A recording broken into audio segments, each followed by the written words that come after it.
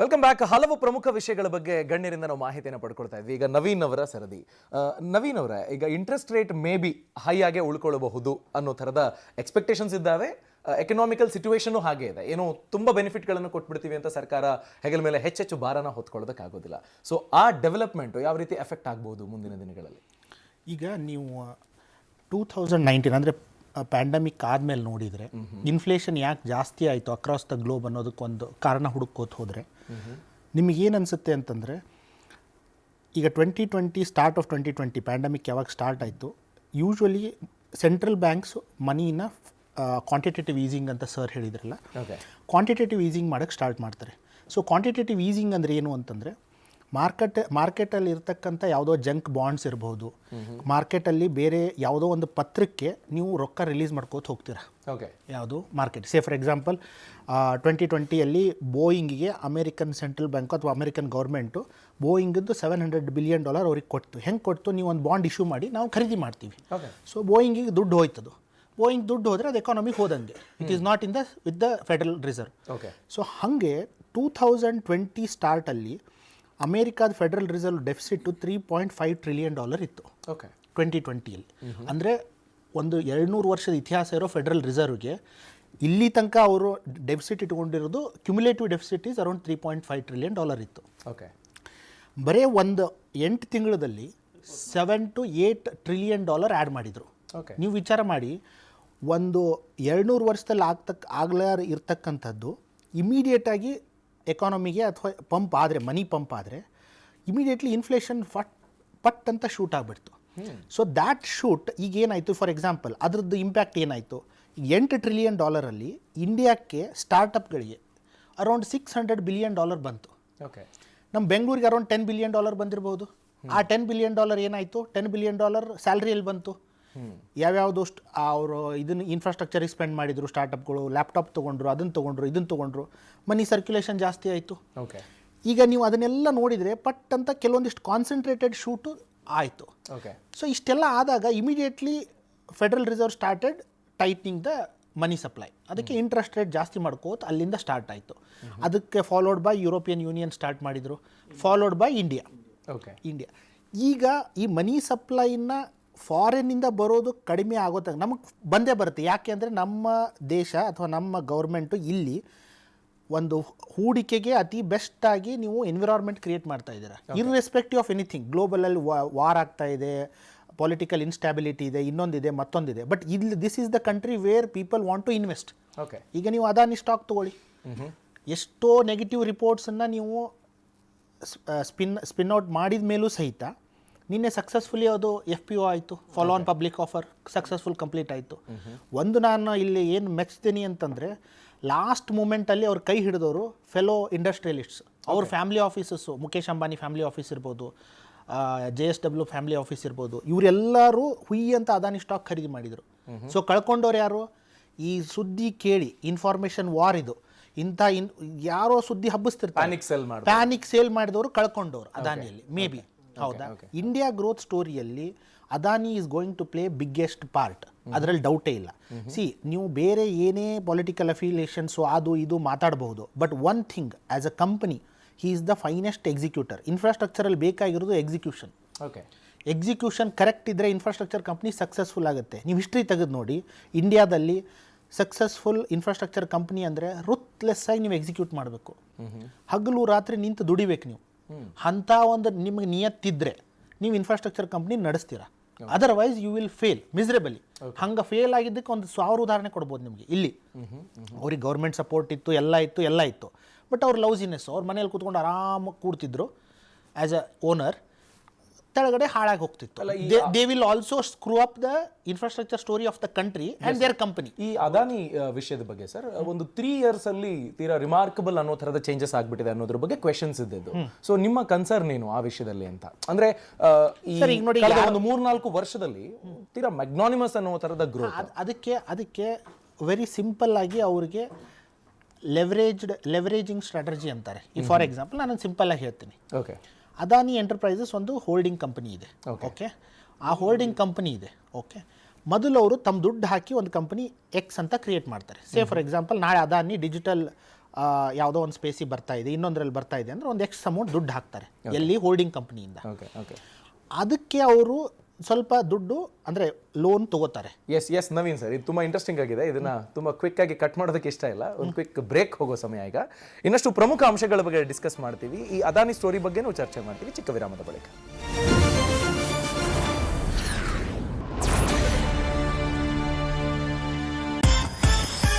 ಕೋಟಿ ಕಂಗಳು ನಿನ್ಮೇಲೆ ಯೋರ್ ಡೈಲಿ ಕೆಲಸವನ್ನು ಯು ಕ್ಯಾನ್ ಕಾಂಪ್ರಮೈಸ್. ಬೆನ್ನು ನೋವು ಕತ್ತು ನೋವು ಇಲ್ಲದೆ ನಿದ್ರಿಸಲು hey you get a repose spine grow repose just sleep on repose repose. Wake up to fresh ideas. Repose. पूरी टीम के साथ निर्मला सीतारामन इस वक्त संसद भवन में पहुंची है, संसद भवन की सीढ़ियों पर, और जिसका सब लोग बेसब्री से इंतजार कर रहे हैं. और वित्त मंत्री के हाथ में जो है उनका बही खाता है, उनकी टैबलेट है जिसमें पूरा का पूरा बजट 2023-24 जो है उनके इसी लाल रंग के जो पैकेट है, जो एक बस्ता है, उसमें उनका टैबलेट है जिसके अंदर बजट है. तो वित्त मंत्री वहां पहुंची हैं, तस्वीरें निर्मला सीतारामन जा रही हैं, लोग उनका इंतजार कर रहे थे. और ಈಗ ನಾವು ಸ್ಕ್ರೀನ್ ಮೇಲೆ ಗಮನಿಸ್ತಿದ್ದೀವಿ, ನಿರ್ಮಲಾ ಸೀತಾರಾಮನ್ ಅವರ ಎಂಟ್ರಿ ಆಗ್ತಿರೋದು ಪಾರ್ಲಿಮೆಂಟ್ಗೆ. ಇನ್ನೇನು ಕೆಲ ಕ್ಷಣಗಳಲ್ಲೇ ನಾವು ಇನ್ನಷ್ಟು ಡೆವಲಪ್ಮೆಂಟ್ಸ್ ಅನ್ನ ಕಾಣೋದಕ್ಕೆ ಸಿಗ್ತಾ ಹೋಗುತ್ತೆ. 5ನೇ ಬಜೆಟ್ ಅನ್ನ ಸಕ್ಸಸ್ಫುಲಿ ಮಂಡಿಸೋದಕ್ಕೆ ಬೇಕಾದ ಎಲ್ಲ ತಯಾರಿಯೂ ಆಗಿದೆ. ಹಲವು ಸವಾಲುಗಳನ್ನು ಮೆಟ್ಟಿ ನಿಂತು ಈಗ ಮೋದಿ ಅವರು ಇತ್ತೀಚೆಗಷ್ಟೇ ಹೇಳಿದ ಹಾಗೆ ಇಡೀ ವಿಶ್ವ ಕಾಯ್ತಾ ಇರುವ ಬಜೆಟ್ ಇದಾಗತ್ತೆ ಅನ್ನೋದ್ರ ಬಗ್ಗೆ ಹೇಳಿದರು. ಸೊ ಅದಕ್ಕೆ ಸಂಬಂಧಪಟ್ಟ ಎಲೆಕ್ಷನ್ ರಿಲೇಟೆಡ್ ಅಥವಾ ಚುನಾವಣೆಗೆ ಹೋಗ್ತಿರುವ ಈ ಸಂದರ್ಭದಲ್ಲಿ ಇನ್ನೇನೋ ಸರ್ಪ್ರೈಸ್ಗಳನ್ನು ಕೊಡಬಹುದು ಎಂಬ ಬೆಟ್ಟದಷ್ಟು ನಿರೀಕ್ಷೆ ಇರುವಂತಹ ಬಜೆಟ್ ತಯಾರಾಗಿದೆ. ಇನ್ನು ಕೆಲ ಹೊತ್ತಿನಲ್ಲೇ ಪಬ್ಲಿಕ್ ಡೊಮೈನ್ನಲ್ಲಿ ನಮಗೆ ಲಭ್ಯ ಇರುತ್ತೆ. ಅದರ ಅನಾಲಿಸಿಸ್ ಅನ್ನು ಮಾಡೋದಕ್ಕೆ ದಿ ಬೆಸ್ಟ್ ಎಕನಾಮಿಕ್ ಪ್ಯಾನಲ್ ಅನ್ನು ವಿಸ್ತಾರ ನ್ಯೂಸ್ ನಿಮ್ಮ ಮುಂದೆ ತರ್ತಾ ಇದೆ.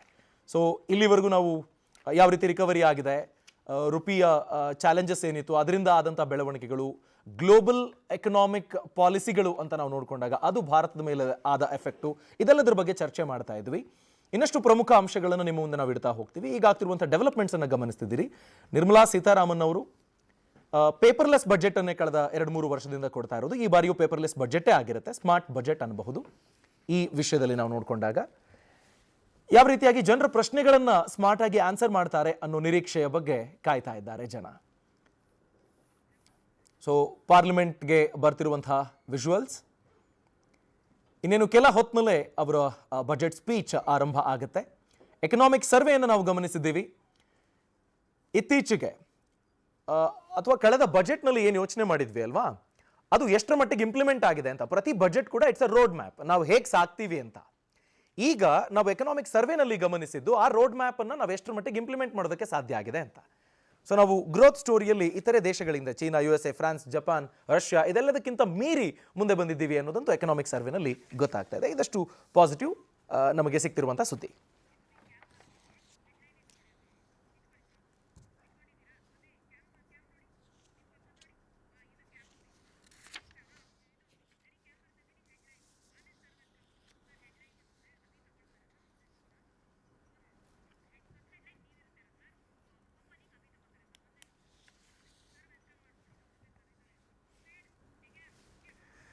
ಸೊ ಈ ವಿಶೇಷ ಪ್ರಯತ್ನಕ್ಕೆ ಇದರ ಥಾಟ್ ಪ್ರಾಸೆಸ್, ಇದನ್ನ ಹೀಗೆ ಇಂಪ್ಲಿಮೆಂಟ್ ಮಾಡಬೇಕು ಅನ್ನೋ ಒಂದು ಗೈಡ್ಲೈನ್ಸ್ ಅನ್ನು ಕೊಟ್ಟವರು ಹರಿಪ್ರಕಾಶ್ ಸರ್, ನಮ್ಮ ಪ್ರಧಾನ ಸಂಪಾದಕರಿಗೆ ಜಾಯ್ನ್ ಆಗ್ತಿದೆ. Sir, welcome to the show. Thank you. ಅನೇಕ ಪ್ರಮುಖ ವಿಷಯಗಳ ಬಗ್ಗೆ ತಿಳ್ಕೊಳ್ತಾ ಇದ್ವಿ ಸರ್, ತಿಳ್ಕೊಳ್ಳೋಣ. ಅದಕ್ಕೂ ಮುಂಚೆ ಇನ್ನೊಂದು ಸುತ್ತು ಈ ಕ್ಷಣದ ಹೆಡ್ಲೈನ್ಸ್ ಅನ್ನು ಗಮನಿಸ್ಬಿಡೋಣ. ಮೋದಿ ಸರ್ಕಾರದ ಆಯವ್ಯಯಕ್ಕೆ ಕ್ಷಣಗಣನೆ, ಬಜೆಟ್ ಮಂಡನೆಗೆ ಅನುಮತಿ ಪಡೆದ ನಿರ್ಮಲಾ ಸೀತಾರಾಮನ್ ರಾಷ್ಟ್ರಪತಿಗಳನ್ನ ಭೇಟಿಯಾಗಿ ಅನುಮೋದನೆಗೆ.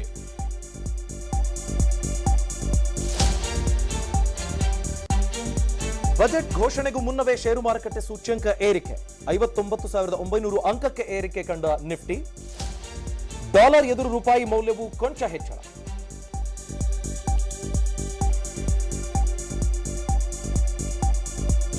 ಒಂಬತ್ತು ವರ್ಷಗಳ ಬಳಿಕ ಹೆಚ್ಚುತ್ತಾ ಆದಾಯ ತೆರಿಗೆ ವಿನಾಯಿತಿ ಮಿತಿ, ಉದ್ಯೋಗ ಸೃಷ್ಟಿಗೆ ಹೊಸ ಯೋಜನೆ ನಿರೀಕ್ಷೆ, ಆರೋಗ್ಯ ಕ್ಷೇತ್ರಕ್ಕೂ ಮೋದಿಯಿಂದ ಸಿಗುತ್ತಾ ಮದ್ದು.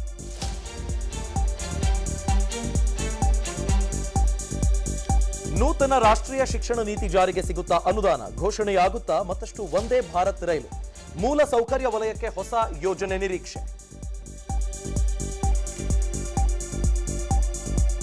ಕೇಂದ್ರ ಬಜೆಟ್ನಲ್ಲಿ ಕರುನಾಡಿಗೆ ಸಿಗುತ್ತಾ ಬಂಪರ್ ಗಿಫ್ಟ್, ಕರ್ನಾಟಕಕ್ಕೆ ವಿಶೇಷ ಪ್ಯಾಕೇಜ್ ಘೋಷಣೆ ಸಾಧ್ಯತೆ, ಸ್ಮಾರ್ಟ್ ಸಿಟಿ ಯೋಜನೆಗೆ ಮತ್ತಷ್ಟು ನಗರಗಳ ಸೇರ್ಪಡೆ ನಿರೀಕ್ಷೆ.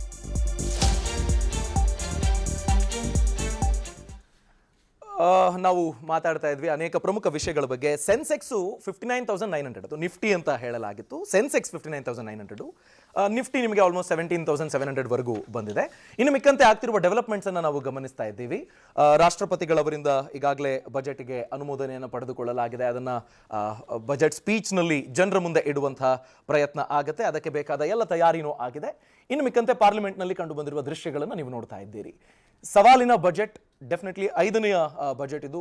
ವಿತ್ತ ಸಚಿವರದ್ದು ನಿರ್ಮಲಾ ಸೀತಾರಾಮನ್ ಅವರಿಗೆ ಹಲವು ಸವಾಲುಗಳನ್ನು ದಾಟಿ ಭಾರತದ ಗ್ರೋತ್ ಸ್ಟೋರಿಯನ್ನ ಇನ್ನಷ್ಟು ಸ್ಟ್ರಾಂಗ್ ಆಗಿ ಮುಂದುವರಿಸಿಕೊಂಡು ಹೋಗುವಂತಹ ಹೊಣೆಗಾರಿಕೆ ಇದೆ. ಸೊ ಆ ನಿಟ್ಟಿನಲ್ಲಿ ಆಗ್ತಿರುವ ಬೆಳವಣಿಗೆಗಳನ್ನು ನಾವು ಗಮನಿಸ್ತಾ ಇದ್ದೀವಿ. ಕೇಂದ್ರ ಬಜೆಟ್ನಲ್ಲಿ ಕರ್ನಾಟಕಕ್ಕೇನು ಅನ್ನೋ ನಿರೀಕ್ಷೆನೂ ಇದೆ. ಸರ್, ಬಹುಶಃ ಇದು ತುಂಬಾ ಇಂಪಾರ್ಟೆಂಟ್ ಅಂತ ಅನ್ಸುತ್ತೆ. ರಾಜ್ಯದ ಚುನಾವಣೆ, ಲೋಕಸಭಾ ಚುನಾವಣೆಗೆ ತಯಾರಿ, ಈ ಸಂದರ್ಭದಲ್ಲಿ ಪಾಪ್ಯುಲಸ್ ಬಜೆಟ್ ಅಷ್ಟೇ ಅಲ್ಲ, ಅಷ್ಟೇ ರೆಸ್ಪಾನ್ಸಿಬಲ್ ಬಜೆಟ್ ಆಗಿರಬೇಕು ಅನ್ನೋ ನಿರೀಕ್ಷೆ ಇದೆ. ನ್ಯಾಚುರಲಿ ಇನ್ನು 1 ವರ್ಷ ಮಾತ್ರ ಈ ಸರ್ಕಾರಕ್ಕೆ. ಮುಂದಿನ ಬಜೆಟ್ ಪೂರ್ಣ ಪ್ರಮಾಣದ ಬಜೆಟ್ ಸಿಗಲ್ಲ. ಇದೇ ಪೂರ್ಣ ಪ್ರಮಾಣದ ಬಜೆಟ್, ಕೇಂದ್ರದ ಮೋದಿ ನೇತೃತ್ವದ ಈ 2ನೇ ಅವಧಿಯ ಕೊನೆಯ ಬಜೆಟ್ ಅಂತ ಪೂರ್ಣ ಪ್ರಮಾಣದ್ದು. ಮುಂದಿನ ವರ್ಷದ ಲೋಕಸಭಾ ಚುನಾವಣೆಯ ದೃಷ್ಟಿಯೂ ಇರುತ್ತೆ ಮತ್ತು ಕರ್ನಾಟಕ ಸೇರಿದ ಹಾಗೆ 9 ರಾಜ್ಯಗಳ ಸರಣಿ ಚುನಾವಣೆ ನಡೆಯೋದಿದೆ. ಹಾಗಾಗಿ ಇದು ಎರಡನ್ನು, ಚುನಾವಣೆ ಮತ್ತು ಡೆವಲಪ್ಮೆಂಟು, ಇದು ಎರಡನ್ನು ಬ್ಯಾಲೆನ್ಸ್ ಮಾಡಿಕೊಂಡು ಹೋಗುವಂತಹ ಒಂದು ಸವಾಲು ಈ ಸರ್ಕಾರಕ್ಕೆ ಇರೋದರಿಂದ, ಮುಖ್ಯವಾಗಿ ಕರ್ನಾಟಕ ಆರಂಭದಲ್ಲಿ ಈ 9 ರಾಜ್ಯಗಳ ಚುನಾವಣೆ ಹಿನ್ನೆಲೆಯಲ್ಲಿ ಕರ್ನಾಟಕದಲ್ಲಿ BJP ವಾಪಸ್ ಅಧಿಕಾರಕ್ಕೆ ಬಂದರೆ ಅದರ ಚೈನ್ ಇಂಪ್ಯಾಕ್ಟ್ ಉಳಿದ ರಾಜ್ಯಗಳ ಮೇಲೂ ಆಗುತ್ತೆ. ಅದು ಪಾಸಿಟಿವ್ ಇರ್ಬೋದು, ನೆಗೆಟಿವ್ ಇರ್ಬೋದು. ಅಕಸ್ಮಾತ್ BJP ವಾಪಸ್ ಅಧಿಕಾರಕ್ಕೆ ಬರದೇ ಹೋದರೆ ಅದರ ಇಂಪ್ಯಾಕ್ಟ್ ಆ ಉಳಿದ ರಾಜ್ಯಗಳ ಚುನಾವಣೆ ಮೇಲೆ ನ್ಯಾಚುರಲಿ ಆಗುತ್ತೆ ಅನ್ನುವಂಥದ್ದು ರಾಜಕೀಯ ವಿಶ್ಲೇಷಕರು ಹೇಳುವಂಥ ಮಾತು ಮತ್ತು ನಮಗೆ ಅನುಭವಕ್ಕೆ ನಿಲ್ಕತಕ್ಕಂಥ ಸಂಗತಿ. ಈ ಹಿನ್ನೆಲೆಯಲ್ಲಿ ನಾವು 2-3 ಸಂಗತಿಗಳನ್ನ ಈ ಬಜೆಟ್ ಹಿನ್ನೆಲೆಯಲ್ಲಿ, ಒಂದು ಕರ್ನಾಟಕದ ಆ್ಯಂಗಲ್, ಕರ್ನಾಟಕಕ್ಕೆ ಏನೇನು ಸಿಗುತ್ತೆ ಅಂತ. ಆನ್ಗೋಯಿಂಗ್ ಪ್ರಾಜೆಕ್ಟ್ಗಳಿಗೆ ಹೆಚ್ಚಿನ ಅನುದಾನ ಸಿಗುತ್ತಾ, ಹೊಸ ಪ್ರಾಜೆಕ್ಟ್ಗಳು ಕರ್ನಾಟಕಕ್ಕೆ ಏನಾದರೂ ಸ್ಯಾಂಕ್ಷನ್ ಆಗುತ್ತಾ, ಮತ್ತು ಕಾಮನ್ ಮ್ಯಾನನ್ನು ಅಡ್ರೆಸ್ ಮಾಡೋ ನಿಟ್ಟಿನಲ್ಲಿ ಈಗಾಗಲೇ RSS ಕಳೆದ 6-7 ತಿಂಗಳಿಂದ 2-3 ಬಾರಿ ಈ ಸರ್ಕಾರಕ್ಕೆ ಒಂದು ಎಚ್ಚರಿಕೆಯ ಮಾತನ್ನು ಹೇಳ್ತಾ ಬಂದಿದೆ. ನೀವು ದೇಶದ ಆರ್ಥಿಕ ಬೆಳವಣಿಗೆಯ ದೃಷ್ಟಿಯ ಜೊತೆಗೆ ನೀವು ಕಾಮನ್ ಮ್ಯಾನ್ ಅವರ ಮನಸ್ಥಿತಿ ಹೇಗಿದೆ, ಅವರ ಪಲ್ಸ್ ಹೇಗಿದೆ, ಅವರು ಯಾವ ರೀತಿಯಾದಂಥ ಭಾವನೆಗಳನ್ನು ಈ ಸರ್ಕಾರದ ಬಗ್ಗೆ ನಿಧಾನವಾಗಿ ಬದಲಾಯಿಸ್ಕೊಳ್ತಾ ಇದ್ದಾರೆ, ಈ ಸಂಗತಿಗಳನ್ನ ನೀವು ಗಮನಿಸಬೇಕು ಅನ್ನುವಂಥ ಮಾತನ್ನು ಹೇಳಿ RSSನ ಜನರಲ್ ಸೆಕ್ರೆಟರಿ ದತ್ತಾತ್ರೇಯ ಹೊಸಬಾಳೆ ಹೇಳಿದರು. ಅದಕ್ಕೆ ಪೂರಕವಾಗಿ ಇತ್ತೀಚೆಗೆ ಮೋಹನ್ ಭಾಗವತ್ ಅವರು ಕೂಡ ಅವರ ಅಡ್ರೆಸ್ನಲ್ಲಿ ಅದೇ ಮಾತನ್ನು ಹೇಳಿದರು. ಅವರ ಆರ್ಗನೈಸರ್ ಅದಕ್ಕೆ ನೀಡಿದಂಥ ಸಂದರ್ಶನದಲ್ಲಿ ಸ್ಪೆಸಿಫಿಕ್ ಆಗಿ ಅದೇ ಫೋಕಸ್ ಆದಂಥ ಪಾಯಿಂಟನ್ನು ಇಟ್ಕೊಂಡು ಹೇಳಿದರು. ಅದರ ಜೊತೆಗೆ ನಿನ್ನೆ ಪ್ರೈಮ್ ಮಿನಿಸ್ಟರ್ ನಮ್ಮ ಬಜೆಟನ್ನು ಮಂಡನೆ ಮಾಡೋ ಮೊದಲನೇ ದಿನ ಅವರು ಆಡಿದಂಥ ಮಾತು ಮತ್ತು IMF ವರದಿ ಮತ್ತು ನಿರ್ಮಲಾ ಸೀತಾರಾಮನ್ ಅವರು ನಾವು ಈ ದೇಶದ ಕಾಮನ್ ಮ್ಯಾನನ್ನು ಅಡ್ರೆಸ್ ಮಾಡ್ತೀವಿ ಈ ಬಜೆಟ್ನಲ್ಲಿ ಅಂತ ಹಿಂಟ್ ಕೊಟ್ಟಿರೋದು. ಈ ಹಿನ್ನೆಲೆಯಲ್ಲಿ ಬಹುಶಃ ನಾವು ಚರ್ಚೆಯನ್ನು ಪ್ರಾರಂಭ ಮಾಡಿದರೆ ಬಜೆಟ್ ಇನ್ನೇನು ಕೆಲವೇ ಗಂಟೆಗಳಲ್ಲಿ ನಮಗೆ ಅನಾವರಣ ಆಗುತ್ತೆ. ಅದಕ್ಕಿಂತ ಮೊದಲು ಒಂದು ಕಾಮನ್ ಮ್ಯಾನ್ಗೆ ಈ ಬಜೆಟ್ ಯಾಕೆ ಇಂಪಾರ್ಟೆಂಟ್? ಇದುವರೆಗೂ ನಾವು ನೋಡಿದ್ದು ಕಳೆದ ಕೆಲವು ವರ್ಷಗಳವರೆಗೆ ಬಜೆಟ್ ಅಂತಂದರೆ ಅದು ತಮ್ಮಂಥ ಎಕ್ಸ್ಪರ್ಟ್ಗಳಿಗೆ ಅಥವಾ ಉದ್ಯಮಿಗಳಿಗೆ ಅಥವಾ ಬಡಬಗ್ಗರಿಗೆ, ಅಂದರೆ ಯಾರು ಉಚಿತ ಸವಲತ್ತುಗಳನ್ನೇ ನಿರೀಕ್ಷೆ ಮಾಡ್ತಿರ್ತಾರೋ ಅವರಿಗೆ ಈ ಬಜೆಟಲ್ಲಿ ಏನು ಸಿಗುತ್ತೆ ಅಂತ. ಇನ್ ಬಿಟ್ವೀನ್ ಇರ್ತಾರಲ್ಲ ಅವರ ಕುರಿತಾಗಿ ಯಾರೂ ಕೂಡ ಅಡ್ರೆಸ್ ಮಾಡ್ತಿರಲಿಲ್ಲ, ಅವರು ಕೂಡ ಆಸಕ್ತಿಯನ್ನು ತೆಗೆದುಕೊಳ್ತಾ ಇರಲಿಲ್ಲ. ಅದರ ಜೊತೆಗೆ ಈಗ ಕಳೆದ 10 ವರ್ಷದಲ್ಲಿ ಆಗಿರುವಂತಹ ಶಿಫ್ಟನ್ನು ಕೂಡ ಆ ಕುರಿತಾಗೂ ನಾವು ಬಹುಶಃ ಇಲ್ಲಿ ಚರ್ಚೆ ಮಾಡಿದರೆ ಒಳ್ಳೆಯದು ಅಂತ ಅನಿಸುತ್ತೆ. ಏನು ಅಂದರೆ ಸರ್ಕಾರದ ಬೆನಿಫಿಟ್ಗಳ ಹೊರತಾಗಿ ಸಾಮಾನ್ಯನಿಗೂ ಕೂಡ ಇಲ್ಲಿನ ಆರ್ಥಿಕ ಆಗುಹೋಗುಗಳು ಅದು ರಿಲೇಟ್ ಆಗುತ್ತೆ. ಅದು ಹೇಗಾಗುತ್ತೆ ಅನ್ನುವಂಥದ್ದನ್ನು ನಿಧಾನಕ್ಕೆ ನಾವು ಅನುಭವಿಸ್ತಾ ಇದ್ದೀವಿ. ಸರ್ಕಾರದ ನಿಯಂತ್ರಣ ಸಂಪೂರ್ಣವಾಗಿ ವಾಲಿದ್ದಂಥ ಒಂದು ಕಡೆ ಇದ್ದಂಥದ್ದು ನಿಧಾನವಾಗಿ ಅದು ಸರ್ಕಾರ, ಮೋದಿಯವರು ಯಾವಾಗಲೂ ಹೇಳ್ತಾರೆ ಮಿನಿಮಮ್ ಗೌರ್ಮೆಂಟ್ ಮ್ಯಾಕ್ಸಿಮಮ್ ಗವರ್ನೆನ್ಸ್ ಅಂತ. ಅದು ಬಹುಶಃ ಈ ಆರ್ಥಿಕ ಕ್ಷೇತ್ರಕ್ಕೆ ಅದನ್ನು ಹೆಚ್ಚು ನಾವು ಅನ್ವಯಿಸಿ ಚರ್ಚೆ ಮಾಡಿದರೆ ಒಳ್ಳೆಯದು ಅಂತ ಅನಿಸುತ್ತೆ. ಭಾರತದ ಬೆಳವಣಿಗೆ ದೃಷ್ಟಿಯಿಂದ ಮತ್ತು ಜಾಗತಿಕವಾಗಿ ಇವತ್ತು ಆರ್ಥಿಕವಾಗಿ ಆಗ್ತಾ ಇರುವಂಥ ಅಲ್ಲೋಲ ಕಲ್ಲೋಲಗಳು, ಅದರ ಇಂಪ್ಯಾಕ್ಟ್ ಈ ಹಿಂದೆ 2 ಬಾರಿ ರಿಸೆಷನ್ ಆದಾಗ ಭಾರತಕ್ಕೆ ಅದರ ಇಂಪ್ಯಾಕ್ಟ್ ಆಗಿರಲಿಲ್ಲ. ಬಟ್ ಈ ಬಾರಿ ಇನ್ನು 6 ತಿಂಗಳಲ್ಲಿ ಭಾರತಕ್ಕೂ ಕೂಡ ಈ ರಿಸೆಷನ್ ಇಂಪ್ಯಾಕ್ಟ್ ಆಗುತ್ತೆ ಅನ್ನುವಂಥ ಮಾತುಗಳು ಕೇಳಿ ಬರ್ತಾ ಇದೆ. ಇದರ ನಡುವೆನೂ ನಮಗೆ ಕಾನ್ಫಿಡೆನ್ಸನ್ನು ತಂದಿರುವಂಥದ್ದು IMF ರಿಪೋರ್ಟ್ ಮತ್ತು ನಮ್ಮ ಆರ್ಥಿಕ ಸಮೀಕ್ಷೆಯ ಮುನ್ನೋಟ. ಏನು ಹೇಳಿದೆ ಅದನ್ನು ಇಟ್ಕೊಂಡು ನಾವು ಈಗ ಕಾಮನ್ ಮ್ಯಾನ್ ಆಸ್ಪೆಕ್ಟಿಂದ ಚರ್ಚೆ ಮಾಡೋದು. ಬಜೆಟನ್ನು ಯಾತಕ್ಕೆ ಕಾಮನ್ ಮ್ಯಾನ್ ನೋಡಬೇಕು ಅಂತ, ಅವನಿಗೇನು ಲಾಭ, ಅವನು ಏನು ತಿಳ್ಕೊಳ್ಬೇಕು, ಅವನು ಇದಕ್ಕೆ ಯಾವ ರೀತಿ ರಿಯಾಕ್ಟ್ ಮಾಡಬೇಕು ಅಂತ. ನನಗೇನಾದರೂ ನೇರವಾಗಿ ವೈಯಕ್ತಿಕವಾಗಿ ಏನೋ ಸಿಕ್ತು ಖುಷಿ ಪಡ್ತಾನೆ, ಏನೋ ಸಿಕ್ಕಿಲ್ಲ ಈ ಸರ್ಕಾರ ಕೆಟ್ಟದ್ದು ಅಂತ ಹೇಳ್ತೀವಿ, ಇದು ಸರಿನಾ? ತತ್ಕ್ಷಣ ನಮಗೆ ಕೈಗೆ ಸಿಗುವಂಥದ್ರ ಕುರಿತಾಗಿ ನಾವು ರಿಯಾಕ್ಟ್ ಮಾಡಬೇಕಾ ಅಥವಾ ಲಾಂಗ್ ರನ್ ಇಂಪ್ಯಾಕ್ಟ್ಗಳನ್ನ ನಾವು ನೋಡಬೇಕಾ? ಈ ಸಂಗತಿಗಳ ಕುರಿತು ಅಭಿಷೇಕ್ ನಮ್ಮ ಪ್ಯಾನಲಿಸ್ಟ್ಗಳ ಜೊತೆ ನಾವು ಚರ್ಚೆಯನ್ನು ಪ್ರಾರಂಭ ಮಾಡಿದ್ರೆ ಒಳ್ಳೇದು ಅಂತ ಅನ್ಸುತ್ತೆ.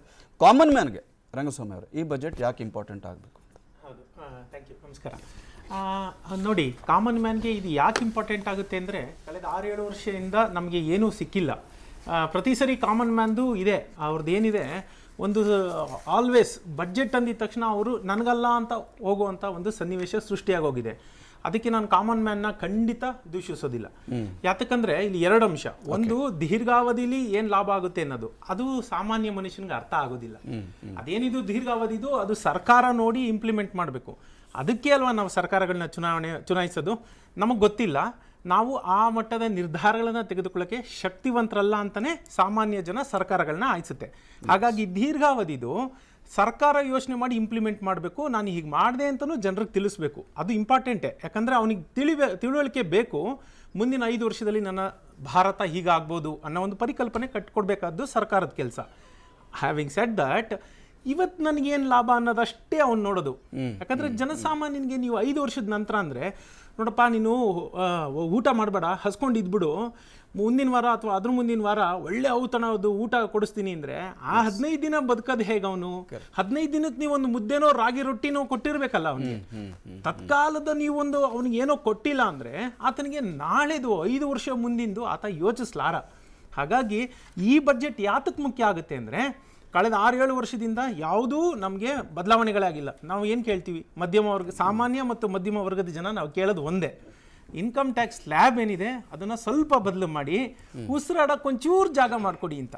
ಬಾಯಿ ಮೂಗು 2 ಅದಂಬಿಟ್ರೆ ಆಗೋದೇ ಇಲ್ಲ. ನೀವು ಮೂಗದ್ ಮುಂದ್ರೆ ಬಾಯಿ ಬಿಡಿ, ಬಾಯಿ ಅದ್ ಮುಂದ್ರೆ ಮೂಗು ಬಿಡಿ, ಎಲ್ಲೋ ಉಸಿರಾಡ್ಕೊಂಡಿರ್ತೀವಿ ಅಂತ ಅಷ್ಟೇ ಜನಸಾಮಾನ್ಯ ಕೇಳೋದು. ಅವನ ನಿರೀಕ್ಷೆಗಳು ಅತ್ಯಂತ ಕಡಿಮೆ ಮತ್ತು ಅಲ್ಪ ತೃಪ್ತ. ನಮ್ಮ ಜನ ಯಾರಿದ್ದೀವಿ ನಾವೆಲ್ಲ ಸಾಮಾನ್ಯ ಮನುಷ್ಯರು ಅಥವಾ ಮಿಡ್ಲ್ ಕ್ಲಾಸ್ ಅಂತ ನಾವೇನು ಹೇಳ್ಕೊತೀವಿ, ನಾವು ಹೀಗೆ ನಮ್ಗೇನು ನಾವು ಹೆಚ್ಚಿನ ಕೇಳಲ್ಲ. ನೀವು 5 ಲಕ್ಷದ ತನಕ ತೊಗೊಂಡೋಗಿ, 2.5 ಲಕ್ಷ ಇರೋದನ್ನ 5 ಲಕ್ಷಕ್ಕೆ ತೊಗೊಂಡೋಗಿ 30% ಟ್ಯಾಕ್ಸು ಇವತ್ತು 10 ಲಕ್ಷ ಆದಾಯದ ಮೇಲೆ 30% ಹಾಕ್ಬಿಡ್ತಾ ಇದ್ದಾರೆ ತೆರಿಗೆನ. ಅದು ಬಹಳ ದೊಡ್ಡ ಮೊತ್ತ. ನೀವು ಯೋಚನೆ ಮಾಡಿ ನೋಡಿ, ಈಗ 10 ಲಕ್ಷ ಇನ್ಕಮ್ ಬ್ಯಾಂಗ್ಳೂರ್ ಅಂತ ನಗರದಲ್ಲಿ ಯಾತಕ್ಕೆ ಈ ಮಾತುಗಳನ್ನ ಹೇಳ್ತೀನಿ ಅಂತಂದರೆ, ನಮ್ಮ ಸಾಫ್ಟ್ವೇರ್ ಇದೆಯಲ್ಲ, ಸಾಫ್ಟ್ವೇರ್ ಉದ್ದಿಮೆ 40%, ಭಾರತದ 40% ಕೇವಲ ಬೆಂಗಳೂರು ಒಂದೇ ಆದಾಯನ ತಂದು ಕೊಡ್ತಾ ಇದೆ, ನೆನಪಿರಲಿ. ಅದ್ರ ಜೊತೆಗೆ ನಮ್ಮ MSMEಗಳೇನಿದೆ, ಭಾರತದ GDPಯ 36ರಿಂದ 39% MSMEಗಳು ಕೊಡ್ತಾ ಇದೆ. ನಾವು ಅವ್ರುಗಳಿಗೆ ಅಲ್ಲಿ ಕೆಲಸ ಮಾಡೋರು MSME ಇಂದ ತಕ್ಷಣ ಬರೀ ಓನರೇ ಆಗಬೇಕಂತಿಲ್ಲ, ಅಲ್ಲಿ ದುಡಿತಾರ, ತಳಮಟ್ಟದಲ್ಲಿ ದುಡಿತಾರ ಅಂತ ಲಕ್ಷಾಂತರ ಜನ ಇದ್ದಾರಲ್ಲ, ಅವರಿಗೆ ನೀವು ಆ ರಿಬೇಟ್ಗಳು ಕೊಡಬೇಕು. 10 ಲಕ್ಷದ ಮೇಲೆ ಇರೋದನ್ನ 15 ಲಕ್ಷದ ಮೇಲೆ 30% ಅಂತ ಮಾಡಬೇಕು. ಇವತ್ತು ಯಾಕೆ ಈ ಮಾತು ಹೇಳಿದೆ ಅಂದರೆ, ಹಣದುಬ್ಬರ ಆ ಮಟ್ಟಕ್ಕೆ ಹೋಗಿದೆ, ಎಲ್ಲ ಬೆಲೆಗಳು ಹೆಚ್ಚಾಗಿದೆ. ಹಾಗಾಗಿ ಜನಸಾಮಾನ್ಯನಿಗೆ ಇವತ್ತಿನ ನಿರೀಕ್ಷೆ ಅವನು ಯಾಕೆ ಇಲ್ಲಿ ನೋಡ್ತಾನೆ ಅಂದರೆ, ಖಂಡಿತ, ಯಾಕಂದರೆ ಮುಂದಿನ ವರ್ಷ ನೀವು ಹೇಳಿದಾಗೆ ಮುಂದಿನ ವರ್ಷ ಎಲೆಕ್ಷನ್ ಬಂದ್ಬಿಡುತ್ತೆ ಕೇಂದ್ರ ಸರ್ಕಾರದ್ದು, ಪೂರ್ಣ ಪ್ರಮಾಣದ ಬಡ್ಜೆಟ್ ಅವ್ರಿಗೆ ಸಿಕ್ಕೋದಿಲ್ಲ. ಈ ಬಡ್ಜೆಟ್ಟು ಮತ್ತು ಬೇರೆ ಬೇರೆ ರಾಜ್ಯಗಳಲ್ಲಿ ಚುನಾವಣೆಗೂ ಹೋಗ್ತಿರೋದ್ರಿಂದ ಖಂಡಿತ ಈ ವರ್ಷ ನಮಗೇನೋ ಸಿಕ್ಕುತ್ತೆ ಅನ್ನೋದು ಅವನಿಗೊಂದು ಆಸೆ ಇರುತ್ತೆ. ಸರ್, ನನಗಿದು ಹೇಳಿ ಸರ್, ಈಗ ಉದಾಹರಣೆಗೆ ಒಬ್ಬ ತರಕಾರಿ ಮಾರಾಟ ಮಾಡೋನು ಇರ್ತಾನೆ ತಳ್ಳುಗಾಡಿಯಲ್ಲಿ, ಅವನು ಈ ಬಜೆಟನ್ನು ಯಾಕೆ ನೋಡಬೇಕು? ಖಂಡಿತ ಅವನು ನೋಡಬೇಕಾಗುತ್ತೆ. ಯಾಕೆಂದರೆ ಈಗ ಈ ಡಿಜಿಟಲೈಸೇಷನ್ ಆಗಿಲ್ಲ ಅಂದರೆ ಅವ್ನು ತರಕಾರಿ ಮಾಡೋನು ನೋಡ್ತಾನೆ ಇರಲಿಲ್ಲ, ಆತನಿಗೆ ಬೇಕೇ ಇರಲಿಲ್ಲ. ಇವತ್ತು ಬ್ಯಾಂಕಿಂಗ್ ವಲಯದಲ್ಲಿ ಏನೇನು ಒಂದಷ್ಟು ಸಣ್ಣ ಪುಟ್ಟ ಬದಲಾವಣೆಗಳಾಗುತ್ತೆ, ಅದು ಅವನಿಗೂ ನೇರವಾಗಿ ಇಂಪ್ಯಾಕ್ಟ್ ಆಗ್ತದೆ. ಹೇಗಂದರೆ ಈಗ ನೀವು ನೋಡಿ, ಒಂದಷ್ಟು ಟ್ರಾನ್ಸಾಕ್ಷನ್ ಬೇಸ್ಡ್ ಇದು ಹಾಕ್ಬಿಡ್ತಾರೆ, ಏನು ಹೇಳ್ತಾರೆ, ಚಾರ್ಜಸ್ಗಳು ಹಾಕ್ತಿದ್ದಾರೆ ಇದರಲ್ಲಿ. ಮತ್ತು ನಿಮ್ಮ ಸ್ವೈಪಿಂಗ್ ಮಿಷಿನ್ಗಳ ಮೇಲೆ ಚಾರ್ಜಸ್ ಬರುತ್ತೆ. ಇಲ್ಲಿ ಏನಾನ ಬದಲಾವಣೆ ಬ್ಯಾಂಕಿಂಗ್ ವಲಯದಲ್ಲಿ ಬದಲಾವಣೆ ಆದರೆ ನೇರವಾಗಿ ಅವನಿಗೆ ದಿನಕ್ಕೆ, ನಾನು I am talking about a day, 200ರಿಂದ 300 ರೂಪಾಯಿ ಒಬ್ಬ ರಸ್ತೆ ಬದಿ ವ್ಯಾಪಾರಿಗೆ ಉಳಿತಾಯ ಆಗುತ್ತೆ.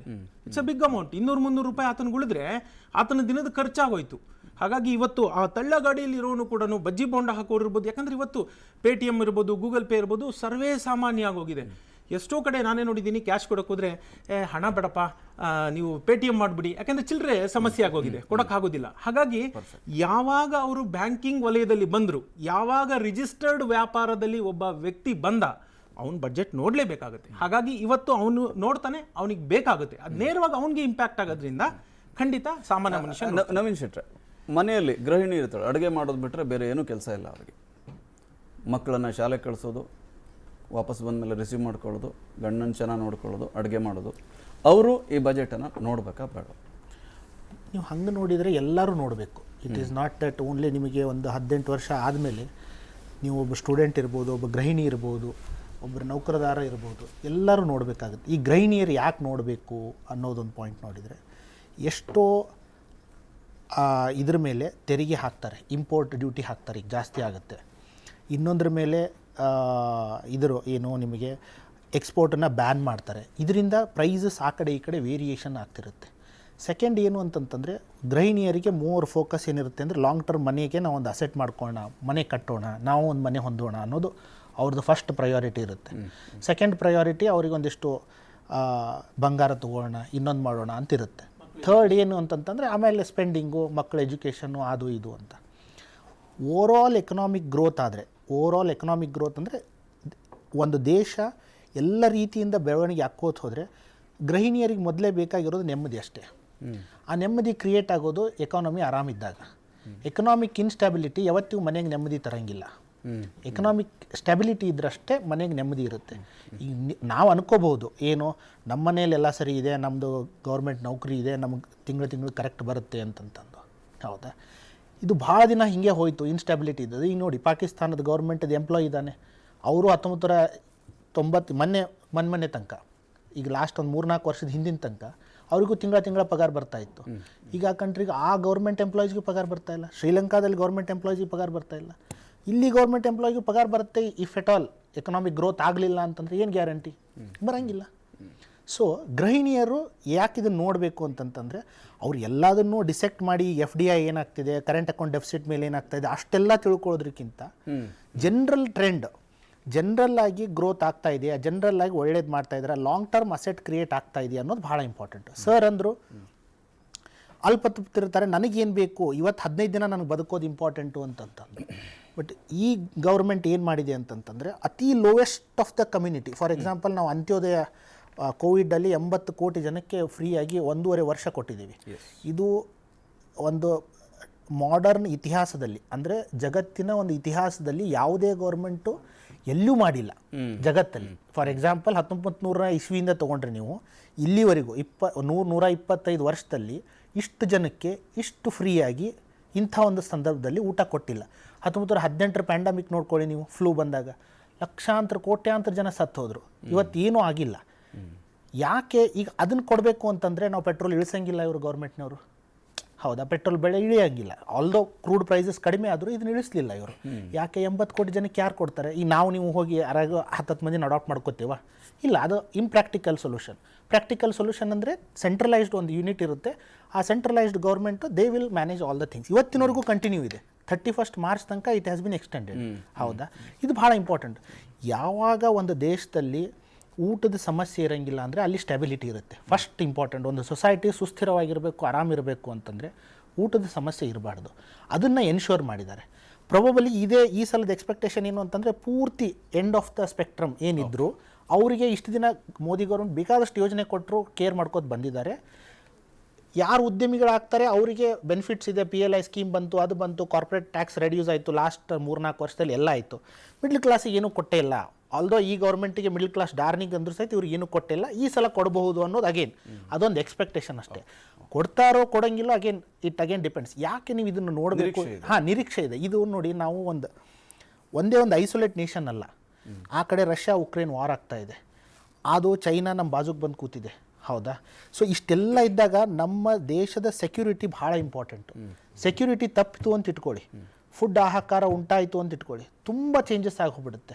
ಸೊ ಇದನ್ನೆಲ್ಲ ಗಮನದಲ್ಲಿಟ್ಕೊಂಡು ಎಷ್ಟು ಫ್ರೀ ಬೀಸ್ ಕೊಡ್ತಾರೆ ಅನ್ನೋದ್ರ ಬಗ್ಗೆ ಐ ಆಮ್ ಕ್ವೈಟ್ ಸ್ಕೆಪ್ಟಿಕಲ್. ಈಗ ನೀವು ಎಲೆಕ್ಷನ್ ಅನ್ನೋದು ಬರೀ ಸಣ್ಣ ವಿಷಯ ಅಷ್ಟೇ, but I am quite sceptical. ಅದಕ್ಕೆ probably they will do the best ಅಂತ ನಾನು ಅನ್ಕೊತೀನಿ. Thank you sir. ನಾನು ನಾರಾಯಣ್ ಭಟ್ ಸರ್ಗೆ ಕೇಳೋದು, ರಿಟೈರ್ಡ್ ಆಗಿದ್ದಾರೆ, ಏನೂ ಕೆಲಸ ಇಲ್ಲ, ಮನೆಯಲ್ಲಿ ಮಕ್ಕಳನ್ನ ನೋಡಿಕೊಂಡು ನೆಂಟರ ಮನೆ ಓಡಾಡಿಕೊಂಡು ಮನೇಲಿದ್ದಾರೆ. ಅವರಿಗೆ ಈ ಬಜೆಟ್ಟು ಹೇಗೆ ಇಂಪಾರ್ಟೆಂಟ್ ಆಗುತ್ತೆ? ನೀವು ವಿಸ್ತಾರ ಟಿ ವಿಯವರು ಒಂದು ಹೊಸ ಪ್ರಶ್ನೆನ ಜನರ ಮುಂದಿಟ್ಟಿದ್ದೀರಾ. ಅದನ್ನು ನಾನು ಸೂಕ್ಷ್ಮತೆಯನ್ನು ನಾನು ಅರ್ಥ ಮಾಡ್ಕೊಂಡಿದ್ದೇನೆ. ತಾವು ಹೇಳಿದ್ರಿ ಜನಸಾಮಾನ್ಯರು ಪ್ರಶ್ನೆ ಕೇಳಿದಾಗ ನಾವು ಬರೀ ಆದಾಯ ತೆರಿಗೆ ಮೇಲೆ ವಿಚಾರ ಮಾಡ್ತೇವೆ. ಎಷ್ಟು ಜನ ರಿಟರ್ನ್ ಫೈಲ್ ಮಾಡ್ತಾರೆ? 130 ಕೋಟಿ ಜನಸಂಖ್ಯೆಯಲ್ಲಿ 8 ಕೋಟಿ ರಿಟರ್ನ್ ಫೈಲ್ ಆಗುತ್ತೆ ನಮ್ಮಲ್ಲಿ.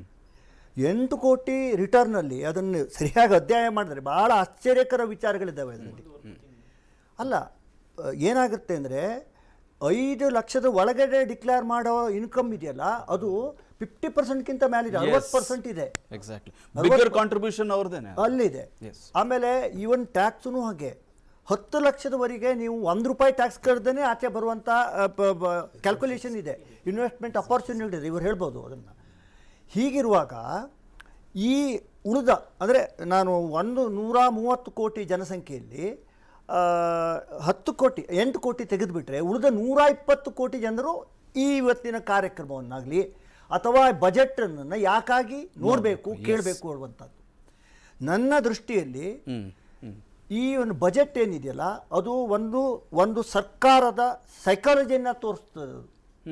ಯಾವ ದಿಟ್ಟಿನಲ್ಲಿ ನಾನು ವಿಚಾರ ಮಾಡ್ತಾ ಇದ್ದೇನೆ, ನನ್ನ ಲಾಂಗ್ ಟರ್ಮ್ ಗೋಲ್ ಏನು ಹೇಳೋದನ್ನು ಸರಿಯಾಗಿ ಓದಿದರೆ ತಿಳ್ಕೊಂಡ್ರೆ ಅರ್ಥ ಆಗುತ್ತೆ. ಅದು ಈ ಕಡೆ ಕಲೆಕ್ಷನ್ನೂ ಮಾಡಬೇಕು, ಟ್ಯಾಕ್ಸ್ ಕಲೆಕ್ಷನ್ ಮಾಡಬೇಕು, ಅದನ್ನು ಉತ್ತಮ ರೀತಿಯಲ್ಲಿ ವ್ಯಯ ಮಾಡಬೇಕು.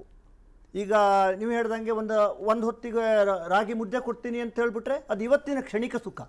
ಬಟ್ ಒಂದು ದೇಶಕ್ಕೆ, ನನಗೆ ಅಲ್ಲ ನನ್ನ ಮಕ್ಕಳಿಗೂ ಕೂಡ ಒಳ್ಳೆಯದಾಗಬೇಕು ಅಂತ ಆದರೆ ನಾವು ಸರ್ಕಾರದ ಲಾಂಗ್ ಟರ್ಮ್ ಏನು ಯುಟಿಲೈಸೇಷನ್ ಆಫ್ ಫಂಡ್ಸ್ಗಳನ್ನು ನೋಡಬೇಕು.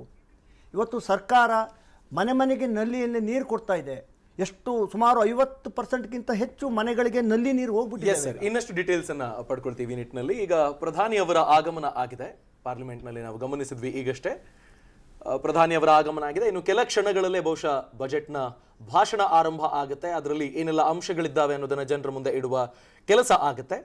ಬಹುಶಃ ಇನ್ಕ್ಲೂಷನ್ ಬಗ್ಗೆ ಇಷ್ಟು ಹೊತ್ತು ಚರ್ಚೆ ಆಗ್ತಿತ್ತು. ಫಿನಾನ್ಷಿಯಲ್ ಇನ್ಕ್ಲೂಷನ್ ಅಂತ ತರಕಾರಿ ಮಾರೋರು, ಗೃಹಿಣಿಯರು ಅಥವಾ ರಿಟೈರೀಸು, ಈ ಥರ ಫಿನಾನ್ಷಿಯಲ್ ಇನ್ಕ್ಲೂಷನ್ಗೆ ಬೇಕಾದ ಅನೇಕ ಅಂಶಗಳನ್ನು ಜಾರಿಗೆ ತರೋದಕ್ಕಾಗಿದ್ದು ಈ ಡಿಜಿಟಲೈಸೇಷನ್ ಬೇರೆ ಬೇರೆ ಯೋಜನೆಗಳೇ ಮುಖ್ಯನ. ಅಂಥದ್ದೇನನ್ನ ಹೊಸದನ್ನು ಕೊಡ್ತಾರೆ ಅನ್ನೋ ನಿರೀಕ್ಷೆನೂ ಇದೆ. ಬಹುಶಃ ದಾಖಲೆ ಮಟ್ಟದಲ್ಲಿ ಮುದ್ರಾ ಲೋನ್ಗಳನ್ನು ಕೊಟ್ಟಿದ್ದು ಸಹ ಫಿನಾನ್ಷಿಯಲ್ ಇನ್ಕ್ಲೂಷನ್ಗೆ ಒಂದು ವೇದಿಕೆಯಾಗಿ ಪರಿಣಮಿಸಿದ ತೀರಾ ಡ್ರಾಸ್ಟಿಕಲ್ ಚೇಂಜ್ ಅಂತ ಅನಿಸುವಂತಹ ಒಂದು ಪಾಲಿಸಿ ಡಿಸಿಷನ್ ಆಗಿತ್ತು. ಗತಿಶಕ್ತಿ ಹೇಗೆ ಎಂಪ್ಲಾಯ್ಮೆಂಟ್ ಬೂಸ್ಟ್ ಅನ್ನು ಮಾಡಬಹುದು ಅನ್ನೋದ್ರ ಬಗ್ಗೆ ಜೇಕಬ್ ಸರ್ ಹೇಳ್ತಾ ಇದ್ರು.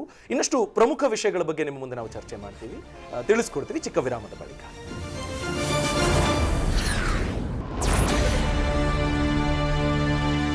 ಸ್ಮಾರ್ಟ್ ಸಿಟಿ ಮಂಗಳೂರಿಗೆ ಮತ್ತೊಂದು ಸ್ಮಾರ್ಟ್ ಸಿಟಿ ಸೇರ್ಪಡೆ. ಆಶ್ಚರ್ಯ ಆಗ್ತಿದೆಯಾ? ಮಂಗಳೂರಿನ ಬಿಜೈಲಿರುವ ರೋಹನ್ ಸಿಟಿಯಲ್ಲಿ 550 ಅಪಾರ್ಟ್ಮೆಂಟ್ಸ್, 250ಕ್ಕೂ ಹೆಚ್ಚು ಕಮರ್ಷಿಯಲ್ ಶಾಪ್ಸ್ ಬರ್ತಾ ಇದೆ. 80,000 ಸ್ಕ್ವೇರ್ ಫೀಟ್ ನ the best city club. Price ಕೇಳ್ತಿದ್ದೀರಾ?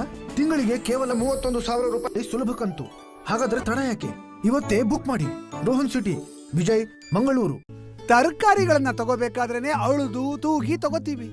ಚಿನ್ನ ತಗೋಬೇಕಾದ್ರೆ ಚಿಂತೆ ಮಾಡಬೇಡಿ.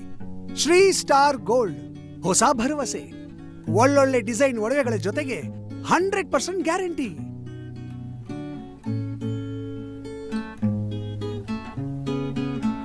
ಈ ಸ್ಮಾರ್ಟ್ ಫೋನ್ ಯುಗದಲ್ಲೂ ಇವರು ಫೋಟೋ ಸ್ಟುಡಿಯೋ ಮಾಡಿ ವರ್ಷಕ್ಕೆ 30 ಲಕ್ಷ ಲಾಭ ಮಾಡ್ತಿದ್ದಾರೆ.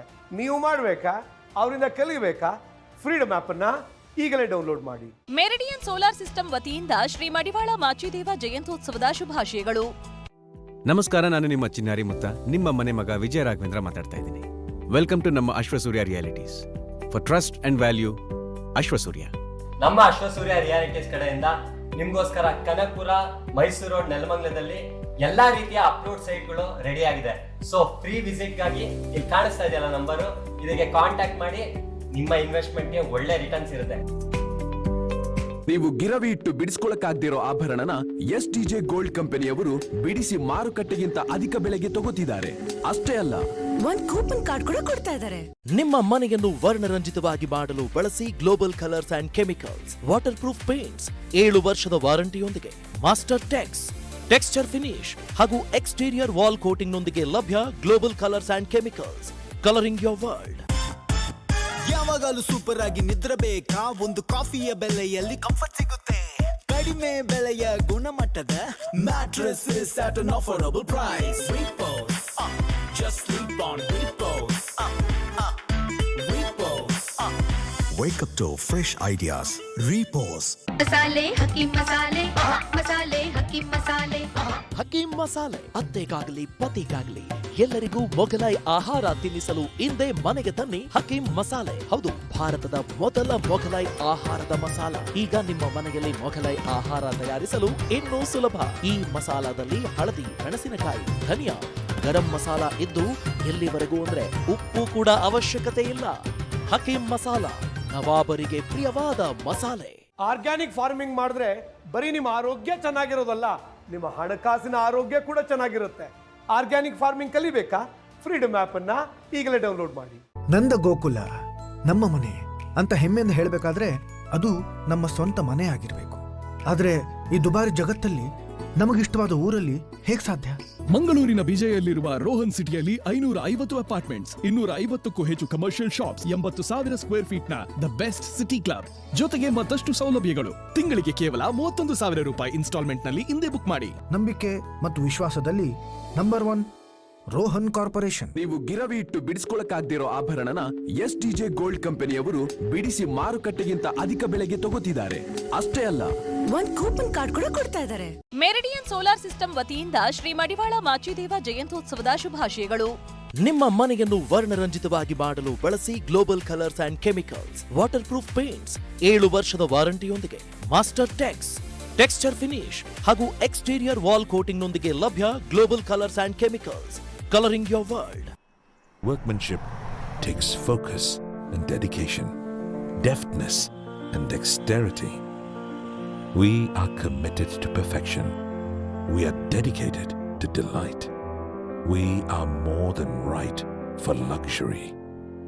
We are Austins.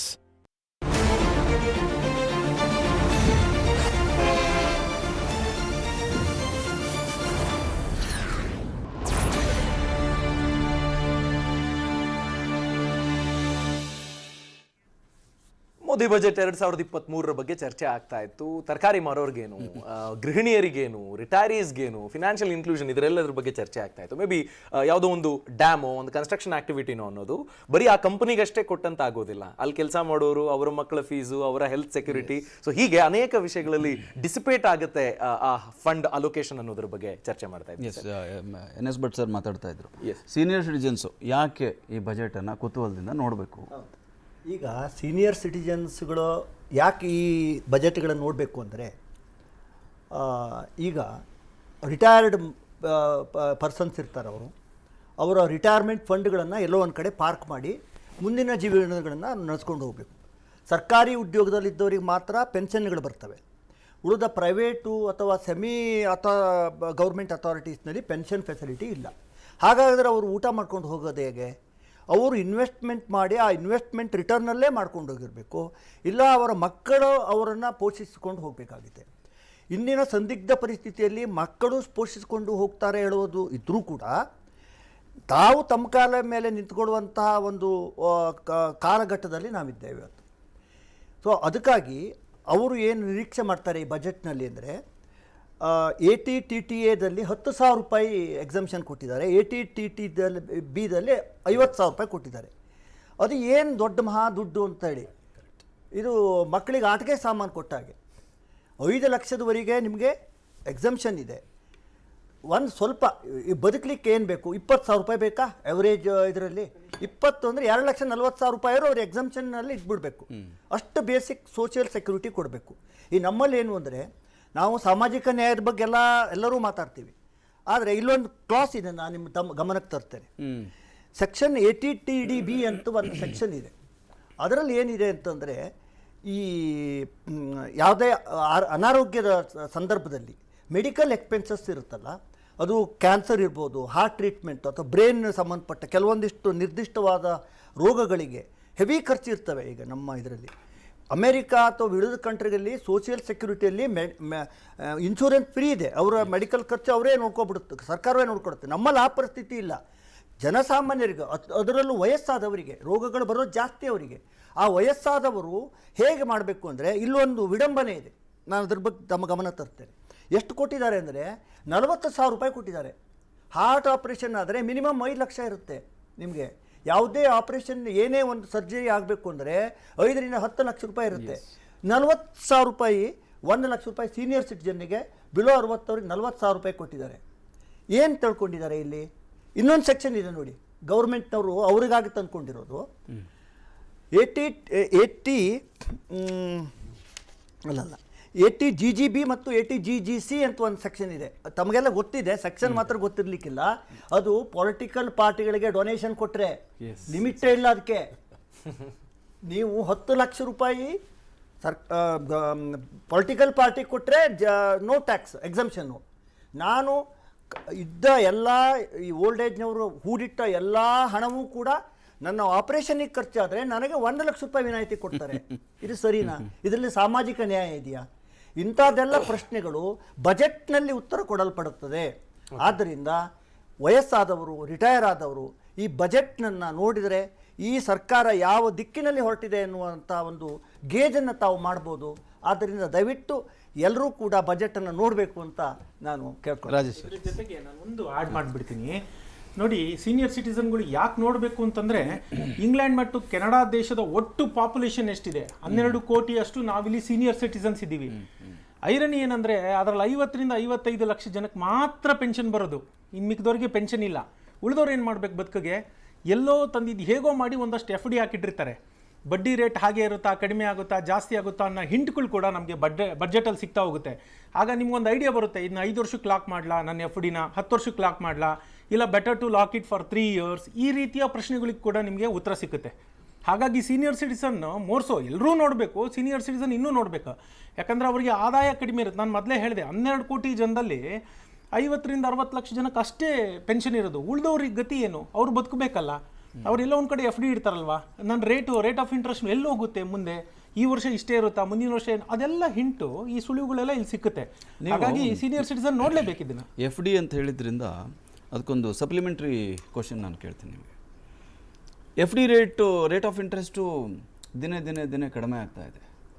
ಅದು ಆ ರೀತಿ ಇನ್ನೂ ಹಳೇ ಥಿಯರಿಯಲ್ಲೇ ಒಂದಿಷ್ಟು FD ಇಟ್ಕೊಂಡ್ಬಿಟ್ರೆ ನಾನು ಬದುಕ್ತೀನಿ, ಹೌದು, ಆರಾಮಾಗಿರ್ಬೋದು ಅಂತ ಕಾಲ ಭವಿಷ್ಯ ಇರುತ್ತಾ? ಅದಕ್ಕೆ ಇರಲ್ಲ. ಅದು ನಾನು ಹೇಳಿದ್ನಲ್ಲ, ಮುಂದಿನ 4 ರಿಂದ 5 ವರ್ಷದಲ್ಲಿ ಬ್ಯಾಂಕಿಂಗ್ ಬೇಕಾ ಅನ್ನೋವಂಥ ಒಂದು ಸ್ಥಿತಿಗೆ ಹೋಗ್ತೀವಿ. Banking is A service provided by a bank. Service ಬೇಕೇ ಬೇಕು, ಬ್ಯಾಂಕಿಂಗ್ ಏನಿದೆ ಬೇಕು. ಈಗ ಫಿನ್ಟೆಕ್ ಕಂಪನಿಗಳು ಆಲ್ರೆಡಿ ಅದನ್ನು ಮಾಡ್ತಾ ಇದೆ. ನಾವ್ಯಾರು ಎಲ್ಲಿಗೆ ಹೋಗೋದೇ ಬೇಡ, ಮೊಬೈಲ್ ಇದ್ರೆ ಸಾಕು, ನಾವೆಲ್ಲ ಪೇಮೆಂಟ್ ಎಲ್ಲ ಮಾಡ್ಕೋತಾ ಇದ್ದೀವಿ, ಎಲ್ಲ ಅಲ್ಲೇ ನಡೆದೋಗ್ತಾ ಇದೆ. ದಟ್ ಫಿನ್ಟೆಕ್ ಕಂಪನೀಸ್ ಮಾಡ್ತಾ ಇದೆ. 3/4 ಜನ ಯಾರು ಈಗ ಟೆಕ್ ಸಾವಿಗಳು ಅಂದರೆ ಒಂದು 40-50 ಒಳಗಡೆ ಇರುವಂಥ ಎಲ್ಲ ಜನತೆ, ಈಗ ಸೀನಿಯರ್ ಸಿಟಿಸನ್ಸು ಬಹಳಷ್ಟು ಜನ ನೀವು ಆಲ್ರೆಡಿ ಮಾಡ್ತಾ ಇರ್ಬೋದು. ಅವ್ರೇನಾಗಿದೆ, ಎಲ್ಲ ಇಲ್ಲೇ ಆಗಿದೆ, ಬ್ಯಾಂಕಿಗೆ ಹೋಗೋದೇ ಇಲ್ಲ ಯಾರನ್ನು. ಸೊ ಫಿನ್ಟೆಕ್ ಕಂಪನಿಗಳೇ ಮಾಡೋದ್ರಿಂದ ಮುಂಬರುವ ದಿನಗಳಲ್ಲಿ ಬ್ಯಾಂಕ್ ಇರುತ್ತೆ ಅನ್ನೋದೇ. ಈಗಾಗಲೇ ನೋಡಿ, ವಿಲೀನದ ಹೆಸರಿನಲ್ಲಿ 12-18 ಇದ್ದಾವೆಲ್ಲ ಬ್ಯಾಂಕುಗಳು ಎಷ್ಟು ಕಡಿಮೆ ಆಗೋದು ಬ್ಯಾಂಕ್ ಎಲ್ಲ. ಮುಂಬರುವ ದಿನದಲ್ಲಿ ಬ್ಯಾಂಕಿಂಗ್ ಅನ್ನೋ ಒಂದು ಪರಿಕಲ್ಪನೆ ಇರುತ್ತೆ, ಅದರ ಬ್ಯಾಂಕ್ಗಳು ಇರುತ್ತವ ಅನ್ನೋದೇ ಡೌಟು. ಹಾಗಾಗಿ ಖಂಡಿತ ಈ FD ಇದೆಲ್ಲ ಇನ್ನೊಂದು 5 ರಿಂದ 6 ವರ್ಷ ಅನ್ನೋಷ್ಟೊತ್ತಿಗೆ ಪರ್ಯಾಯಗಳನ್ನ ನಾವು ಕಲ್ಪಿಸ್ಕೊಳ್ಳೇಬೇಕು. ಅದಕ್ಕೆ ಮೋರ್ಸೋ ಇವತ್ತಿನ ದಿನ ಸೀನಿಯರ್ ಸಿಟಿಸನ್ಸ್ ನೋಡಲೇಬೇಕು. 60 ಅಂದರೆ ಸೀನಿಯರ್ ಸಿಟಿಸನ್ ಅಲ್ಲದವರಿಗೆ ಬೇರೆ ಒಂದು ಇದು ವ್ಯವಸ್ಥೆ, 60 ನಂತರದವ್ರಿಗೆ ಬೇರೆ ಒಂದು ವ್ಯವಸ್ಥೆ ಮಾಡಲೇಬೇಕು ಅಂತ ಒಂದು ದಿನ ಬಂದೇ ಬರುತ್ತೆ. ಯಾಕಂದ್ರೆ ಇಲ್ದಿದ್ರೆ ಅವ್ರು ಬದುಕಕ್ಕಾಗೋದಿಲ್ಲ. ಈಗ ಮನುಷ್ಯನ ನಡುವಿನ ಅಂತರ ಏನಿದೆ ಬಹಳ ದಿನೇ ದೊಡ್ಡದಾಗ್ತಾ ಹೋಗ್ತಾ ಇದೆ. ದ ಗ್ಯಾಪ್ ಈಸ್ ವೈಡನಿಂಗ್, ತುಂಬ ದೊಡ್ಡದಾಗ್ತಾ ಹೋಗುತ್ತೆ. ಸೀನಿಯರ್ ಸಿಟಿಸನ್ಗೆ ಪರ್ಯಾಯ ಆದಾಯ ಇರಲ್ಲ. ಏನು ಮಾಡಬೇಕಾಗಾದ್ರೆ ಬ್ಯಾಂಕ್ ಬಡ್ಡಿ ದರಗಳು ಪ್ರತಿದಿನ ಕಡಿಮೆ ಆಗುತ್ತೆ. ಈಗ ನೋಡಿ, ಒಂದು ಉದಾಹರಣೆ ಹೇಳ್ತೀನಿ. 2012, 13, 14 ಆಜುಬಾಜುಲಿ 10.5 ಇತ್ತು. 10 ಲಕ್ಷ ಇಟ್ಟರೆ 10,000 ರೂಪಾಯಿ ಅವರಿಗೆ ಬಡ್ಡಿ ಬಂದ್ಬಿಡೋದು. ಅವ್ರದ್ದು ಜೀವನ ಹೆಂಗೋ ನಡೀತಾ ಇತ್ತು. ಇವತ್ತು ನೀವು ಅದೇ 10,000 ತೊಗೊಳಕ್ಕೆ 25 ಲಕ್ಷ ತನಕ ಇಡಬೇಕು. 5.5, 6, 6.5, 7 ಕಾಲ ತನಕ, ಇವಾಗೇನೋ 7.4 ತನಕ ಬಂದಿದೆ. ತಿರ್ಗಿ ಅದಕ್ಕೂ ಪಾಪ TDS ಮಾಡಿಬಿಡ್ತಾರೆ. ಆ TDS ಮಾಡಬೇಡ ಅಂದರೆ ಅವರು ಇನ್ಕಮ್ ಟ್ಯಾಕ್ಸಲ್ಲಿ ಹೋಗಿ ಒಂದು ಸ್ಪೆಷಲ್ ಅದಕ್ಕೊಂದು ಇದು ತೊಗೊಂಡು ಬರಬೇಕು. ಅಪ್ರೂವಲ್ ತೊಗೊಂಡು ಬಂದು ಅದು ತೊಗೊಂಡು 15Gನೋ ಹೆಚ್ಚು 2 ಅದನ್ನು ಕೊಟ್ಬಿಟ್ಟು ನಾನು TDS ಮಾಡಬೇಡ ಅಂತ ಹೇಳಬೇಕು. ಎಷ್ಟೋ ಜನಕ್ಕೆ ಅದೇ ಗೊತ್ತಿರಲ್ಲ, ಬ್ಯಾಂಕಲ್ಲಿ ಯಾರೂ ಹೇಳೋದಿಲ್ಲ. ಇಂಥದೆಲ್ಲ ಇದೆ ಪಾಪ, ಅವ್ರುಗಳು ತುಂಬಾ ತೊಂದರೆ ಆಗುತ್ತೆ. 12 ಕೋಟಿ ಜನ ಅಲ್ಲ. ಈಗ ಹಳೆಯ ತಲೆಮಾರಿನ ಹಿರಿಯರೇನಿದ್ದಾರಲ್ಲ, ರಿಟೈರ್ಡ್, ಇವರು ಕಟ್ಟಿಯವರು ಪ್ರಸ್ತಾಪ ಮಾಡ್ದಂಗೆ ಹಳೆಯ ತಲೆಮಾರಿನ ಅಂದ್ರೆ 30 ವರ್ಷದ ಹಿನ್ನವರೆಲ್ಲ FD ಇಂಥದ್ರ ಮೇಲೆ ಡಿಪೆಂಡ್ ಆಗ್ತಾರೆ. ಅದ್ರ ಮೇಲೆ ಇವತ್ತು ನಮ್ಮ ಅನುಭವದ ಪ್ರಕಾರ ಹಿರಿಯ ನಾಗರಿಕ ಏನು ಮಾಡ್ತಿದ್ರೆ ಪೈ ಚಾರ್ಟ್ ಅಂದರೆ ವಿವಿಧ ಕ್ಷೇತ್ರಗಳು ವಿವಿಧವಾಗಿ ವಿಂಗಡಣೆ ಮಾಡಿಕೊಂಡು ಇನ್ವೆಸ್ಟ್ಮೆಂಟ್ ಮಾಡೋದು ಕಂಡು ಬಂದಿದೆ. ನಾನು just like to add one point sir ಇದರಲ್ಲಿ. ಇವಾಗ ಜಸ್ಟ್ ನಾವು ಡಿಸ್ಕಷನ್ ಮಾಡಿದ್ವಿ ಕಾಮನ್ ಮ್ಯಾನು, ತರಕಾರಿ ಮಾರೋರು, ಗೃಹಿಣಿ, ಸೀನಿಯರ್ ಸಿಟಿಸನ್ ಆಗಲಿ ಯಾಕೆ ಬಡ್ಜೆಟ್ ನೋಡ್ಬೇಕಂತ. ಒಂದು ನಾವು ಅರ್ಥ ಮಾಡ್ಕೋಬೇಕು sir, budget is not just income tax. Budget that is direct tax. ನೀವು ಇನ್ಕಮ್ಮು ಎಲ್ಲರಿಗೂ ಇರುತ್ತೋ ಇಲ್ವೋ, ಖರ್ಚು ಎಲ್ಲರಿಗೂ ಇರುತ್ತೆ. ಬಡ್ಜೆಟ್ನಲ್ಲಿ we have very important discussion GST also. ನಮಗೆ ಖರ್ಚು ಬಿಕಾಸ್ ನಾನು ಹೇಳಿದಾಗೆ ಆದಾಯ ಎಲ್ಲರಿಗೂ ಇಲ್ಲದೆ ಇರ್ಬೋದಾದ್ರೆ ಖರ್ಚು ಎಲ್ಲರಿಗೂ ಇದೆಯಲ್ಲ. ನಾವು ಯಾವುದರಲ್ಲಿ ಐ ಮೀನ್ ಪರ್ಚೇಸ್ ಮಾಡಬೇಕಾದ್ರೆ ಒಂದು ವೆಹಿಕಲ್ ತೊಗೋಬೇಕಾದ್ರೆ it is going to directly impact common man impact ಆಗೋದ್ರಿಂದ ಎಲ್ಲರೂ ಬಡ್ಜೆಟ್ ನೋಡಲೇಬೇಕು ಇರ್ರೆಸ್ಪೆಕ್ಟಿವ್ ಆಫ್ ದೇರ್ ಇನ್ಕಮ್. ಅವ್ರದ್ದು ಇನ್ಕಮ್ ಬಿಲೋ ದ ಲಿಮಿಟ್ ಇರ್ಬೋದು, ಏನೇ ಇರ್ಬೋದು, because of this indirect taxation ಎಲ್ಲರಿಗೂ ಎಫೆಕ್ಟ್ ಆಗುತ್ತೆ ಅದು. ಆದ್ರಿಂದ ಖಂಡಿತವಾಗಿ according to me whether senior citizen ಆಗಿರ್ಬೋದು, ಗೃಹಿಣಿ ಆಗಿರ್ಬೋದು, it will touch each and every one's life. ಅದರಿಂದ ಅವ್ರು ನೋಡಲೇಬೇಕಾಗತ್ತೆ. ಇನ್ನೊಂದು ಅಂತಂದ್ರೆ ಬಡ್ಜೆಟ್ ಅಲ್ಲಿ they going to talk about the capital expenditure also. Future ಯಾವ ಥರ ಎಕ್ಸ್ಪೆಂಡಿಚರ್ ಮಾಡ್ತಾ ಇದ್ದಾರೆ capital. So how my India is going to be, ನಾಳೆ ನನ್ನ ಇಂಡಿಯಾ ಹೇಗಿರುತ್ತೆ, ನನ್ನ ಮಕ್ಕಳು ಹೇಗಿರ್ತಾರೆ. ಸೊ ನಾವು ನೋಡಿದ್ವಿ ಸರ್, ಒಂದು ಸ್ವಲ್ಪ ವರ್ಷದ ಹಿಂದುಗಡೆಗೆ ಸರ್ ನನಗೆ ಎಷ್ಟು ಕಡಿಮೆ ಟ್ಯಾಕ್ಸ್ ಎಷ್ಟು ಮಾಡಿ ಅಂತಾರೆ. ಇವಾಗ ಒಂದು government has, normal sir you will definitely agree with me, government has made very like strict ಇದು ಮಾಡಿದ್ದಾರೆ. Lot of information government is got 26 QSನಲ್ಲಾಗಲಿ AIB TS ಎಲ್ಲ ಬಂದ್ಬಿಡುತ್ತೆ ಅದ್ಮೇಲೆ. ಅದು ಬಿಟ್ಟು ಕೂಡ ಜನರಲಿ ನಾವು ಅಬ್ಸರ್ವ್ ಮಾಡ್ತಾರೆ ಫ್ಯೂ ಇಯರ್ಸಿಂದ, ಸರ್ ನಾನು ಟ್ಯಾಕ್ಸ್ ಕಟ್ಲಿಕ್ಕೆ ರೆಡಿ ಇದ್ದೀನಿ, ನನ್ನ ಮಕ್ಕಳು ಚೆನ್ನಾಗಿರಲಿ ಅಂತ ಸುಮಾರು ಜನ ಹೇಳ್ತಾರೆ sir. Practically I am seeing actually. So ಅದು ನಿಮ್ಮ ಎಕ್ಸ್ಪೆಂಡಿಚರ್, ಕ್ಯಾಪಿಟಲ್ ಎಕ್ಸ್ಪೆಂಡಿಚರ್ ಯಾವ ಥರ ಹೋಗ್ತಾ ಇದೆ ಅದ್ರದ್ದು ಬಗ್ಗೆ ಎಲ್ಲ ಪ್ರಸ್ತಾವನೆ ಬಡ್ಜೆಟಲ್ಲಿ ಬರೋದ್ರಿಂದ so we have to each and every one person ನಾವು ಬಡ್ಜೆಟ್ನ ನೋಡಲೇಬೇಕು. This what I will add. ನಾನು ನವೀನ್ ಕಟ್ಟಿ ಸರ್ಗೆ ಮತ್ತು ರಾಜೇಶ್ ಅವರಿಗೆ ನಾನು ಕೇಳೋದು, FD ಇಂಟ್ರೆಸ್ಟ್ ರೇಟ್ ವರ್ಷದಿಂದ ವರ್ಷ ದಿನೇ ದಿನೇ ಕಡಿಮೆ ಆಗ್ತಾ ಇದೆ. ಇದು ಅನಿವಾರ್ಯವ ಅಥವಾ ಸ್ಟ್ರಾಟಜಿಕ್ ಆಗಿ ಮಾಡ್ತಿರೋದ? ಮತ್ತು ಇದಕ್ಕೆ ಇನ್ನೊಂದು ಪೂರಕವಾಗಿ ಇದಕ್ಕೆ ಪರ್ಯಾಯ ಏನು ಅಂತ. ಆಯಿತು, ನನಗೆ FD ಇಂಟ್ರೆಸ್ಟ್ ರೇಟ್ ನನಗೆ ಸಿಗ್ತಾ ಇಲ್ಲ, ಅದರಲ್ಲಿ ನಾನು 5 ವರ್ಷದ ಹಿಂದೆ ನಾನು ಬದುಕ್ತಾ ಇದ್ದೆ, ಇವತ್ತಾಗಲ್ಲ, ಯಾಕಂದ್ರೆ ಇನ್ಫ್ಲೇಷನ್ ಜಾಸ್ತಿ ಆಗಿದೆ, ಇಂಟ್ರೆಸ್ಟ್ ರೇಟ್ ಕಡಿಮೆ ಆಗ್ತದೆ, ನಾನು ಇನ್ಕಮ್ ಕಮ್ಮಿ ಆಗ್ತಾ ಇದೆ. ಸೊ ನಾನು ಪರ್ಯಾಯ ಬದುಕಿಗೆ ಏನು ಮಾಡಬೇಕು? ಇದು ಸ್ಟ್ರಾಟಜಿಕಾ, ಇದು ಅನಿವಾರ್ಯವಾಗಿ ಸರ್ಕಾರ ಮಾಡಿದ್ದ, ಮತ್ತು ಈ ಸಮಸ್ಯೆ ಏನೇ ಆದರೂ ಅಫೆಕ್ಟೆಡ್ ಪರ್ಸನ್ನು ಅವನು ಪರ್ಯಾಯ ಏನು ಕಂಡ್ಕೋಬೇಕು? ಈಗ ನೋಡಿ, FD ಅನ್ನೋದು ಅಂದರೆ FD ರೇಟ್ ಆಫ್ ಇಂಟ್ರೆಸ್ಟ್, ಯಾವುದೇ ಫಂಡಿಗೆ ಇಂಟ್ರೆಸ್ಟ್ ಬರೋದು ಆ ಫಂಡ್ ಅವೈಲಬಿಲಿಟಿ ಎಷ್ಟಿದೆ ಮಾರ್ಕೆಟಲ್ಲಿ ಅನ್ನೋದು ಬೇಸಿಸ್ ಮೇಲೆ. ಅಂದರೆ ಮಾರ್ಕೆಟಲ್ಲಿ ನೀವು ಟೋಟಲ್ ಫೈನಾನ್ಷಿಯಲ್ ಸೆಕ್ಟ್ರಲ್ಲಿ ನೋಡಿದರೆ ಒಂದಿಷ್ಟು ಸೇವರ್ಸ್ ಇರ್ತಾರೆ, ಒಂದಿಷ್ಟು ಬಾರೋವರ್ಸ್ ಇರ್ತಾರೆ. ಇದ್ರ ನಡುವಡೆ ಇಂಟರ್ಮೀಡಿಯರೀಸ್ ಇರ್ತಾರೆ. ಇಂಟರ್ಮೀಡಿಯರಿ ಬ್ಯಾಂಕ್ ಇರ್ಬೋದು, LIC ಅಂದರೆ NBFC ಇರ್ಬೋದು, ಅಥವಾ ಬೇರೆ ಎಲ್ಲ ಈಗ ನಿಮಗೆ ಪೆನ್ಷನ್ನವ್ರು ಇರ್ಬೋದು, ಇವ್ರು ಇರ್ಬೋದು, ಎಲ್ಲ ಇರ್ಬೋದು. ಯಾರ್ಯಾರು ಫಂಡನ್ನು ಸೇವರ್ಸ್ ಕಡೆಯಿಂದ ಬೇರೆ ರೀತಿಯಲ್ಲಿ ತೊಗೋತಾರೆ, ಇನ್ವೆಸ್ಟ್ಮೆಂಟ್ ಅಂತ ತೊಗೋತಾರೆ ಅಥವಾ FD ಅಂತ ತೊಗೋತಾರೆ, ಅದನ್ನು ಬಾರೋವರ್ಸಿಗೆ ಬೇರೆ ರೀತಿಯಿಂದ ಕೊಡ್ತಿರ್ತಾರೆ. ಇಲ್ಲಿ ಗೌರ್ಮೆಂಟ್ ಪಾತ್ರದ ಭಾಳ ಕಡಿಮೆ ಇರುತ್ತೆ ಇಂಟ್ರೆಸ್ಟ್ ರೇಟ್ ಮೂಮೆಂಟಲ್ಲಿ. ಯಾಕೆ ಅಂತಂದರೆ ಈಗ ಅಮೇರಿಕಾದ ಫೆಡ್ರಲ್ ರಿಸರ್ವ್ $8 ಟ್ರಿಲಿಯನ್ ಲಾಸ್ಟ್ 2 ವರ್ಷದಲ್ಲಿ ಬಿಟ್ಟಿದೆ ಮಾರ್ಕೆಟಲ್ಲಿ. ಅದು ಇಂಡಿಯಾಗೆ ಬರ್ತಾ ಇದೆ. ನಾವು ಇಂಡಿಯಾದ ಹಂಗಂದ್ರೆ ಬಾಗಿಲು ಹಾಕ್ಕೋಬೇಕಾ? ನಾನು ಈಗ ಜಸ್ಟ್ ಪ್ರಸ್ತಾಪ ಮಾಡ್ತಾ ಇದ್ದೆ. ಲಾಸ್ಟ್ ಇಯರ್ 2021ನಲ್ಲಿ ಸ್ಟಾರ್ಟಪ್ಗಳಿಗೆ ಅರೌಂಡ್ $600 ಬಿಲಿಯನ್ ಇಂಡಿಯಾಗೆ ಬಂತು. ಆ 600ಅಲ್ಲಿ ಒಂದು $10-15 ಬಿಲಿಯನ್ ಅಂತೂ ಬೆಂಗಳೂರಿಗೆ ಬಂದಿದೆ. ಹೌದಾ? ಇಷ್ಟು ಬೆಂಗಳೂರಿಗೆ ಬಂದಾಗ ಇಷ್ಟು ಮನಿ ಸಪ್ಲೈ ಇರುತ್ತೆ. ಈಗ ನೀವೇ ಒಬ್ಬರು ಬ್ಯಾಂಕರ್ ಅಂದ್ಕೊಳ್ಳಿ, ನಿಮ್ಮ ಅಕೌಂಟಲ್ಲಿ ಮನಿ ಇದ್ದಾಗ ನೀವು FD ತೊಗೊಂಡು ಅದಕ್ಕೆ ಅಷ್ಟು ಜಾಸ್ತಿ ಇಂಟ್ರೆಸ್ಟ್ ರೇಟ್ ಕೊಡ್ತೀರಾ? ಸುಮ್ಮನೆ ಕರೆಂಟ್ ಅಕೌಂಟಲ್ಲಿ 0% ನಿಮ್ಗೆ ಸಿಗ್ತಿರುತ್ತೆ, ನೀವು ಯಾಕೆ ಕೊಡ್ತೀರಾ? ಸೊ ಮನಿ ಸಪ್ಲೈ ಹೆಂಗೆ ಜಾಸ್ತಿ ಆಗುತ್ತೆ ಅದು ಮಧ್ಯಮ ವರ್ಗದವರಿಗೆ ಅಥವಾ ಅದರ FD ಮೇಲೆ ಡಿಪೆಂಡೆಂಟ್ ಇದ್ದವರಿಗೆ ತುಂಬ ಹೊಡೆತ ಬೀಳುತ್ತೆ. ಇದಕ್ಕೆ ಏನು ಕಾರಣ ಅಂದರೆ ಇದಕ್ಕೆ ಹೆಂಗೆ ನಿಂದಿರಬಹುದು ಅಂತಂದರೆ, ಗ್ಲೋಬಲಿ ಯಾರು ಅಮೇರಿಕಾದವರು ಏನಾಯಿತು ಅಂತಂದರೆ, ನಾವು ಡಾಲರ್ ಡಿಪೆಂಡೆಂಟ್ ಇದ್ವಿ ಟೋಟಲಾಗಿ, ಇಡೀ ವರ್ಲ್ಡೇ $1 ಇದಾಗಿ ಡಾಲರ್ ಡಿಪೆಂಡೆಂಟ್ ಆಯಿತು. ಡಾಲರ್ ಡಿಪೆಂಡೆಂಟ್ ಆಗಿದ್ದಕ್ಕೆ ಅಮೇರಿಕಾ ಈ ಸ್ಪೆಂಡಿಂಗ್ ಲೈಕ್ ಎನಿಥಿಂಗ್, ಅವ್ರದ್ದು ಡೆಫಿಸಿಟ್ ತುಂಬ ಮಾಡ್ಕೋತ ಹೋದ್ರು. ಯಾಕಂದರೆ ಅವರಿಗೆ ಅದಕ್ಕೆ ಅನಿಯಂತ್ರಿತವಾಗಿ ಅವ್ರು ಮಾಡಬೇಕಂತ ಸಿಚುವೇಶನನ್ನು ತಾವೇ ಬೆನಿಫಿಟ್ ತೊಗೊಂಡ್ರು, ಕ್ರಿಯೇಟ್ ಮಾಡಿಕೊಂಡ್ರು 1970ಇಂದ ಇದ್ದಾಗ. ಈಗ ಡಿಡಾಲರೈಸೇಷನ್ ಆಗ್ತಾಯಿದೆ. ಡಿಡಾಲರೈಸೇಷನ್ ಆಗೋದ್ರಿಂದ ಅಂದರೆ ನಾವು ಡಾಲರ್ ಡಿಪೆಂಡೆನ್ಸಿ ವರ್ಲ್ಡಲ್ಲಿ ಎಲ್ಲ ಕಂಟ್ರಿನೂ ನಾವು ಡಾಲರಿಂದ ಡಿಪೆಂಡೆಂಟ್ ಕಡಿಮೆ ಹಾಕೋದು ಬರೋಣ ಅಂತ ವಿಚಾರ ಮಾಡ್ತಾ ಇದ್ದಾವೆ. ಹಿಂಗೆ ಹೋದಂಗೆ ಸೆಂಟ್ರಲ್ ಬ್ಯಾಂಕ್ ಪ್ರಿಂಟ್ ಮಾಡೋ ಕೆಪಾಸಿಟಿ ಕಳ್ಕೊತಾವೆ. ಆ ಕಳ್ಕೊಂಡ್ರು ಅಂತ ಇಟ್ಕೊಳ್ಳಿ, ಅವಾಗ ನಿಮಗೆ ಮಾರ್ಕೆಟಿಗೆ ಬರೋ ಫಂಡ್ಸು ಸೇವ್ ಮಾಡಿದ್ದಷ್ಟೇ ಇರುತ್ತೆ, ಪ್ರಿಂಟ್ ಮಾಡಿದ್ದಿರಂಗಿಲ್ಲ. ಪ್ರಿಂಟ್ ಮಾಡಿದ ಫಂಡ್ಸಿಗೆ ನಿಮಗೆ ಹೊಸ ಹಣ ಬಂತು ಅಂದರೆ ನಿಮಗೆ ಅದು ಕಿಮ್ಮತ್ತಿಲ್ಲ. ಹೊಸ ಹಣ ಬಂತು ಅಂದರೆ ನಿಮಗೆ ಇದಕ್ಕೆ ಏನಂದರೆ ಈ ಡಿಡಾಲರೈಸೇಷನ್ ಆಗೋದಕ್ಕೂ ಇಂಟ್ರೆಸ್ಟ್ ರೇಟಿಗೂ ಭಾಳ ಸಂಬಂಧ ಇದೆ.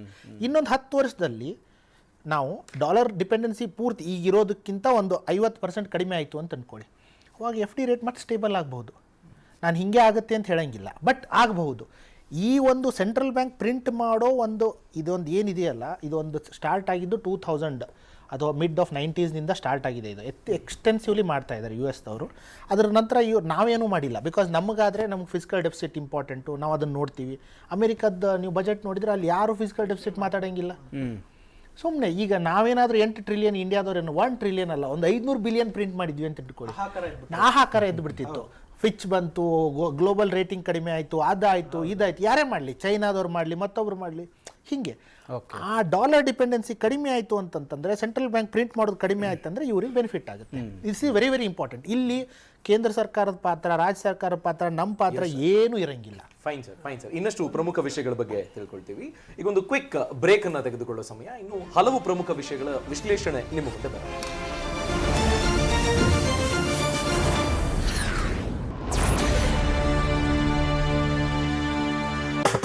ನಮ್ಮ ನೆಚ್ಚಿನ ಕಬಾಬು ವಿಶ್ವದಲ್ಲೇ ಟಾಪು, ಈ ರುಚಿ ಕೊಟ್ಟವರು ಯಾರು, ಆಚಿಯಲ್ಲದೆ ಬೇರೆ ಯಾರು. ಆಚಿ ಚಿಕನ್ ಕಬಾಬ್ ಪೌಡರ್. ಈ ಕಬಾಬ್ ಪೌಡರ್ ಅನ್ನು ಚಿಕನ್ ನೊಂದಿಗೆ ಬೆರೆಸಿ ಬಿಸಿಯಾದ ಎಣ್ಣೆಯಲ್ಲಿ ಫ್ರೈ ಮಾಡಿದರೆ ವಿಶ್ವದಲ್ಲೇ ಟಾಪ್ ಆದ ಚಿಕನ್ ಕಬಾಬ್.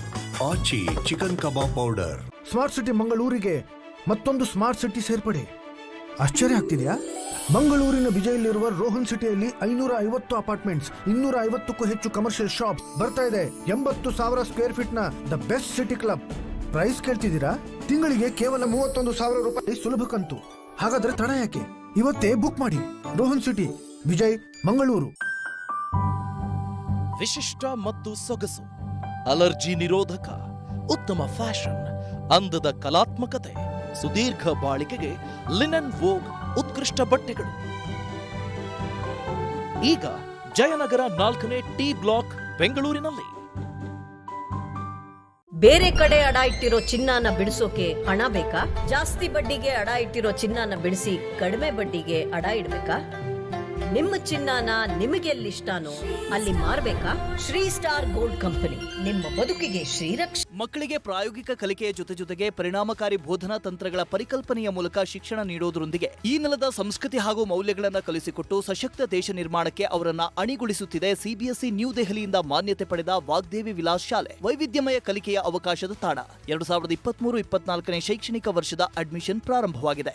ಮೆರಿಡಿಯನ್ ಸೋಲಾರ್ ಸಿಸ್ಟಮ್ ವತಿಯಿಂದ ಶ್ರೀ ಮಡಿವಾಳ ಮಾಚಿದೇವ ಜಯಂತ್ಯೋತ್ಸವದ ಶುಭಾಶಯಗಳು.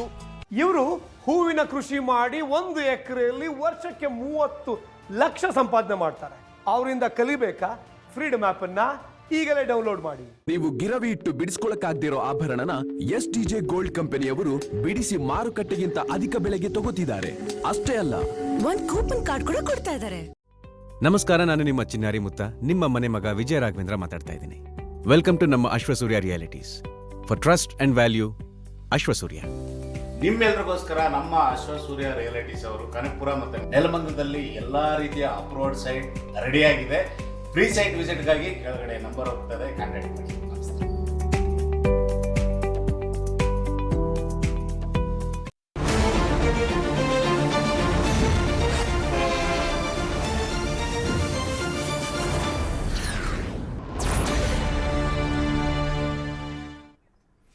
ಮೋದಿ ಬಜೆಟ್ ನಿರೀಕ್ಷೆಗಳ ಬಗ್ಗೆ ಚರ್ಚೆ ಆಗ್ತಾ ಇತ್ತು. ಆ್ಯಂಡ್ ಮೋರ್ ಓವರ್ ಈಗಿನ ಇನ್ಫ್ಲೇಷನ್ ಬೌಂಡ್ ಸಿಚುವೇಶನ್ನಲ್ಲಿ FD ಇಂಟ್ರೆಸ್ಟನ್ನೇ ನಂಬಿಕೊಂಡು ಬದುಕುವಂಥ ಪರಿಸ್ಥಿತಿ ಇತ್ತು. ಈಗ ಅದರಿಂದ ಬೇರೆ ಕಡೆಗೆ ಹೋಗುವಂಥ ಚಿತ್ತವನ್ನು ಬೇರೆ ಕಡೆ ನೆಡುವಂಥ ಪರಿಸ್ಥಿತಿ ಇದೆ ಅಂತ. So please continue. ಹಾಂ, ಸೊ ಅದಕ್ಕೆ ನಾನು ಏನಂತ ಇದ್ದೆ ಅಂದರೆ, ನಿಮ್ಮ ಕ್ವಶನ್ ಏನಿತ್ತು ಪ್ರೀವಿಯಸ್ಲಿ ಅಂತಂದರೆ, ಇದು ಸ್ಟ್ರಾಟಜಿಕ್ ಆಗಿ ಮಾಡಿದ್ದ ಅಥವಾ ಇದು ಗೌರ್ಮೆಂಟ್ ಅನಿವಾರ್ಯನಾ ಅಂತಂತಂದರೆ, ಇದು ಗೌರ್ಮೆಂಟ್ ಪಾತ್ರನೇ ಇಲ್ಲ ಆಲ್ಮೋಸ್ಟ್ ಹೇಳಬೇಕು ಅಂತಂದರೆ. ಇದು ಗ್ಲೋಬಲ್ ಫೋರ್ಸಸ್. ನಾವು ಯಾವಾಗ ನಮ್ಮ ಕ್ಯಾಪಿಟಲ್ ಅಕೌಂಟು ಮತ್ತು ಕರೆಂಟ್ ಅಕೌಂಟು, ನಮ್ಮ 2 ಅಕೌಂಟ್ ಇರುತ್ತೆ ಫಾರಿನ್ ಟ್ರೇಡಿದ್ದು. Capital account current account open ಮಾಡಿದ್ವಿ. ಕ್ಯಾಪಿಟಲ್ ಅಕೌಂಟ್ ಫುಲ್ ಕನ್ವರ್ಟಬಿಲಿಟಿ ನಾವು ಇನ್ನೂ ಕೊಟ್ಟಿಲ್ಲ, but current account full convertibility ಇದೆ. ಸೊ ಇದನ್ನು ಓಪನ್ ಮಾಡಿದಾಗ ಫಂಡ್ ಫ್ಲೋ ಬಂದೇ ಬರುತ್ತೆ. ಯಾವಾಗ ಫಂಡ್ ಅಂದರೆ ಜಾಸ್ತಿ ಹೊರಗಿನಿಂದ ಒಳಗೆ ಬರುತ್ತೆ, ಆವಾಗ FD ರೇಟ್ ಮೇಲೆ ಯಾರೂ ಕೊಡೋಂಗಿಲ್ಲ. ಇಂಥ ಹೊತ್ತಲ್ಲಿ ಏನು ಮಾಡ್ಬೋದು ಗೌರ್ಮೆಂಟು ಅಂದರೆ, ಸಣ್ಣ ಸರ್ಟನ್ ಪರ್ಸೆಂಟೇಜ್ ಗೌರ್ಮೆಂಟ್ ಕೊಟ್ಟು ಅದನ್ನು ಅಗೇನ್ ಸಬ್ಸಿಡಿ ಟೈಪ್ ಗೌರ್ಮೆಂಟ್ನವರು ಜಾಸ್ತಿ ರೇಟ್ ಕೊಟ್ಟು ಒಂದು ಮಿಡ್ಲ್ ಕ್ಲಾಸ್ತಾರೆ, ಈಗ 60 ವರ್ಷದ ಮೇಲಿದ್ದವ್ರಿಗೆ ನಾನು ಒಂದು ಸ್ವಲ್ಪ ಕೊಡ್ತೀನಿ. ಅದು ಪೋಸ್ಟ್ ಆಫೀಸಲ್ಲಿ ಒಂದು 15 ಲಕ್ಷದ ಒಂದು ಸ್ಕೀಮ್ ಇದೆ. 15 ಲಕ್ಷ ತುಂಬ ಕಡಿಮೆ ಅಮೌಂಟ್ ಆಯಿತು. ಅಂಥದ್ದೊಂದು ಏನಾದರೂ ಆಧಾರ್ ಲಿಂಕ್ಡ್ ಏನಾದರೂ ಒಂದು ಟೆಕ್ನಾಲಜಿ ಅದು ಮಿಸ್ಯೂಸ್ ಆಗಬಾರ್ದು. ಯಾಕಂದರೆ ಈಗ ಫಾರ್ ಎಕ್ಸಾಂಪಲ್ ಈಗ ಒಬ್ಬರು 15 ಲಕ್ಷ ಕೊಟ್ಟರು ಅಂದರೆ ನನ್ನ ಕಡೆ ಇರುತ್ತೆ, ಮಗ ಒಯ್ದು ತಂದೆ ಕೊಡ್ತಾನೆ, ತಂದೆ ಒಯ್ದು ಡಿಪಾಸಿಟ್ ಮಾಡ್ತಾನೆ, ಅವ್ರು ಬೆನಿಫಿಟ್ ತೊಗೋತಾರೆ. ಇದನ್ನೆಲ್ಲ ತಡೆಯೋಕ್ಕೆ ಏನೋ ಒಂದು ಮಾಡಿದ್ರೆ ಹೀಗೆ ಆಯ್ತು. ವಾಲಂಟರಿ ಪ್ರಾವಿಡೆಂಟ್ ಎಲ್ಲ ಹೈ ನೆಟ್ವರ್ತ್ ಇಂಡಿವಿಜುವಲ್ಸ್ ಮಿಸ್ಯೂಸ್ ಮಾಡ್ಕೊಂಡ್ರು. ಸೊ ಅಂಥದ್ದು ಮಾಡಲ್ದಂಗೆ ಈಗ ಬೇಕಾದಷ್ಟು ಟೆಕ್ನಾಲಜಿ ಇದೆ. ಈಗ ಅಂಥ ಒಂದು ಪ್ರೋಗ್ರಾಮನ್ನು ತರಲಿಕ್ಕೆ ಪಾಸಿಬಿಲಿಟಿ ಮೊದಲು ಇದ್ದಿದ್ದಿಲ್ಲ, ಈಗ ತರಬಹುದು ಅವರು ಅಷ್ಟೇ, ಹಂಗೆ ಮಾಡ್ಬೋದು. ಬಟ್ ಇಂಟ್ರೆಸ್ಟಲ್ಲಿ ಸೆಂಟ್ರಲ್ ಗೌರ್ಮೆಂಟದ ಪಾತ್ರ ತುಂಬ ಕಡಿಮೆ ಇರುತ್ತೆ, ತುಂಬ ಕಡಿಮೆ. But they can give it as A subsidy ಅಥವಾ ಒಂದು ಏನೋ ಒಂದು ಪ್ರೊವಿಷನ್ ಮಾಡಿ ಕೊಡಬಹುದು.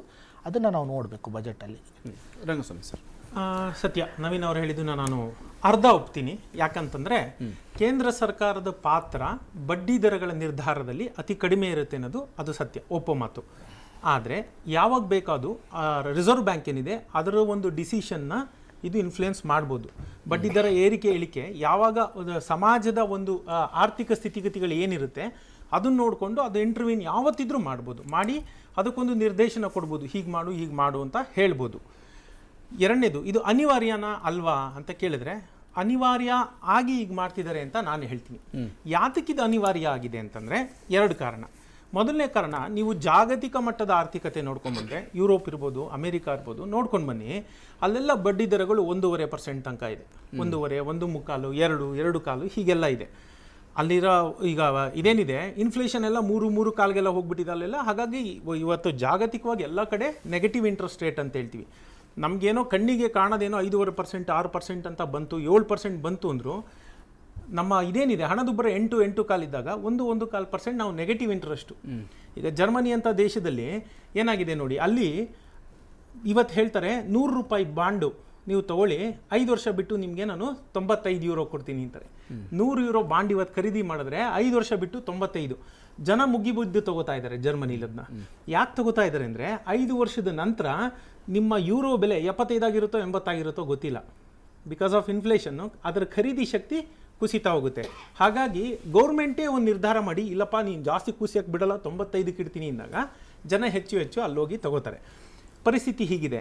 ಯಾತಕ್ಕೆ ಇಲ್ಲಿ ಭಾರತದಲ್ಲಿ ಅನಿವಾರ್ಯ ಆಯಿತು ಅಂತಂದರೆ, ನಾವು ವೆಸ್ಟರ್ನ್ ಫಿಲಾಸಫಿ ಆರ್ಥಿಕತೆ ಏನಿದೆ ನಾವೆಲ್ಲ ಅವ್ರನ್ನೇ ಕಾಪಿ ಮಾಡ್ತಾ ಇರೋದು. ಅಮೇರಿಕಾ, ಚೀನಾ, ಅಮೇರಿಕಾ ಏನು ಹಾಕ್ಕೊಡ್ತು ದಾರಿ, ಆ ದಾರಿಲೇ ಎಲ್ಲ ದೇಶಗಳು ಬರ್ತಾ ಇದೆ. ನಾವು ಅದೇ ಪೈಪೋಟಿಲಿ ಬಿದ್ದಿದ್ದೀವಿ. ಹಾಗಾಗಿ ಇದು ಅನಿವಾರ್ಯ, ಇದು ನಾವು ಮಾಡೋಕ್ಕಾಗಲ್ಲ, ಇನ್ನು ಹೆಚ್ಚಿಗೆ ಮಾಡೋಕ್ಕಾಗಲ್ಲ. ಹೆಚ್ಚಿಗೆ ಮಾಡಿದ್ರೆ ಇಲ್ಲಿ ತಿರುಗಿ ಇನ್ಫ್ಲೇಷನ್ನು. ಹಾಗಾಗಿ ಇದಾಗಿದೆ. ಬಟ್ ಹ್ಯಾವಿಂಗ್ ಸೆಡ್ ದಟ್, ಇಲ್ಲಿ ನಾವು ಅಲ್ಲೆಲ್ಲ ಪುಟಾಣಿ ದೇಶಗಳು 2 ಕೋಟಿ 3 ಕೋಟಿ 5 ಕೋಟಿಲಿ ಇಡೀ ದೇಶ ಮುಗಿದೋಗುತ್ತೆ. ಇಲ್ಲಿ ನಮ್ಗೆ 12 ಕೋಟಿ ಸೀನಿಯರ್ ಸಿಟಿಸನ್ನೇ ಕೂತಿದ್ದಾರೆ. ಹಾಗಾಗಿ ಅದಕ್ಕೆ ಸಪ್ರೇಟಾಗಿ ಈಗ ಹೇಳಿದ್ನಲ್ಲ, ನಮ್ಮ ಒಂದು ಬಡ್ಜೆಟಲ್ಲಿ 145 ಕೋಟಿ ಭಾರತೀಯರನ್ನ ಮೆಚ್ಚೋಕ್ಕೆ ಸಾಧ್ಯನೇ ಇಲ್ಲ. ಹಾಗಾಗಿ ಏನು ಮಾಡಬೇಕಾಗಾದ್ರೆ ಅಂದರೆ, ಇದು ಅನಿವಾರ್ಯ, ಹೌದು, ಹೆಚ್ಚಿಗೆ ಮಾಡೋಕ್ಕಾಗಲ್ಲ. ಹಾಗಾಗಿ ಯಾವುದು ದುಡಿತಾ ಇರೋ ವರ್ಗ ಇದೆ ಅದನ್ನು ಫ್ರೀ ಫ್ಲೋ ಬಿಟ್ಬಿಡ್ಬೇಕು. ಹೇಗೆ ಹೋಗ್ತಿದೆ ಮಾರ್ಕೆಟು ನಿಮ್ಮ ಹಣೆ ಬರ, ಅದ್ರ ಜೊತೆ ಈಜಿ ಅಂತ ಬಿಟ್ಟು ಸೀನಿಯರ್ ಸಿಟಿಸನ್ಸ್ ಯಾರಿದ್ದಾರೆ ಅವ್ರನ್ನ ಇನ್ಸುಲೇಟ್ ಮಾಡ್ಬೇಕು. ನಾವು ಅವ್ರಿಗೊಂದು ಇದು ಕೊಡ್ಬೇಕು. ಯಾಕಂದ್ರೆ ನಾವು ಅವ್ರನ್ನ ಶೇರ್ ಮಾರುಕಟ್ಟೆಗೂ ಇನ್ನೊಂದಕ್ಕೂ ತೊಡಗಿಸಿ ಅಂತ ಹಾಕಲ್ಲ, ಅವ್ರನ್ನ ಅಲ್ಲೇ ಎಕ್ಸಾಕ್ಟ್ಲಿ ಅದು ಕೊಡಬೇಕು. Thank you. Rajesh sir, I agree with Rangaswamy sir. Actually ಒಂದು ರೀತಿಯಲ್ಲಿ ಅನಿವಾರ್ಯನೇ ಇದೆ ಆ್ಯಕ್ಚುಲಿ. ಬಿಕಾಸ್ ಸರ್ ಹೇಳಿದಾಗೆ when you compare to the European nations ಎಲ್ಲ, ವಾಟ್ ಆ್ಯಕ್ಚುಲಿ ಇಂಡಿಯಾಲಿರೋದು ಆಲ್ರೆಡಿ ಇಟ್ ಇಸ್ ಹೈ ಅದರಲ್ಲಿ.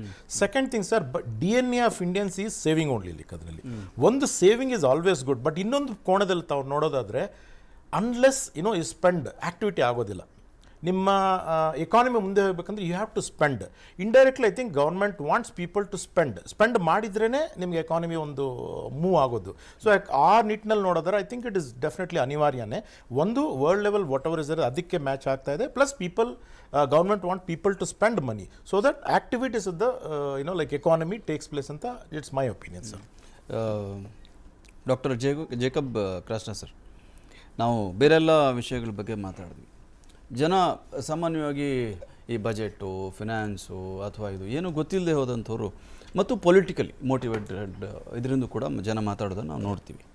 ಈ ಸರ್ಕಾರ ಎಲ್ಲ ಇರೋದು ಬರೀ ಕೈಗಾರಿಕೋದ್ಯಮಿಗಳಿಗೆ, ಶ್ರೀಮಂತರಿಗೆ, ಅವರಿಗೆ ಸಪೋರ್ಟ್ ಮಾಡೋದಕ್ಕೆ ಇದೆ ಅಂತ. ಅದು ನಿಜನೋ ಸುಳ್ಳೋ, ಅವರು ಏನು ಕಷ್ಟದಲ್ಲಿದ್ದಾರೆ ಆ ಸಂಗತಿ ಬೇರೆ. ಬಟ್ ಜನರಲ್ ಪರ್ಸ್ಪೆಕ್ಟಿವ್ ನಾವು ಎಲ್ಲ ಕಡೆ ಈ ಆಕ್ಷೇಪದ ಮಾತುಗಳನ್ನ ಕೇಳ್ತೀವಿ. ಒಂದು ವೇಳೆ ಸರ್ಕಾರ ಇಂಡಸ್ಟ್ರಿಗೆ ಜಾಸ್ತಿ ಒತ್ತನ್ನು ಕೊಟ್ಟರೂ ಕೂಡ ಅದು ಜನಸಾಮಾನ್ಯನಿಗೆ ತಲುಪೋ ಬಗೆ ಹೇಗೆ ತಲುಪುತ್ತಾ? ಖಂಡಿತ. ಯಾಕಂದರೆ ನಾವು ಆವಾಗಲೇ ಹೇಳ್ತಾ ಇದ್ದೀವಿ, ನಮ್ಮ ಪ್ಯಾಂಡಮಿಕ್ಗಿಂತ ಮುಂಚೆ 6.5 crores MSMEಗಳಿತ್ತು.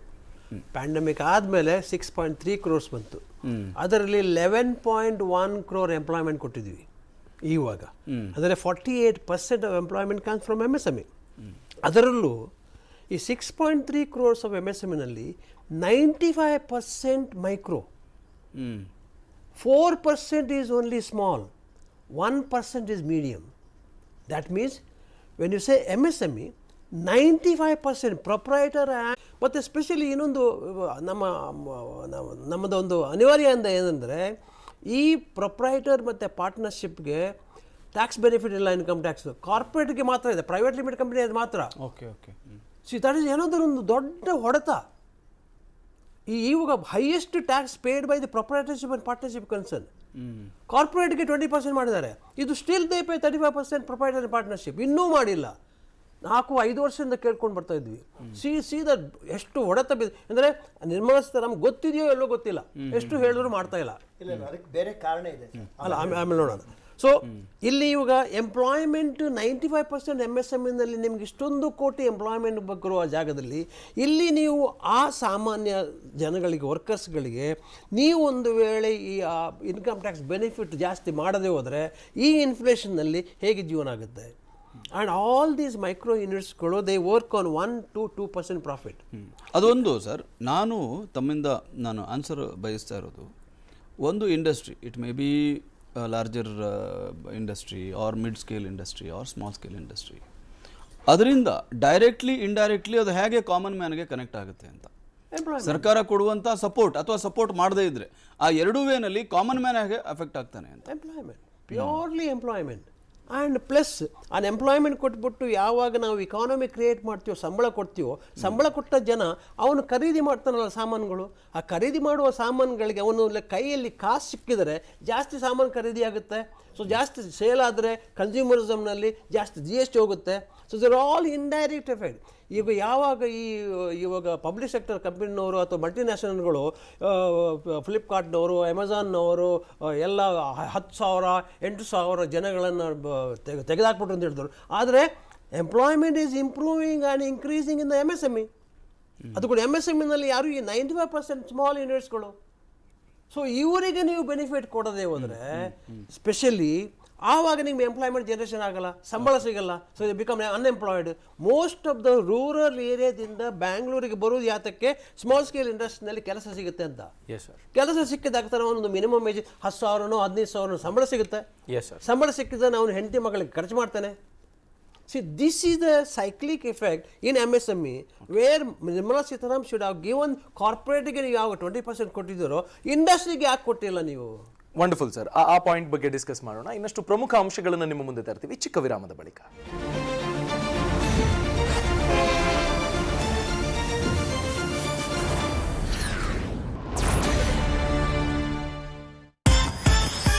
ಕೋಟಿ ಕಂಗಳು ನಿನ್ಮೇಲೆ ಯೋರ್ ಡೈಲಿ ಕೆಲಸವನ್ನು ಯು ಕ್ಯಾನ್ ಕಾಂಪ್ರಮೈಸ್. ಬೆನ್ನು ನೋವು ಕತ್ತು ನೋವು ಇಲ್ಲದೆ ನಿದ್ರಿಸಲು hey you get a repose spine pro. Repose just sleep on repose.